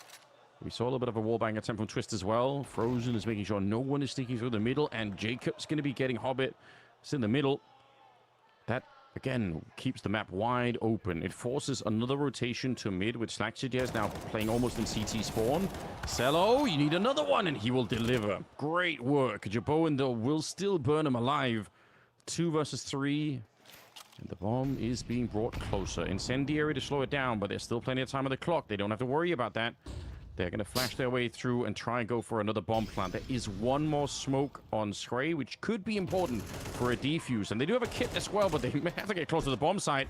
And I think Jacob's already done enough, yeah. Sway realizes that little tag down to 22. He has to escape. So it will be another round for Faze. I love that call as well, man. I even said it in the previous round, like, it's going to condition Parivision to put a lot more of their emphasis and players watching middle. So what does Twist do? Slow down the pace, double nade highway box, and nails Jane, who had to watch mid because they don't want that history to repeat itself, right? You don't want to have Frozen and the rest of the troops pushing up middle and catching your A site off guard. So it's just really cool sort of like mind games that Twist is playing right now onto Jane, and that's 2 rounds in a row, and the money situation for the CTs as Way went down in the dying embers is... Guys, what do you think the new lineup on Aurora with Kikshan as their new IGL? Position to be in.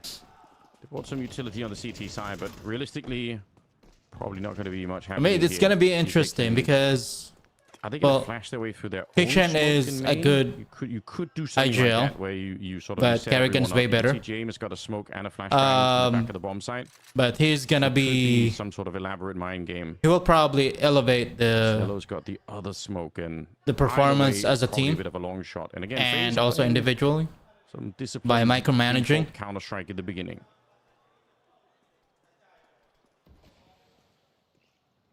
So we'll see. Of Parivision's lack of weaponry. We'll see on this upcoming blast, or is it blast? Filtering out across the map as well, so keeping all of their options. I think it's blast, right? Bomb now transitioning through onto the B side. Yeah, blast bounty summer qualifier. This is a position that and also AWC. By the way, when he played against Big. And because he played so well, maybe that's another reason why Faze so far in the early stages of this map haven't really tried pushing over onto the B site that much. Jacob's about to see action. One player goes down. His aim yesterday, by the way, was outrageous. I'm remembering that double kill he got while flashed on Checkers. The second one where he like just double tapped the guy in the head coming around the corner.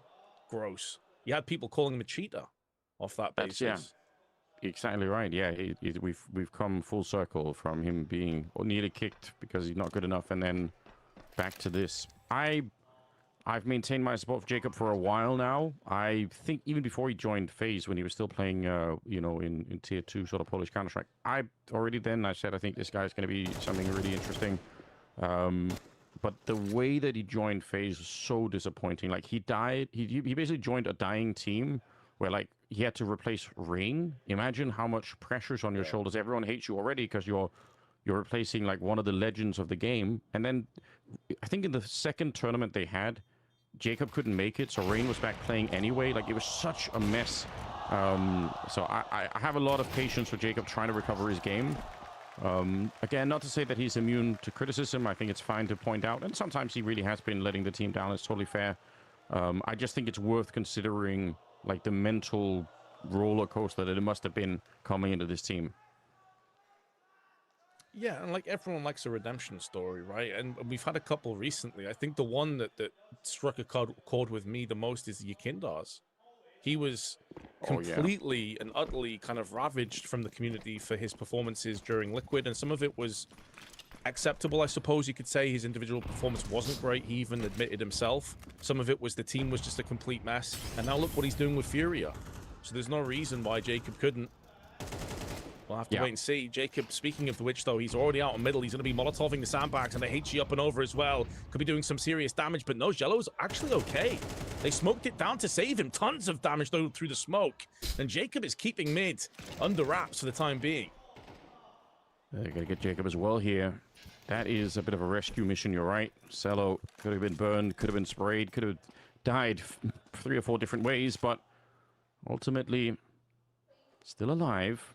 Are they going to be boosting Jaboin up? We haven't had to scream his name too much, but surely... Actually, they removed the window? Reaction speed is absurd.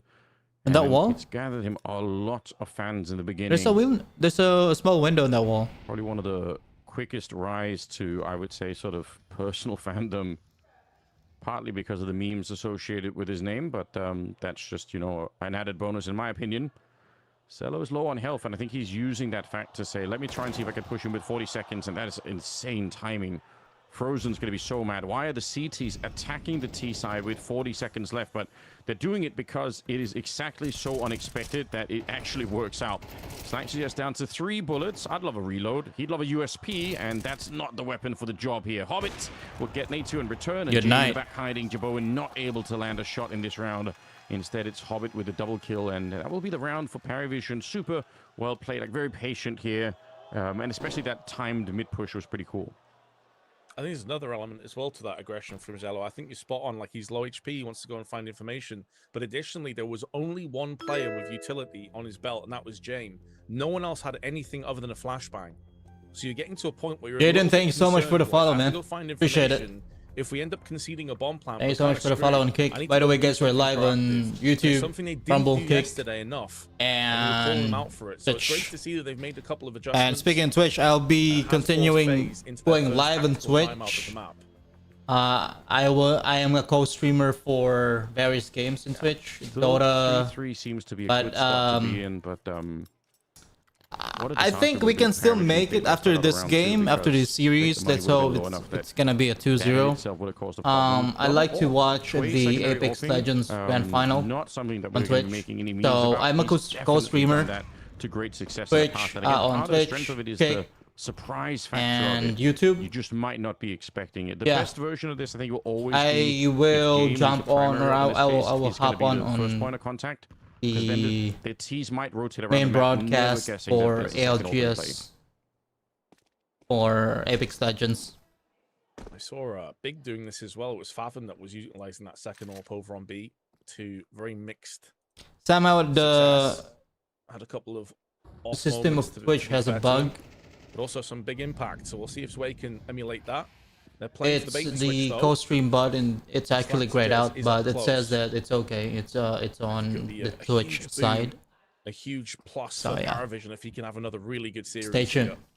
To the world of good to his confidence. Dastan was talking about like the old and the mid and the young guard, and said that the heart of the team now is Zway and Jello. So that's a hell of a compliment to those two. Yeah, I like it. I mean, the Parivision rebuild has been really fun. It's been exciting to watch. 40 seconds. Slaxijez is now going to be the one that's a little bit further forward. For a long time, James was holding, well, not on this side, but on the other side of the wall with the AWP. But they've switched it around, and now Slaxijez is here alone. I don't know if I love this. I guess Hobbit is near enough by in the middle that he could run back and try and grenade him out, but Slaxijez has to slow them down. He must get at least one kill to buy time for Hobbit, and oh, it couldn't be better. Twist does go down. Almost wish he would have stayed in the corner, because now it's a wide open bomb site. I guess that he's probably dead either way. But buying another 3 seconds here could have made a huge difference, I think. James up on the high ground. We'll see Hobbit down below as well. Shui started to get there, but it's a double AWP for the retake. Are you really going to risk that? I don't think so. I think it's too hefty of an investment, isn't it? And very unfortunate on James' behalf, by the way, because the second he looked away from the main part of the bomb, they did push into it with the bomb carrier. Could have been a very different circumstance, but they are pulling the plug and saving. Yeah. Makes a lot of sense. You don't have that run and gun. You don't have the ability to crack open the site. You only had the 2 rifles and 2 orbs. It does mean, though, that Faze already into a 4-3 lead. A map that has been very CT-sided thus far at the pro play. So that definitely shouts a lot of confidence in the way of Faze Clan as it stands. That's gonna be interesting. Cash is actually a very interesting map because I don't know what Slaxijez is. It's like a hard position to play no matter what. Whoever team that plays but the truth is, a lot of this map and dives back into the corner, because there's a lot of team that are I reckon, you know, they're really good on Mirage or Inferno. So Cash, I'm very interested on those teams that can master this map, this Cash. If you're going to be having only one person to be like that, but probably Vitality. 3 in A and 1 in middle or something, you should be getting more active. One more. One more from Shui. I guess that's the other advantage. Nobody on the Faze side knew that that was even in play. Zoom in. Though, he's stolen the AWP away from Jaboan. Wants to see if he can actually land a shot against somebody. Tried to wallbang it around the corner, but he can't actually see it. He might be a significant danger here. Oh, but it doesn't matter. He's actually doing everything. There's nothing you can't throw at Frozen that he's not going to turn into some kind of a victory here. He's picked up the AK again. And Slaxijez is calling in some reinforcements. He wants some help, but the bomb is making its way to the other side. Oh, nearly gets spotted there, Frozen. And it looks a bit foolish to go for that peek from Zway's perspective. But anyway, guys, what games are... There was a chance that the T's could have just been rushing into the site. You're most interested in watching in EWC? At least return fire and have a lot of games live right now. Parivision, but it's all smoke and mirrors Fatal Fury, as they're going to be trying to execute Dota, onto the A site. Apex, James been mollied out. Valorant. He wanted to pull the trigger on that shot. He did spot the player in Squeaky, but it's too little too late. With counter utility, they still have another couple of grenades left. I approved my application YouTube, Twitch, and Kick, but when I applied for Meta or Facebook, they declined it. I don't know why. They have to fight their way out to even attempt a bomb plant at the moment. They get one and a headshot from Twist. Oh, he's such a mechanical god. 2 kills, taking down a couple more here. And now it's all down to Slaxijez in a 1 versus 2. Bomb is planted as well, but Twist, he's one of the players that's really recovering his mechanics, and that's a scary prospect for anyone phasing Faze. He's one of the best riflers in the world when he's playing his A game. Slaxijez going to go down. Nate2 on loan to the team, and he shuts down another one. Huge comeback into a round that looked very lost at one point there for Faze. Yeah, I think part of the reason why we're seeing Twist's individual efforts kind of shining bright again is partially what he said. He feels like his IGLing position is being made easier because the pieces around him are performing. And this is a constant thing that we talk about, you know, like Carrigan's said this, a lot of IGLs have, like, I'm focusing so hard on the leadership, I don't get as much time to develop my aim or to go onto those servers and, you know, practice really as hard as I'd like to. Well, if the rest of your team is performing super well, that's going to take a lot of the pressure and stress off Twist's shoulders. And let's be honest, he's one of the most naturally gifted riflers the game has ever seen. So, of course, he's still going to have a ton of impact in moments like that. And you never know, though. The thing is, when you take on the IGL mantle, it feels like sometimes some players just don't recover from that. It feels like you go down that road and you just can't make it back. I'm pleased to see that there are some signs of like the old Twists that we all kind of know and love starting to shine through a little bit more. And you might be right. Like, maybe it is just that fact that he's got the extra room in the team now. Jabone. That's a timing push. He wanted to get there so quick that someone's going to misjudge it. James, my God, the timing is absurd. He's just back around the box here. James, you're an helper. Longer, half a second longer. Be to stick patient. around that I think it would have been shut down from Jabone. They've still got the bomb further back. They don't have to commit to this A push, but there's nobody on the A side. And that is another theme that we talked about. You can play a lot of retakes on this, but you can't let them on. Oh my, Jacob, how has he done this? What He's the? infiltrated the whole thing. Okay. Yeah, you have to get the final bullet there. He thought he killed James. Why am I rooting for Parivision? Psychological warfare, man. Just giving him a chance and snatching his life away anyway. I like Faze right now. Jacob. But I love how free-flowing and how saved it up. unafraid to die Faze are. Like, you've seen this, that mid-push earlier on in the half. Jacob just waltzing out onto the forklift. Such a good read of the situation, but also full confidence in their own abilities Frozen to secure the rounds. And now Frozen is really hitting tight angle shots, huh? He's trying to deny as many weapons as possible. Already taken one, spots a second player hopping back across, and now Jacob decides, screw this, I'm going to go and take these weapons away as well. Yeah, I think you're exactly right. Like, the freedom to be able to do these kind of things. Jacob, it is a bit of a scumbag move, isn't it? Saying, I'll give you a chance to at least turn around before I actually shoot you. I'll give you hope to snatch it away. I love it. They save an AWP, I believe, and also... I'm pretty good, Jaden. How about you, man? I mean, thanks for asking. So far, again, the limited sample size. Guys, how are you doing today, guys? Drop down where you're from in the comment section. The team has managed to do this from what I've seen so far. So 6-3 is going to be the scoreline. If you're on YouTube, please subscribe if you like the content. If you like the content, subscribe to my YouTube channel. If you're there, or if you whatever platform that you're in right now, please drop a follow. It's either Kick, Twitch, or Rumble. I can't imagine he's got any official. Or you can join the Discord channel. Let's build a community right there. Yeah, I doubt it as well. That's going to be true for a bunch of people in the scene, right? They've obviously they know the map from people talking about it, but probably haven't played it that much. So a new generation of players in the meantime. 6-3. But yeah, there's a reason why it was such a beloved map and why it's been kind of weirdly missing in the map pool for a while. Early smokes going down towards the outside of B, which again just means that the CTs have no idea what's happening out there. It's worth doing almost every single round. You don't want to give the CTs free information. Setting up in that boost corner, known as Shroud. Another sort of sign of how old the map really is. Oh, there's James catching Twist. This time they don't get away with the infiltration on the map.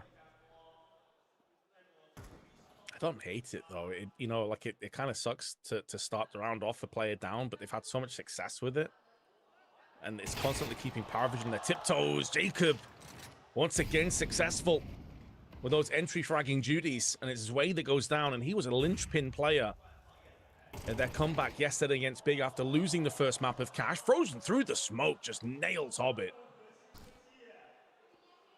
Okay then. They lose the entry, but I'm from Philippines. Making up for it. Slaxy again playing in this forward Philippines, corner. yeah. I am from Philippines. Very much all in Nashville? this position. What time is it in Nashville right now? James nearby, and actually Cello has also started the move over here, so now Slaxy could just play for pure damage. He doesn't have to think about trying to stay alive or get away or anything else like that. Would 30 seconds Twist on the clock as well. Faze walking into a trap. They get the first one. Would Twist be a great IGL? On the other side. I mean, James, though, missing the first AWP shot. Everyone can be a good IGL. It's just a matter of time and experience. Oh, bullet! Oh, I take it all back! Fuck! Cello, man! Done that! Clicking heads, huh? Don't be shy, boy. Fault you, Anders, for doubting him. Don't be shy and be shine. But just as we're talking about the idea of Faze taking over systematically of Cash, that is a huge lifeline picked up from Jello. Oh, that was crazy. If I'm going to be wrong about something, let it be in a round. Don't be shy and be shy. Don't be shy and be shine.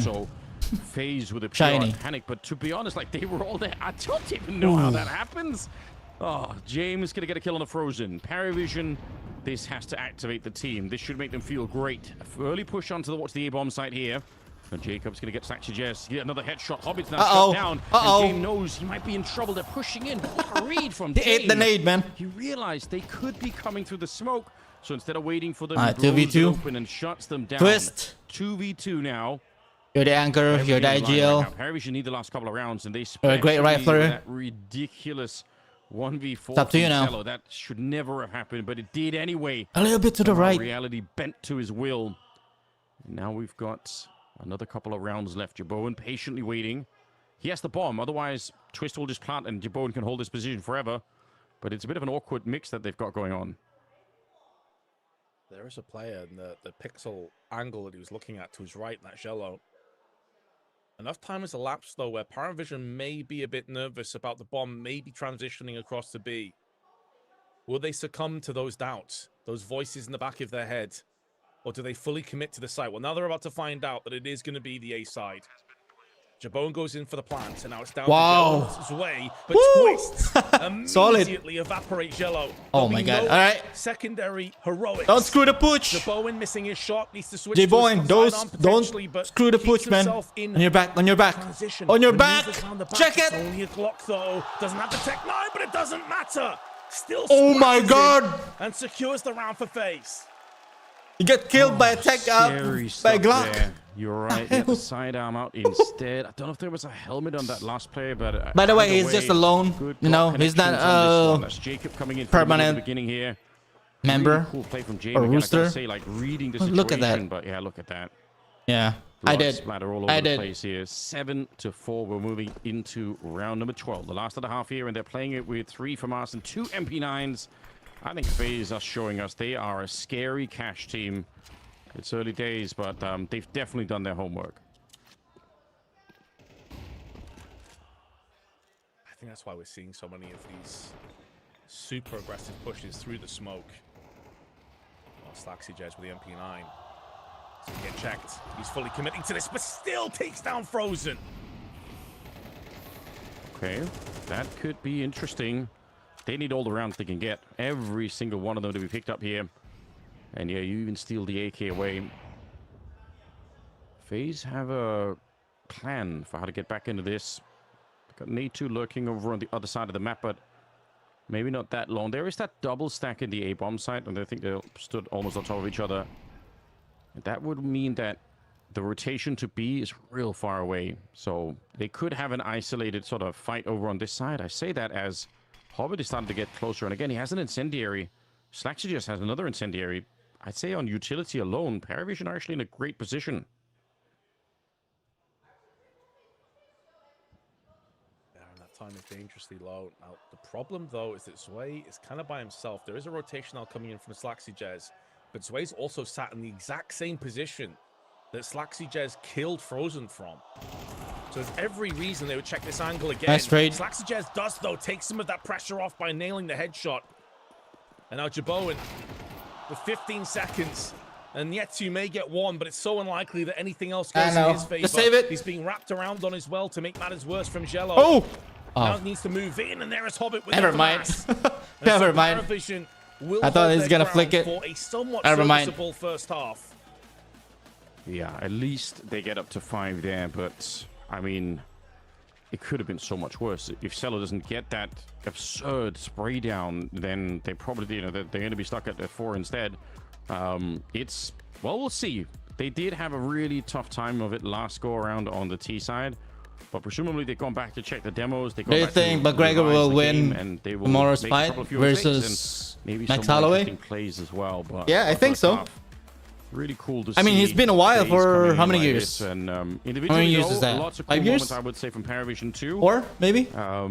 It's been a while. They're in the game in that sense. It's like they're not shooting back so, or anything like that. But yeah, that's gonna be up to him on how hard he's going to train. Still looks, I think, very good individually. I would say he's a little bit rusty. I don't know. Maybe not. Maybe yes. It's just a matter of commitment, and discipline, and hunger for the win. You guys who are a little bit late to the party, but it is just getting started. We've got a so Dust 2. And I would say 60-40, really 64 McGregor, 44 Max. Could be a very unenjoyable second half. What do you think, chat? Who's your pick tomorrow? Big was lackluster to say the least. If I could just stream without any, any violation, I would. So we know that they are clinical. I just purchased the pay-per-view earlier, and I was like, should I stream this? We'll see if they manage to fix but issues, though. I mean, when you've I'm not gonna risk my channel. Was as horrendous as what we saw. Probably 5 minutes on the stream. They already banned it, or worse, permanently banned or terminated. I want to believe that too. Like, I think especially that Molotov and event situation is probably on Rumble. They don't I don't know, man. Rumble is not really that strict. Speaking of which, he had some really cool wall that actually got some kills. Twitch, YouTube, and Kick. So that was really cool. There's a little bit overall, of, yeah, we're gonna have to see a strong start. There's not much of a leeway when it comes to those platforms. This is one of the games, even though Faze still played, they're not lenient. Jabot and kind of, just out-oping everybody and wrecking everyone. So you got to hope that if you're on the Parivision side here, that you can start to get back in the game before he starts to get even more warmed up, because that's a scary prospect. When the rest of the team is already playing this well, you don't want to add a strong AWPer to the mix either. We're getting into it now, almost live and ready to go. So, yeah, excitement all around.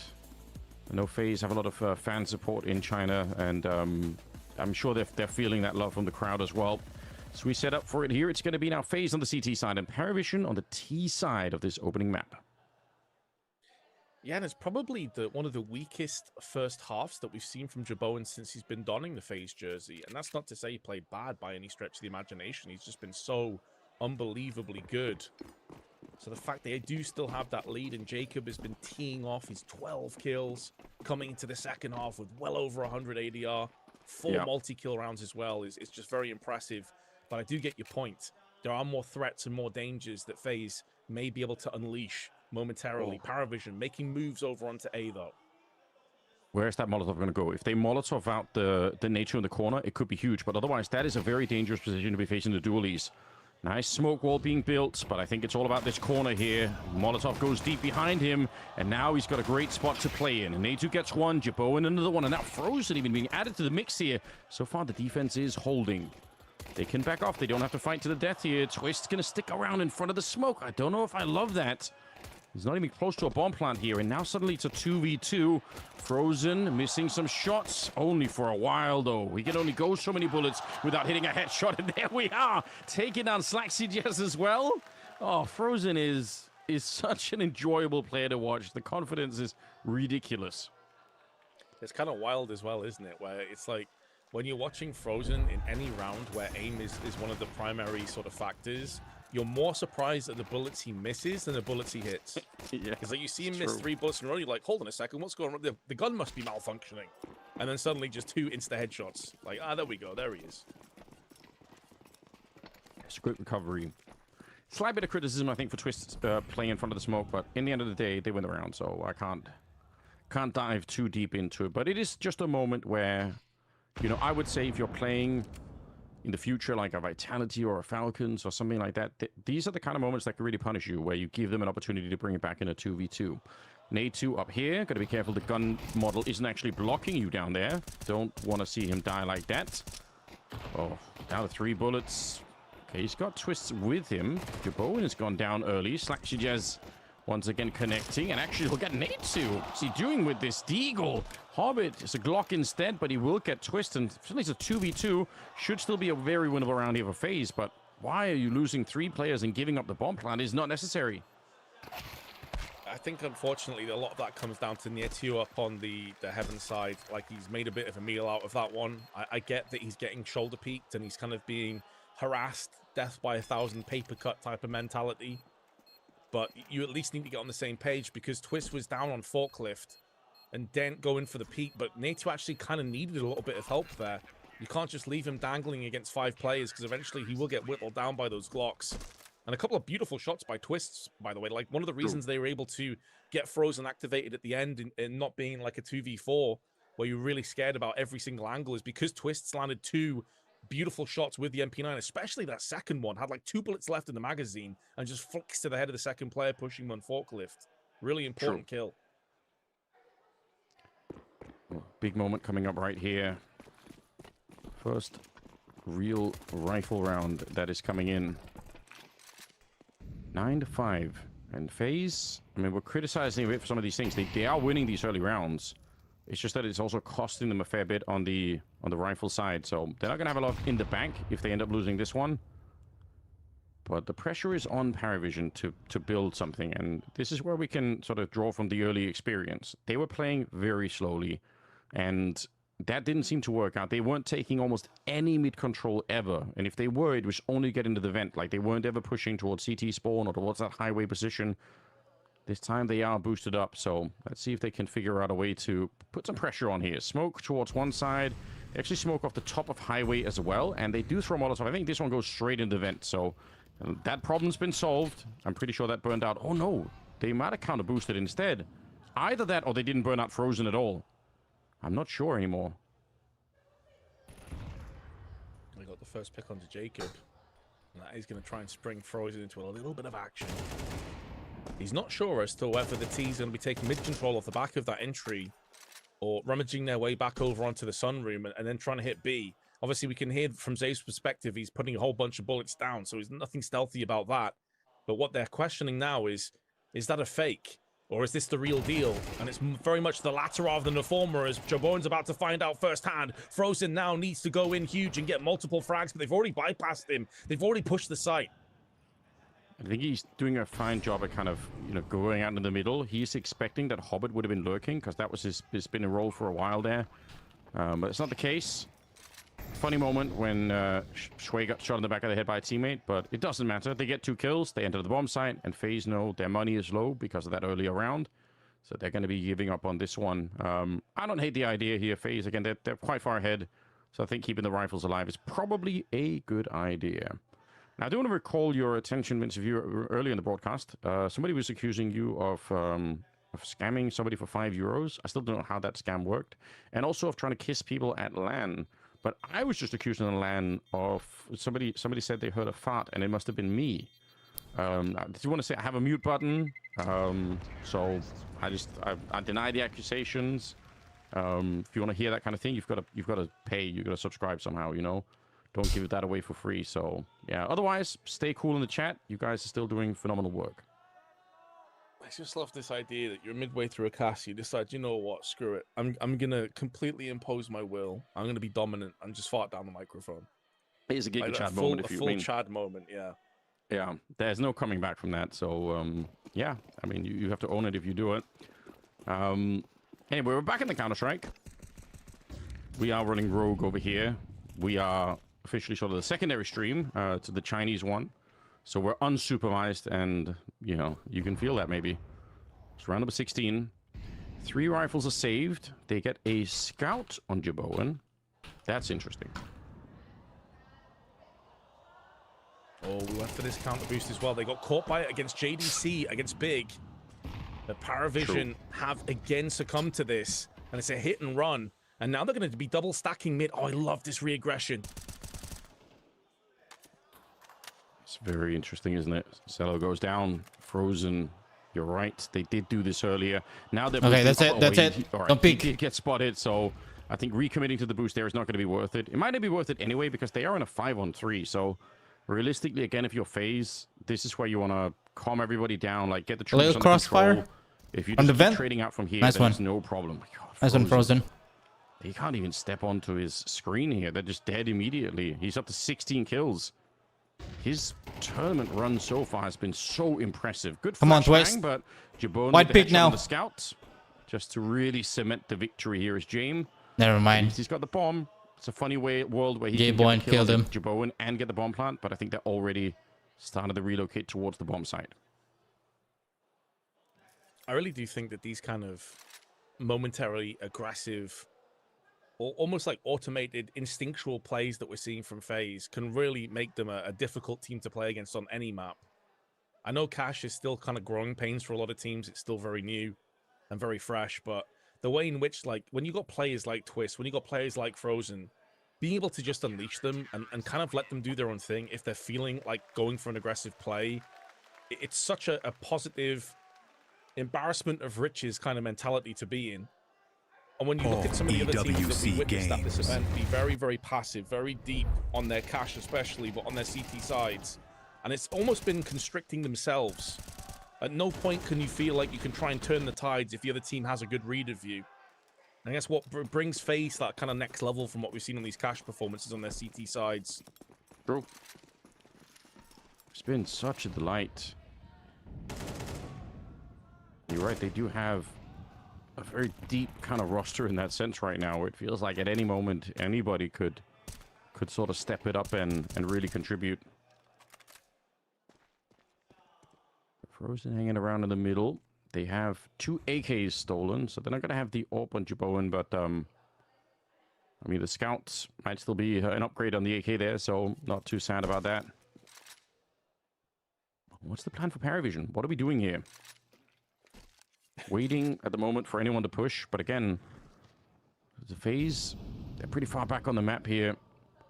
It looks like very tentative mid control for Parivision, so going to be throwing in a bit of a utility to try and send Hobbit over the wall, and he will burn out the back of the hut back here. So maybe there is finally something brewing. Looks like it could be some sort of a B split. Kind of let a laugh out there because I remember we asked ourselves the same question multiple times yesterday when they were playing against Big. What is the plan for Parivision on their T sides? It was slow and steady, but there was just nothing at the end. There was no results. It was all for naught. Going to be picking up the pace now, 30 seconds strong. After a bit of mid-control, they're transitioning into the B side. And Slaxyjez has got the entry he's looking for. All falls upon Jacob. He just needs to do as much damage on his way out as possible. His death is inevitable, and it comes swiftly from the hands of Sway. What a shot from Sway. He's still halfway moving, it looks like. He's just so accurate. Oh, you're dead. What is going on? Got off guard. I know there's only 10 seconds. It was caught off guard. Giving Twisted double kill. That is so risky. That smoke was never going to cover everything, and how James gets actually coming around there. Time is up. There's nothing that he could do. Nade2, not a kill, just living out the round here. The bomb is back there. Oh, a moment of sheer panic there on the T side as they decide to just throw themselves onto the bomb site, and unfortunately for them, Twister's right there. It's what I'm talking about, though, man. Like, you had 30 seconds and you start to engage, and you still haven't got to the site. Like, I understand that Jacob got a kill and he wasted a little bit of time, but you still had 20-odd seconds there.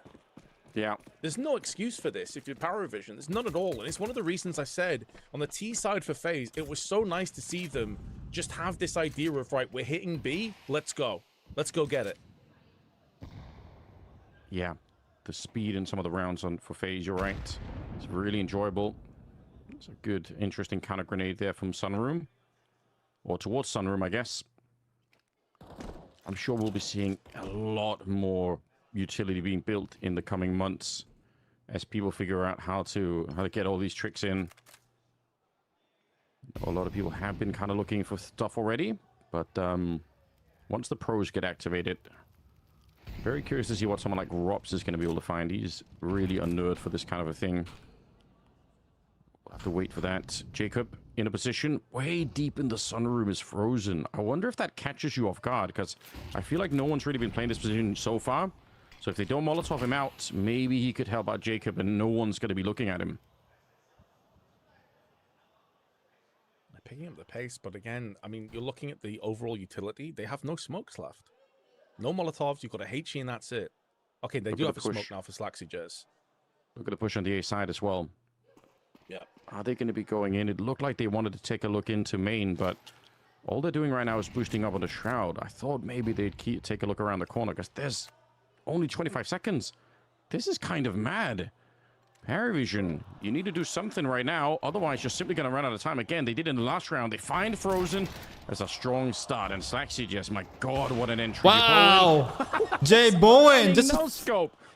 He's not running fucking people, huh? But what is this guy doing?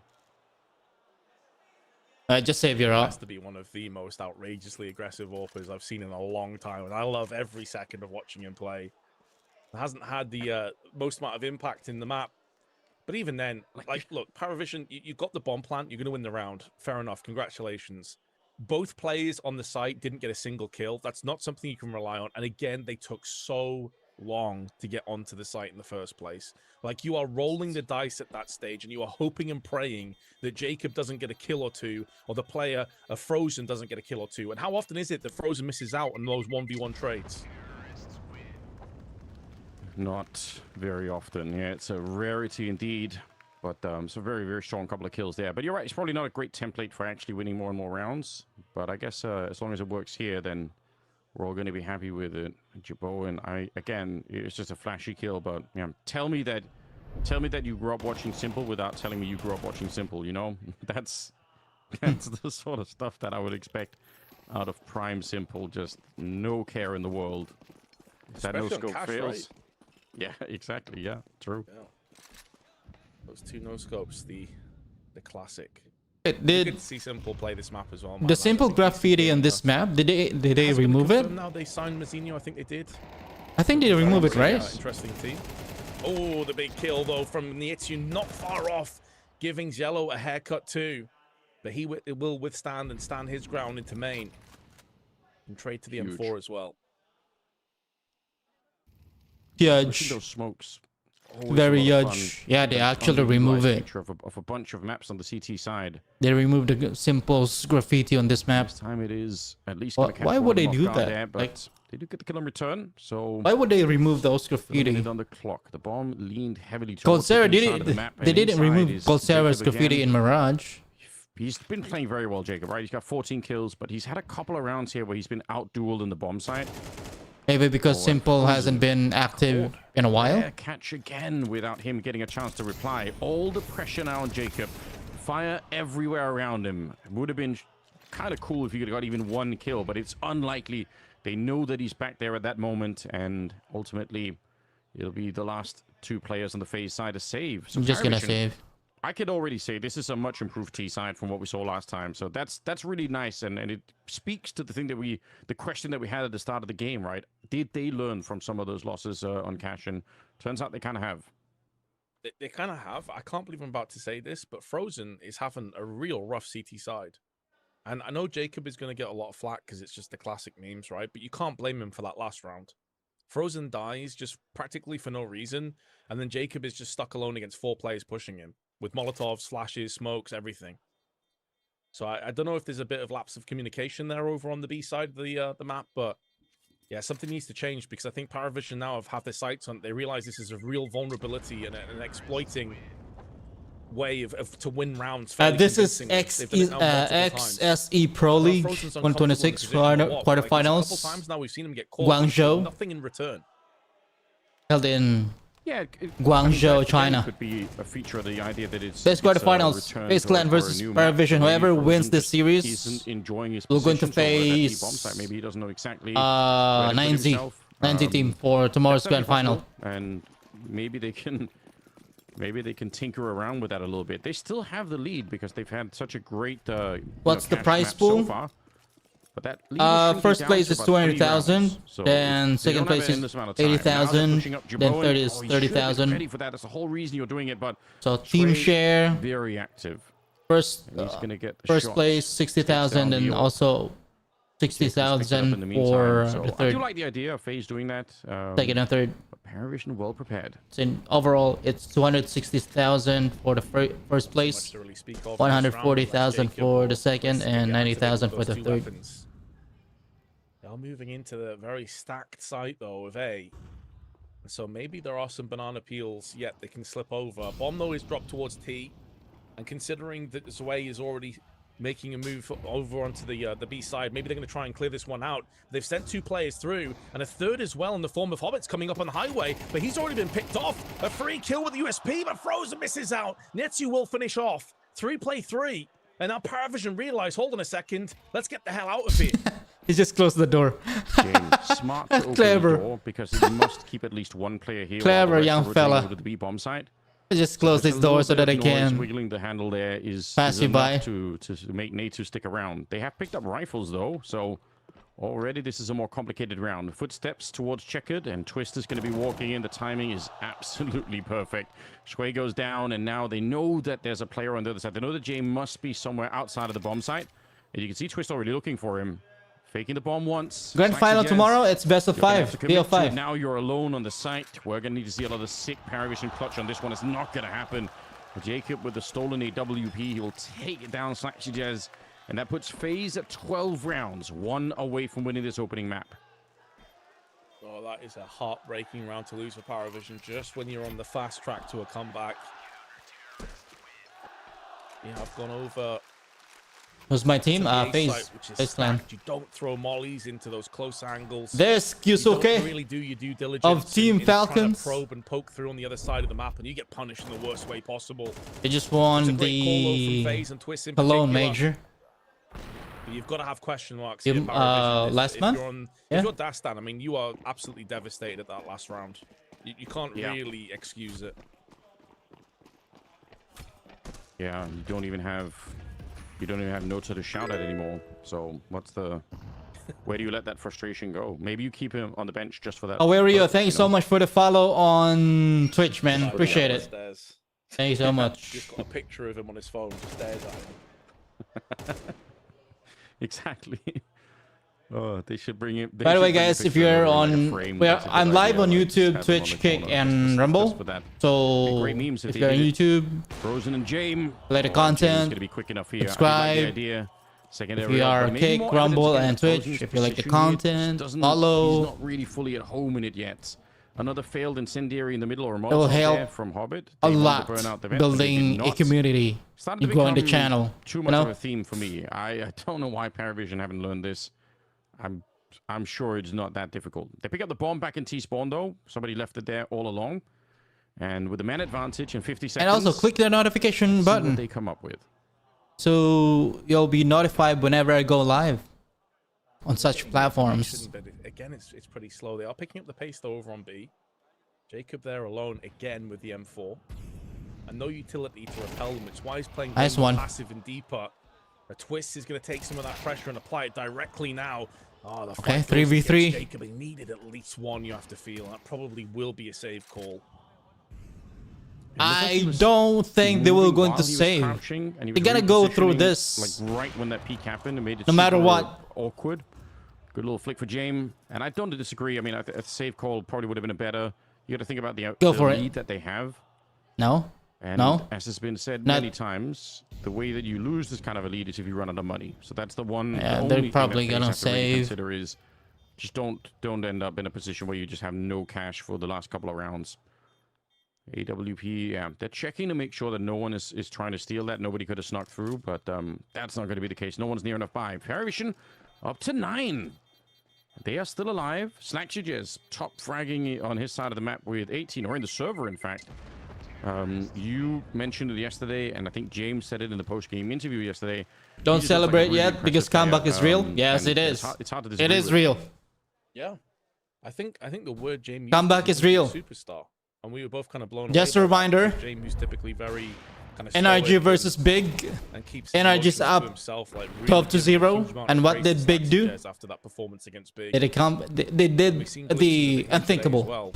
And I know it's not 16 straight rounds. T-half to call, but I mean, 12-16. Benefit of the doubt as well to James. The way so no matter so aggressive, you think of that frozen boost into the warehouse push. With no matter the odds, always believe that comeback is real. Back and say, all right, come on then. If you want to get aggressive and you want to try and wrap around the back of us, we'll sit back and we'll wait for you. You can play yourselves right into our traps. Pretty quick boost here on this side. It has to be one of the most well-known boosts in all of the game. But that doesn't make it necessarily easy to clear out. Problem is, if you go in and you look up to that like far right corner, then you've got your back exposed to forklift, that balcony, just everywhere else. It's an uncomfortable feeling.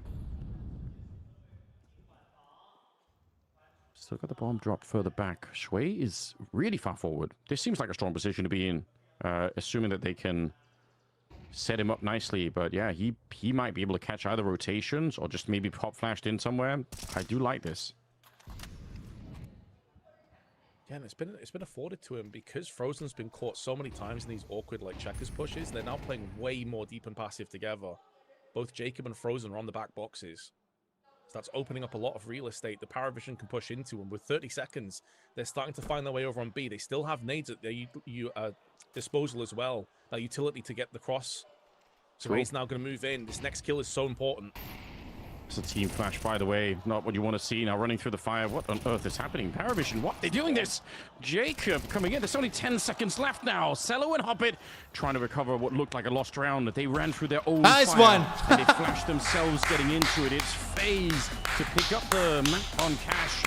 13 rounds to the 9 Parivision. And again, some remnants. I don't know what's the next map that we had for them.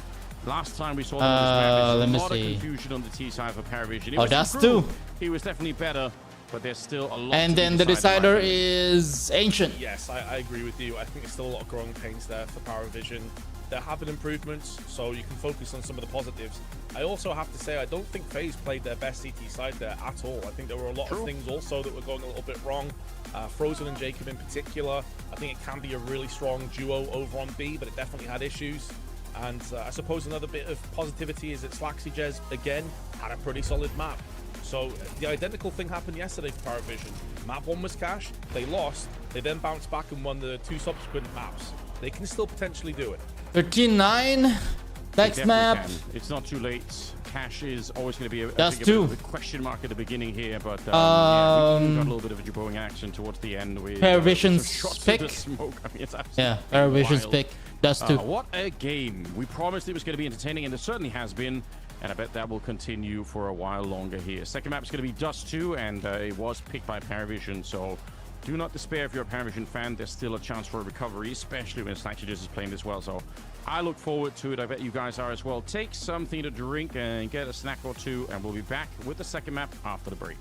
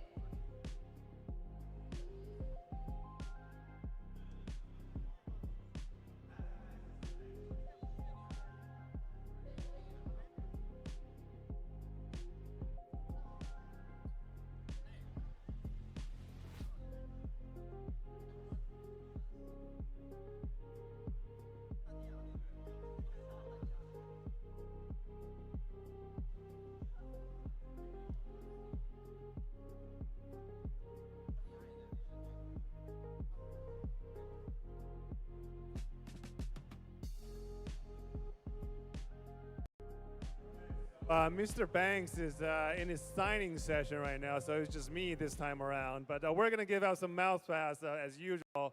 这个 Banks 去签售会了，所以现在给大家签名呢，所以这个场间只有我啊。但是哎，咱们还是来送出几张鼠标垫，这个是6毫米的版本啊，这要更厚一点。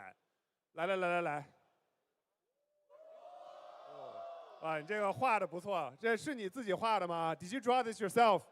No， 这是我朋友在看台上，他今天。Is that twist? 然后呢，他说让我希望我能够来这里举一下。对。Alright, so this was actually made by his friend, but his friend is in the stands right now, so he just gave it to him. Hopefully, it brings some good luck. 来，这样我问你一个开放性的问题吧，就目前你觉得你最爱的赛事是哪一届赛事？不能说科隆 Major. So what was your favorite event ever? You cannot say Cologne Major. Maybe I will say. IEM Dallas. Melbourne. IEM 2024. Why? 为什么 G2. 其实我是蜜蜂的粉丝。He's a Team Vitality fan, so there you go. Okay. 祝贺这个哥们儿来，我们再。And Vitality it is. 3 more. The team that I hated most. The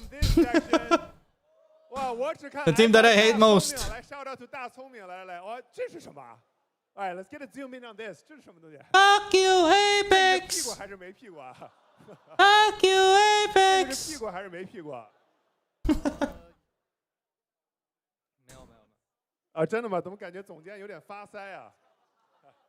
来，那问一下，那你既然是总监的粉丝，那么你最喜欢总监的哪一场比赛或者哪一项赛事 ？So you're a Twist fan. So what was your favorite Twist tournament or Twist performance? 我忘了，但是我就是那个Faze打小蜜蜂那个22比20有一场那个比赛，我忘了叫什么了，但是我觉得那场总监发挥特别好。那是哪一场呢？有没有记得的 ？PGL. All right. So this is one map where Faze played Vitality and they win like 22-20. So there you go. 来给一张，恭喜这位 Faze 粉丝。哎，这是什么情况啊？这怎么有个大明星在这儿啊？这是什么情况？走错 Is that him? 是吧？来，给这样吧，给所有 CS 粉丝介绍一下这位是谁。All right, so in your words, introduce who this guy is to all the Counter-Strike fans. 这个是我们 VCTCN 的大明星 ZMJJKK。What? All right, so this is a superstar, a Valorant superstar playing for EDG. It's Kong Kong. All right. And still one more. All right, wait. Let's see. 来，这是什么？这最后的晚餐吗？这是什么 ？What is this? 过来 ，show it to the camera real quick. Wow. What is this? 来展示一下。Last Supper. 哇，这 And who is that in middle? Is that James? Well, you know James is going to be Jesus, but yeah, this is actually, wow, this is insane. Just look at the details, man. 哎，这里有来解释一下，这里有什么小套路吗？哎，这是什么？这是 Banks 吗？哦，这有一位消失，这个 Danking 在外面看着，什么情况啊？啊，也不来打表演赛，什么情况 ？Danking？ Is that Twist? Yeah, that's Twist. That's Kyosuke. That's Monisi. Guy right here, which is Brokey. Well, 也是查无此人了。Oh, Brokey. Not here this time around. 来，这个图非常好，所以直接送你一张吧。来。在找什么 ？All right, so he got more for us. 哎呦，这是玩机器吗？这么帅的吗 Who's that? Who's that supposed to be? So that was Machine, the GOAT commentator. Ah, okay. Here we go. All right, one more. Let's go Machine. over this All right. last side. 哇，这个就都很帅啊！这个奖杯是什么 ？What's this trophy right here? 这个是那个2026科隆的奖杯，然后我定做了一个，然后已经有 Monisi 的签名了。he actually got this custom made and it's already signed by Monisi. Wow. All right, let's do one more. 来，这个韩方接电话的这个过来。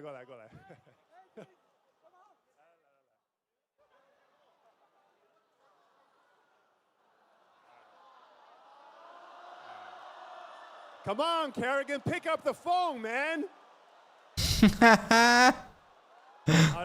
Frozen is calling every team, huh? 开心啊，是不 Rip，不用去别的队了。So Frozen seems to be having a pretty good time in Faze right now. So maybe he's not gonna make any calls anymore. Yeah, he's calling every good IGL in each team. 这个是什么？哦哟，看看这个，这个都签满了。这个是从哪里签的？这个刚好是他们说的那个墨尔本。So this was actually in IEM Melbourne. Look at this. Look at all these signatures. Insane. Wow. Wow. 来，这样你们两个商量一下，谁来回答一个我的问题来，Rock paper scissors. Let's go. 哦，来呢，IEM 墨尔本哪一场比赛给你印象最深？So IEM Melbourne, which was your favorite match? 那当然是决赛那一场，本来是订了晚上的机票直接回悉尼，但是发现打不完，就直接改签，第二天再回去。Wow. So his favorite match was the grand finals. He actually booked the flight back to Sydney, but since the match took so long, he just canceled the flight. Fuck it, just watch the game. All right. 这才是 CS 的真粉。This is a dedicated Counter-Strike fan right here. So here you go. 好，最后一张 ，Make some noise， 广州。Guangzhou.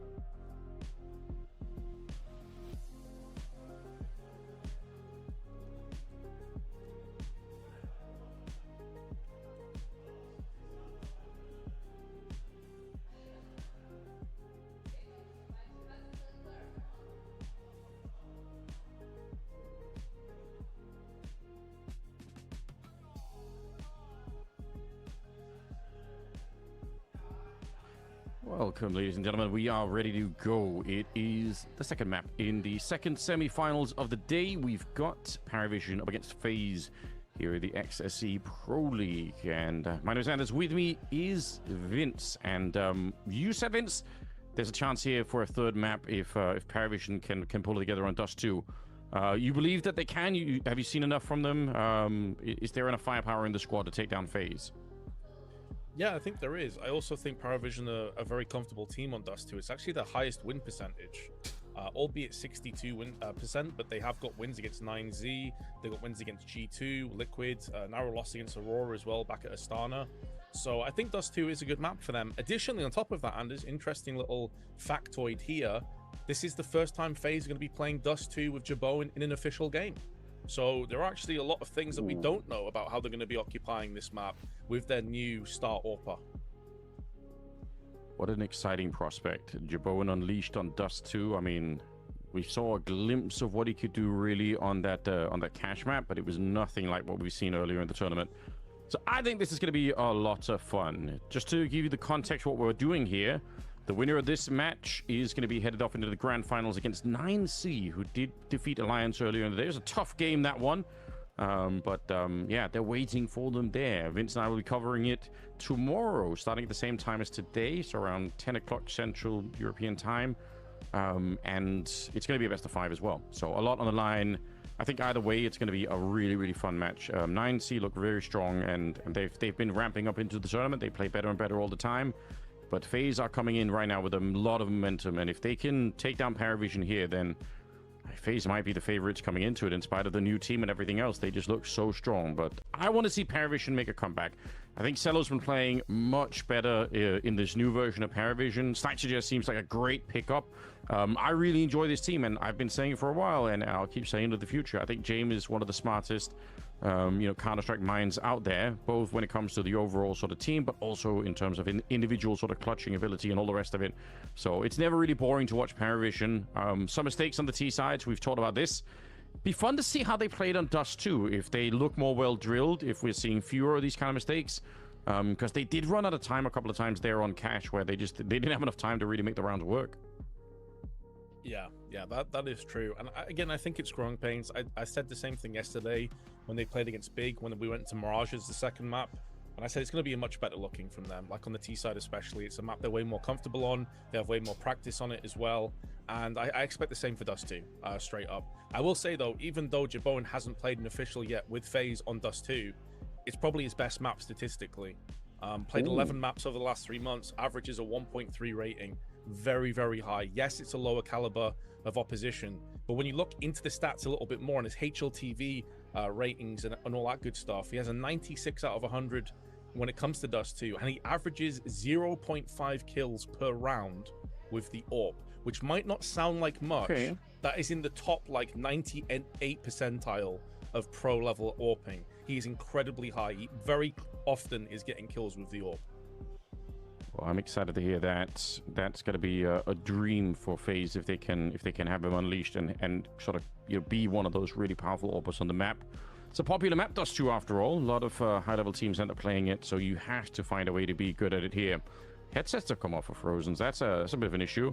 I guess maybe we could just kind of quickly go through Parivision. I guess they're going to be starting on the CT side for this one. Yeah, I think, just looking at some of their positions here, Shui going to be playing out A long. I think CT mid is going to be Snaxijaz, and then B anchor is Cello, with Hobbit also sort of playing some of that mid position and sort of flexing between the bomb sites. James obviously is playing the AWP, so he could be found in any number of locations. But looking at it like this, I am glad to see Cello as that B anchor the way that he's been playing. I feel like it's one of the parts of the map that you do need a strong player over there, because they typically have less backup. And honestly, the way that Cello, I mean, you saw that ridiculous 1v4 that he had on Cash. I mean, you get more stuff like that. That's the sort of stuff you're going to need to really cement the B bomb side defense. Which is maybe a bit of a concern as well, because even when you have players popping off and having sort of it'll end up being one of the best plays of the entire event, if not the best one, and you still lose, yeah, something's gone pretty badly wrong, right? So I don't want to be a naysayer, and I'm not going to write, Parivision off. I think there's every chance they can come through and have a really strong Dust 2 performance, but the eye test and the kind of barometer right now is not necessarily looking great for them. Whereas FaZe are going to be coming into this with just oozing confidence and full self-belief. We'll say Frozen, he started incredibly well. He still ended with, I think, like 16 kills or 17 kills, sure, joint top with Jacob. But his CT side in particular, towards the end of it, was kind of rough. He had a lot of rough rounds where he was getting picked off. I don't know if it was comms or whatever between him and Jacob. It's hard to say from our perspective. But yeah, he didn't quite have the ending to that half we're expecting, because his T half was insane. Like, you're thinking of that push up middle through highway, he gets 2 kills. He was getting entries, he was getting deagle headshots, he was doing everything you could possibly ask on that T half at least. That is true, and I think it's something that probably we'll try and remember into the future when it comes to watching Frozen on that map. We're going to sort of, I expect that they will carve up a better position. They'll find better protocols for how to sort of set up Frozen in a different way, but it's definitely worth highlighting, because that was, it's going to be annoying for him just to kind of feel like every round you have no idea how to contribute to the game. No doubt that'll be different when we get into Dust 2. One of the most stable and just performance-based players that we have in Frozen there. Someone that I think could have found a home in almost any Counter-Strike team, or at least it would have been up for discussion such a prospect. You know, even though he's been playing for a long time, like I feel like his career is nowhere near even peaked at this stage. So a lot of credit to him. We're still delayed on this one. Not entirely sure what is keeping us waiting. It did seem like there was an audio issue with Frozen because he did take off the headset and kind of, I think, was telling an admin to come help out. So that will happen every once in a while. I promise you, it's not Vince and I that are keeping the broadcast delayed, even though we do love to talk. We get a lot of opportunities to do that. If we could start it, we definitely would. Listen, Anders, I know you sat there delaying the game so you can make more Smurf and alt accounts on Kick to say ridiculous, wild stuff about how I scammed you of €5 and kissed you at a LAN. You mess. Exactly. It's all your fault, Anders. It's all you. I do need a Kick alt account. That's a banging idea. It's a special place on the internet at the moment to participate in, but I don't hate it. A lot of exciting memes that have come out and copy pastas at the moment. Just play without audio is what Scrum is saying. That's an exciting idea. I guess that would cement him as an actual god if he just said, you know what, let's just get on with the tournament and still dropped 20 kills. Yeah. Don't know how doable it is. Here we go. We're back on cam. Without audio for the first 2 days. So if we have to cast without audio, we have to play without audio. That's, you know, fair's fair. We've got to keep it even. I mean, we have discussed a lot about Faze. Understandably, I think that's probably the fan base here is more Faze focused, but also Parivision, I have to say, like when it comes to Dust 2, Zwei and Hobbit, when they played against Linvision in the group stage, they won 13-3. They absolutely massacred them, and both Zwei and Hobbit performed incredibly well over a 1.6 rating. So we have already seen what they have up their sleeve in terms of Dust 2, and it was very impressive, albeit against a pretty weak Linvision team. Like, I don't know where they go from here, man. Like, I thought we were going to have changes after the major. It didn't happen. They come here on home soil, don't do it again. I don't know what the future holds for that team.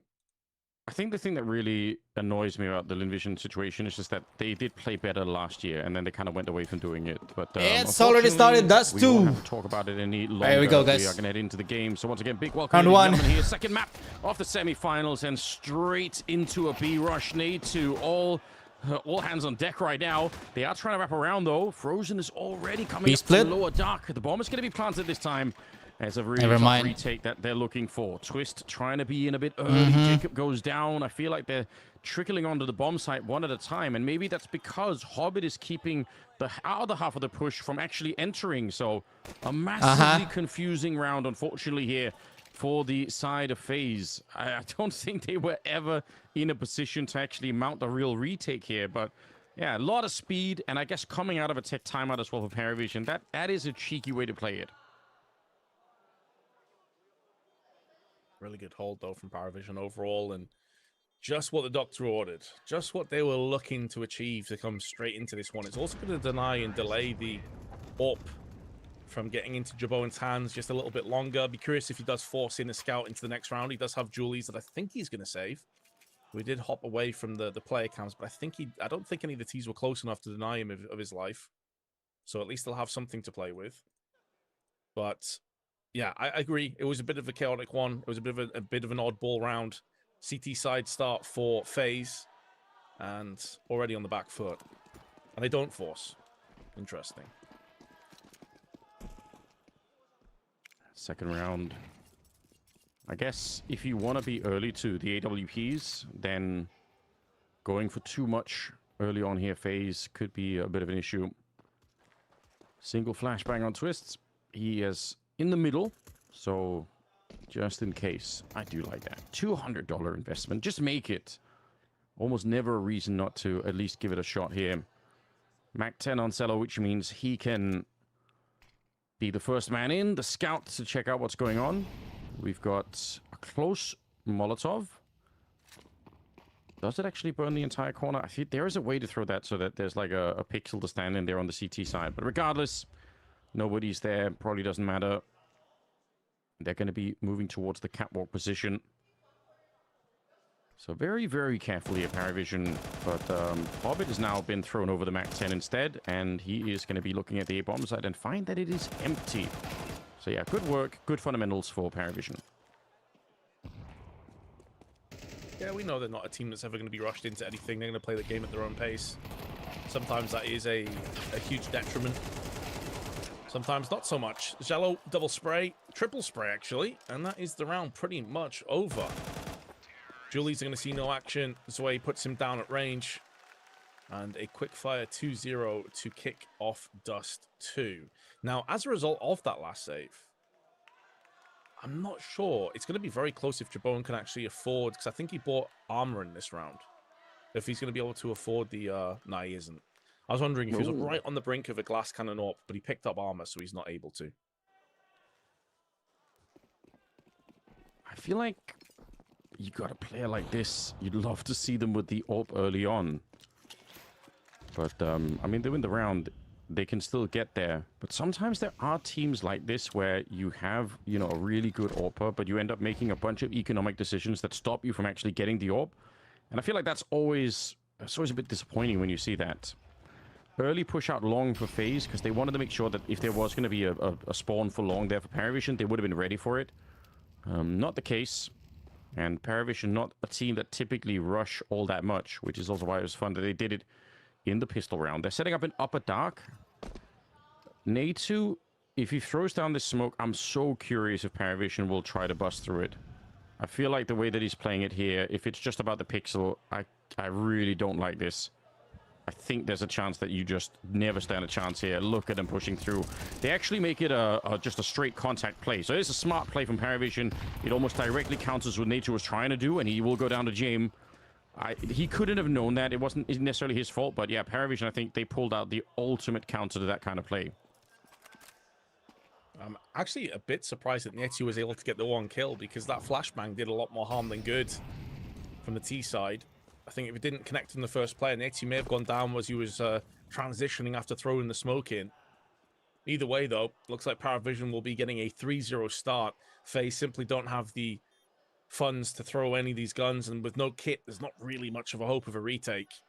Going to be posting up for some exit frags, hoping that Parivision come out. And if they do, to be fair, like, James needs to be careful because he is pretty low HP. He has traded with Zwei. But if they walk into the CTs here, maybe Jabone can get an upgrade yet. If he can take it off the corpse of James, but they've kind of bypassed. Third player's going to be coming through, gets spotted, bit of damage, but also gets nailed by that AWP, and Jabone dies to the bomb. You're right. The AWP, man. They were able to get It's enough for the blast to reach him. Super disappointing for him, but just to reiterate, what Natu wants to do in that moment is he's hoping that it will be more of a set strategy coming out from Parivision. He wants Bigfoot, thank you so much for the follow, man. The mid door. He wants them to throw some on Twitch. Thank you, appreciate it, man. Some Molotovs or whatever on the bomb site, and then he has plenty of time to throw out his own smoke and buy more time for the team to rotate in. But because Parivision goes straight contact, so they don't do anything until they're on the site. My God, okay then, that's a headshot. I just love J-Boy so aggressive that he almost plays like Scout Boys. I'm just gonna rush. He's not thinking on the CT side. It's not worked out. It's just I like love the idea of it anyway. The ball's on the lad. I'm just gonna push until I found someone and kill it. Maybe Brokey isn't a wild, you know, crazy player. Maybe it's just that's what it takes to be an AWPer in Faze. Like somehow it's like he's exactly the spirit. I like Brokey. Like you get the most boring AWPer ever, but you put him in Faze. Somehow they just have to. He's not aggressive. He's careless. He's not. It is, you know, careless. I agree. He's very good in reading. Never really know what's his counterpart. With him. It has put his team in a bit of a dicey He knows position, when to peek and how to Scout peek it. And 2 M4s. There is that. It's not as if this was a throwaway round. Like you can still snipers actually win around like this. Holding. Parivision, though, now Unlike J-Boy and so aggressive. And again, it is contact. It's nonsense, man. Still tons of utility, but they decided it's to risky. walk straight onto the site, and it's going to catch them off guard completely here. Yeah, Frozen. He's got no utility. Nice. Spray down. Nice. No, he does get 2, and there comes the flashbang from Long instead. Frozen gets taken down, but I thought they were going to be able to completely jump on them there. It didn't seem like FaZe had any idea what was coming. Frozen still had his eyes absolutely sharp. One more. 250. He's going to get the kill and now being hunted down. Slaxy just wants him. He's got him trapped in the corner. And he's going to be able to get the headshot too. Jacob now, he shot James in the back and now it's a 1v1. 10 seconds. Honestly, if you can just slow this down, Slaxy just can't run. I think Slaxy just almost has to fight. Surely he's not going to allow Why that. would you run away? Back. I think that's a big mistake. Why would would you run away? He second-guessed himself, Anders. What He had the? that round in the palm of his hand, but he wasn't sure. And that indecision's cost him everything. It's cost him his entire position. Did he think he could? Why would you run away? There's no way that You could already happen. seen him. That is scary. If Jacob can clutch it now, all is forgiven. But if not, that might be a huge screw-up. Oh, Good. You're forgiven. Headshot. Oh, what a scary moment. He almost threw away that round. Exactly. And instead, run away. He already knows. Damage, and we'll win the first one for FaZe here on Dust 2. Big clutch. Maybe he was just concerned that Slaxy Jeds would assume he didn't have time and would try some shenanigans up on mid and try and take the fight. I'm not entirely sure what was going on in Jacob's mind, but either way, they win the round. Also, AWP has been picked up for Jaboan. It's his first one of the map so far, as he's been playing on scraps, bits and pieces, and a scout. Also, perfect spawn for mid if he wants to go for it. So we'll see what he's got up his sleeve. Timeout being called there. It's very interesting. Some people in the chat pointing out that FYI, guys, after this match, there was no time to plant, so whoever wins this match, I'm gonna hop into. I suppose that makes sense. Like, I'll take the Apex the Legends. on that if that Today's was the case. I just think it's Apex Legends Grand Finals. It could be a little bit easier. AWC Esports World Cup. To judge whether or not he actually could have made the bomb site, but yeah, they have 12 definitely maps. Good on Jacob for actually not 12 throwing away games. the round, Sorry, even though there was a moment 12 there games where to it looked play. like he could have stuck around and right now they're currently on game 1. 3-1. Is it only 12? With the AWP and wait, what? Game? Actually, it's game 18. On Hobbit. Money already Wait, very low. am I tripping? There's side. 18 games in Grand Finals. Hang on. See from James' third person perspective. Yes, into 18 games. Jacob on the other side. Yeah, I mean, it's also impossible. Yeah, there are 18 games. Teammates, right? We're assuming it's Jacob. So we're able to make it. At least probably game 6, game 7. Doesn't really around matter that time. Because he won the round. When a win's a win. Probably. You take him. Yeah, especially early on in the game like this. It's a bit of a slow T side, but as we know, Parivision, they are the kind of team that will do this. Testing the middle. It's just the default setup here. So Sway is holding over on long. They're bringing the bomb into upper dark. It's a big giveaway that it could end up with some sort of a B split here. Last time they went contact on this one, that's when Natu kind of got caught off guard. This time Jaboan is here, so they throw in the lurk smoke. They could just set up inside of it and try to bust through it. It's going to be the split happening. Jaboan now in the window. Natu's not covering him, so Jaboan has 2 angles. This is not necessarily a favorable position either. He did get away, and he almost hits the shot. It's so close, but now he's alone in the back with a sniper. Just a couple of bullets left. He connects another one. Not enough time to get the triple on this one, but he very nearly defended the bomb side alone. So he's gonna cut off this. Oh, never mind. Never mind. That was his job to cut off the rotation, mid rotation. Shot from James though. Perches up on the window. Almost has 2 ops at his disposal, so can run one. Nice one. Switch, but it may not be required. Jacob is putting Nice. pressure over on tunnels. Nice one, Jacob. Headshot.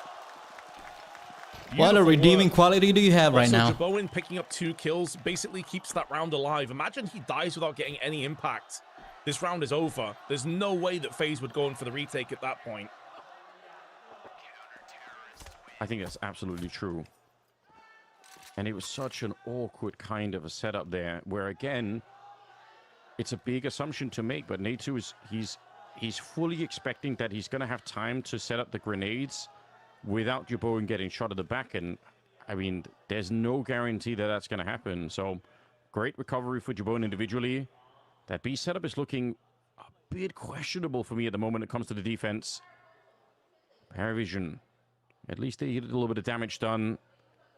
They get a bomb plant on top of it, but FaZe starting to put together some effort on the defensive side of the map. A little bit of a timeout here, I believe, as we are getting back into the game, hopefully in a couple of seconds. A lot of people showing up, which is obviously awesome. The support for Counter-Strike in China has always been quite sizable, so It's nice to see that the fans are out in full force.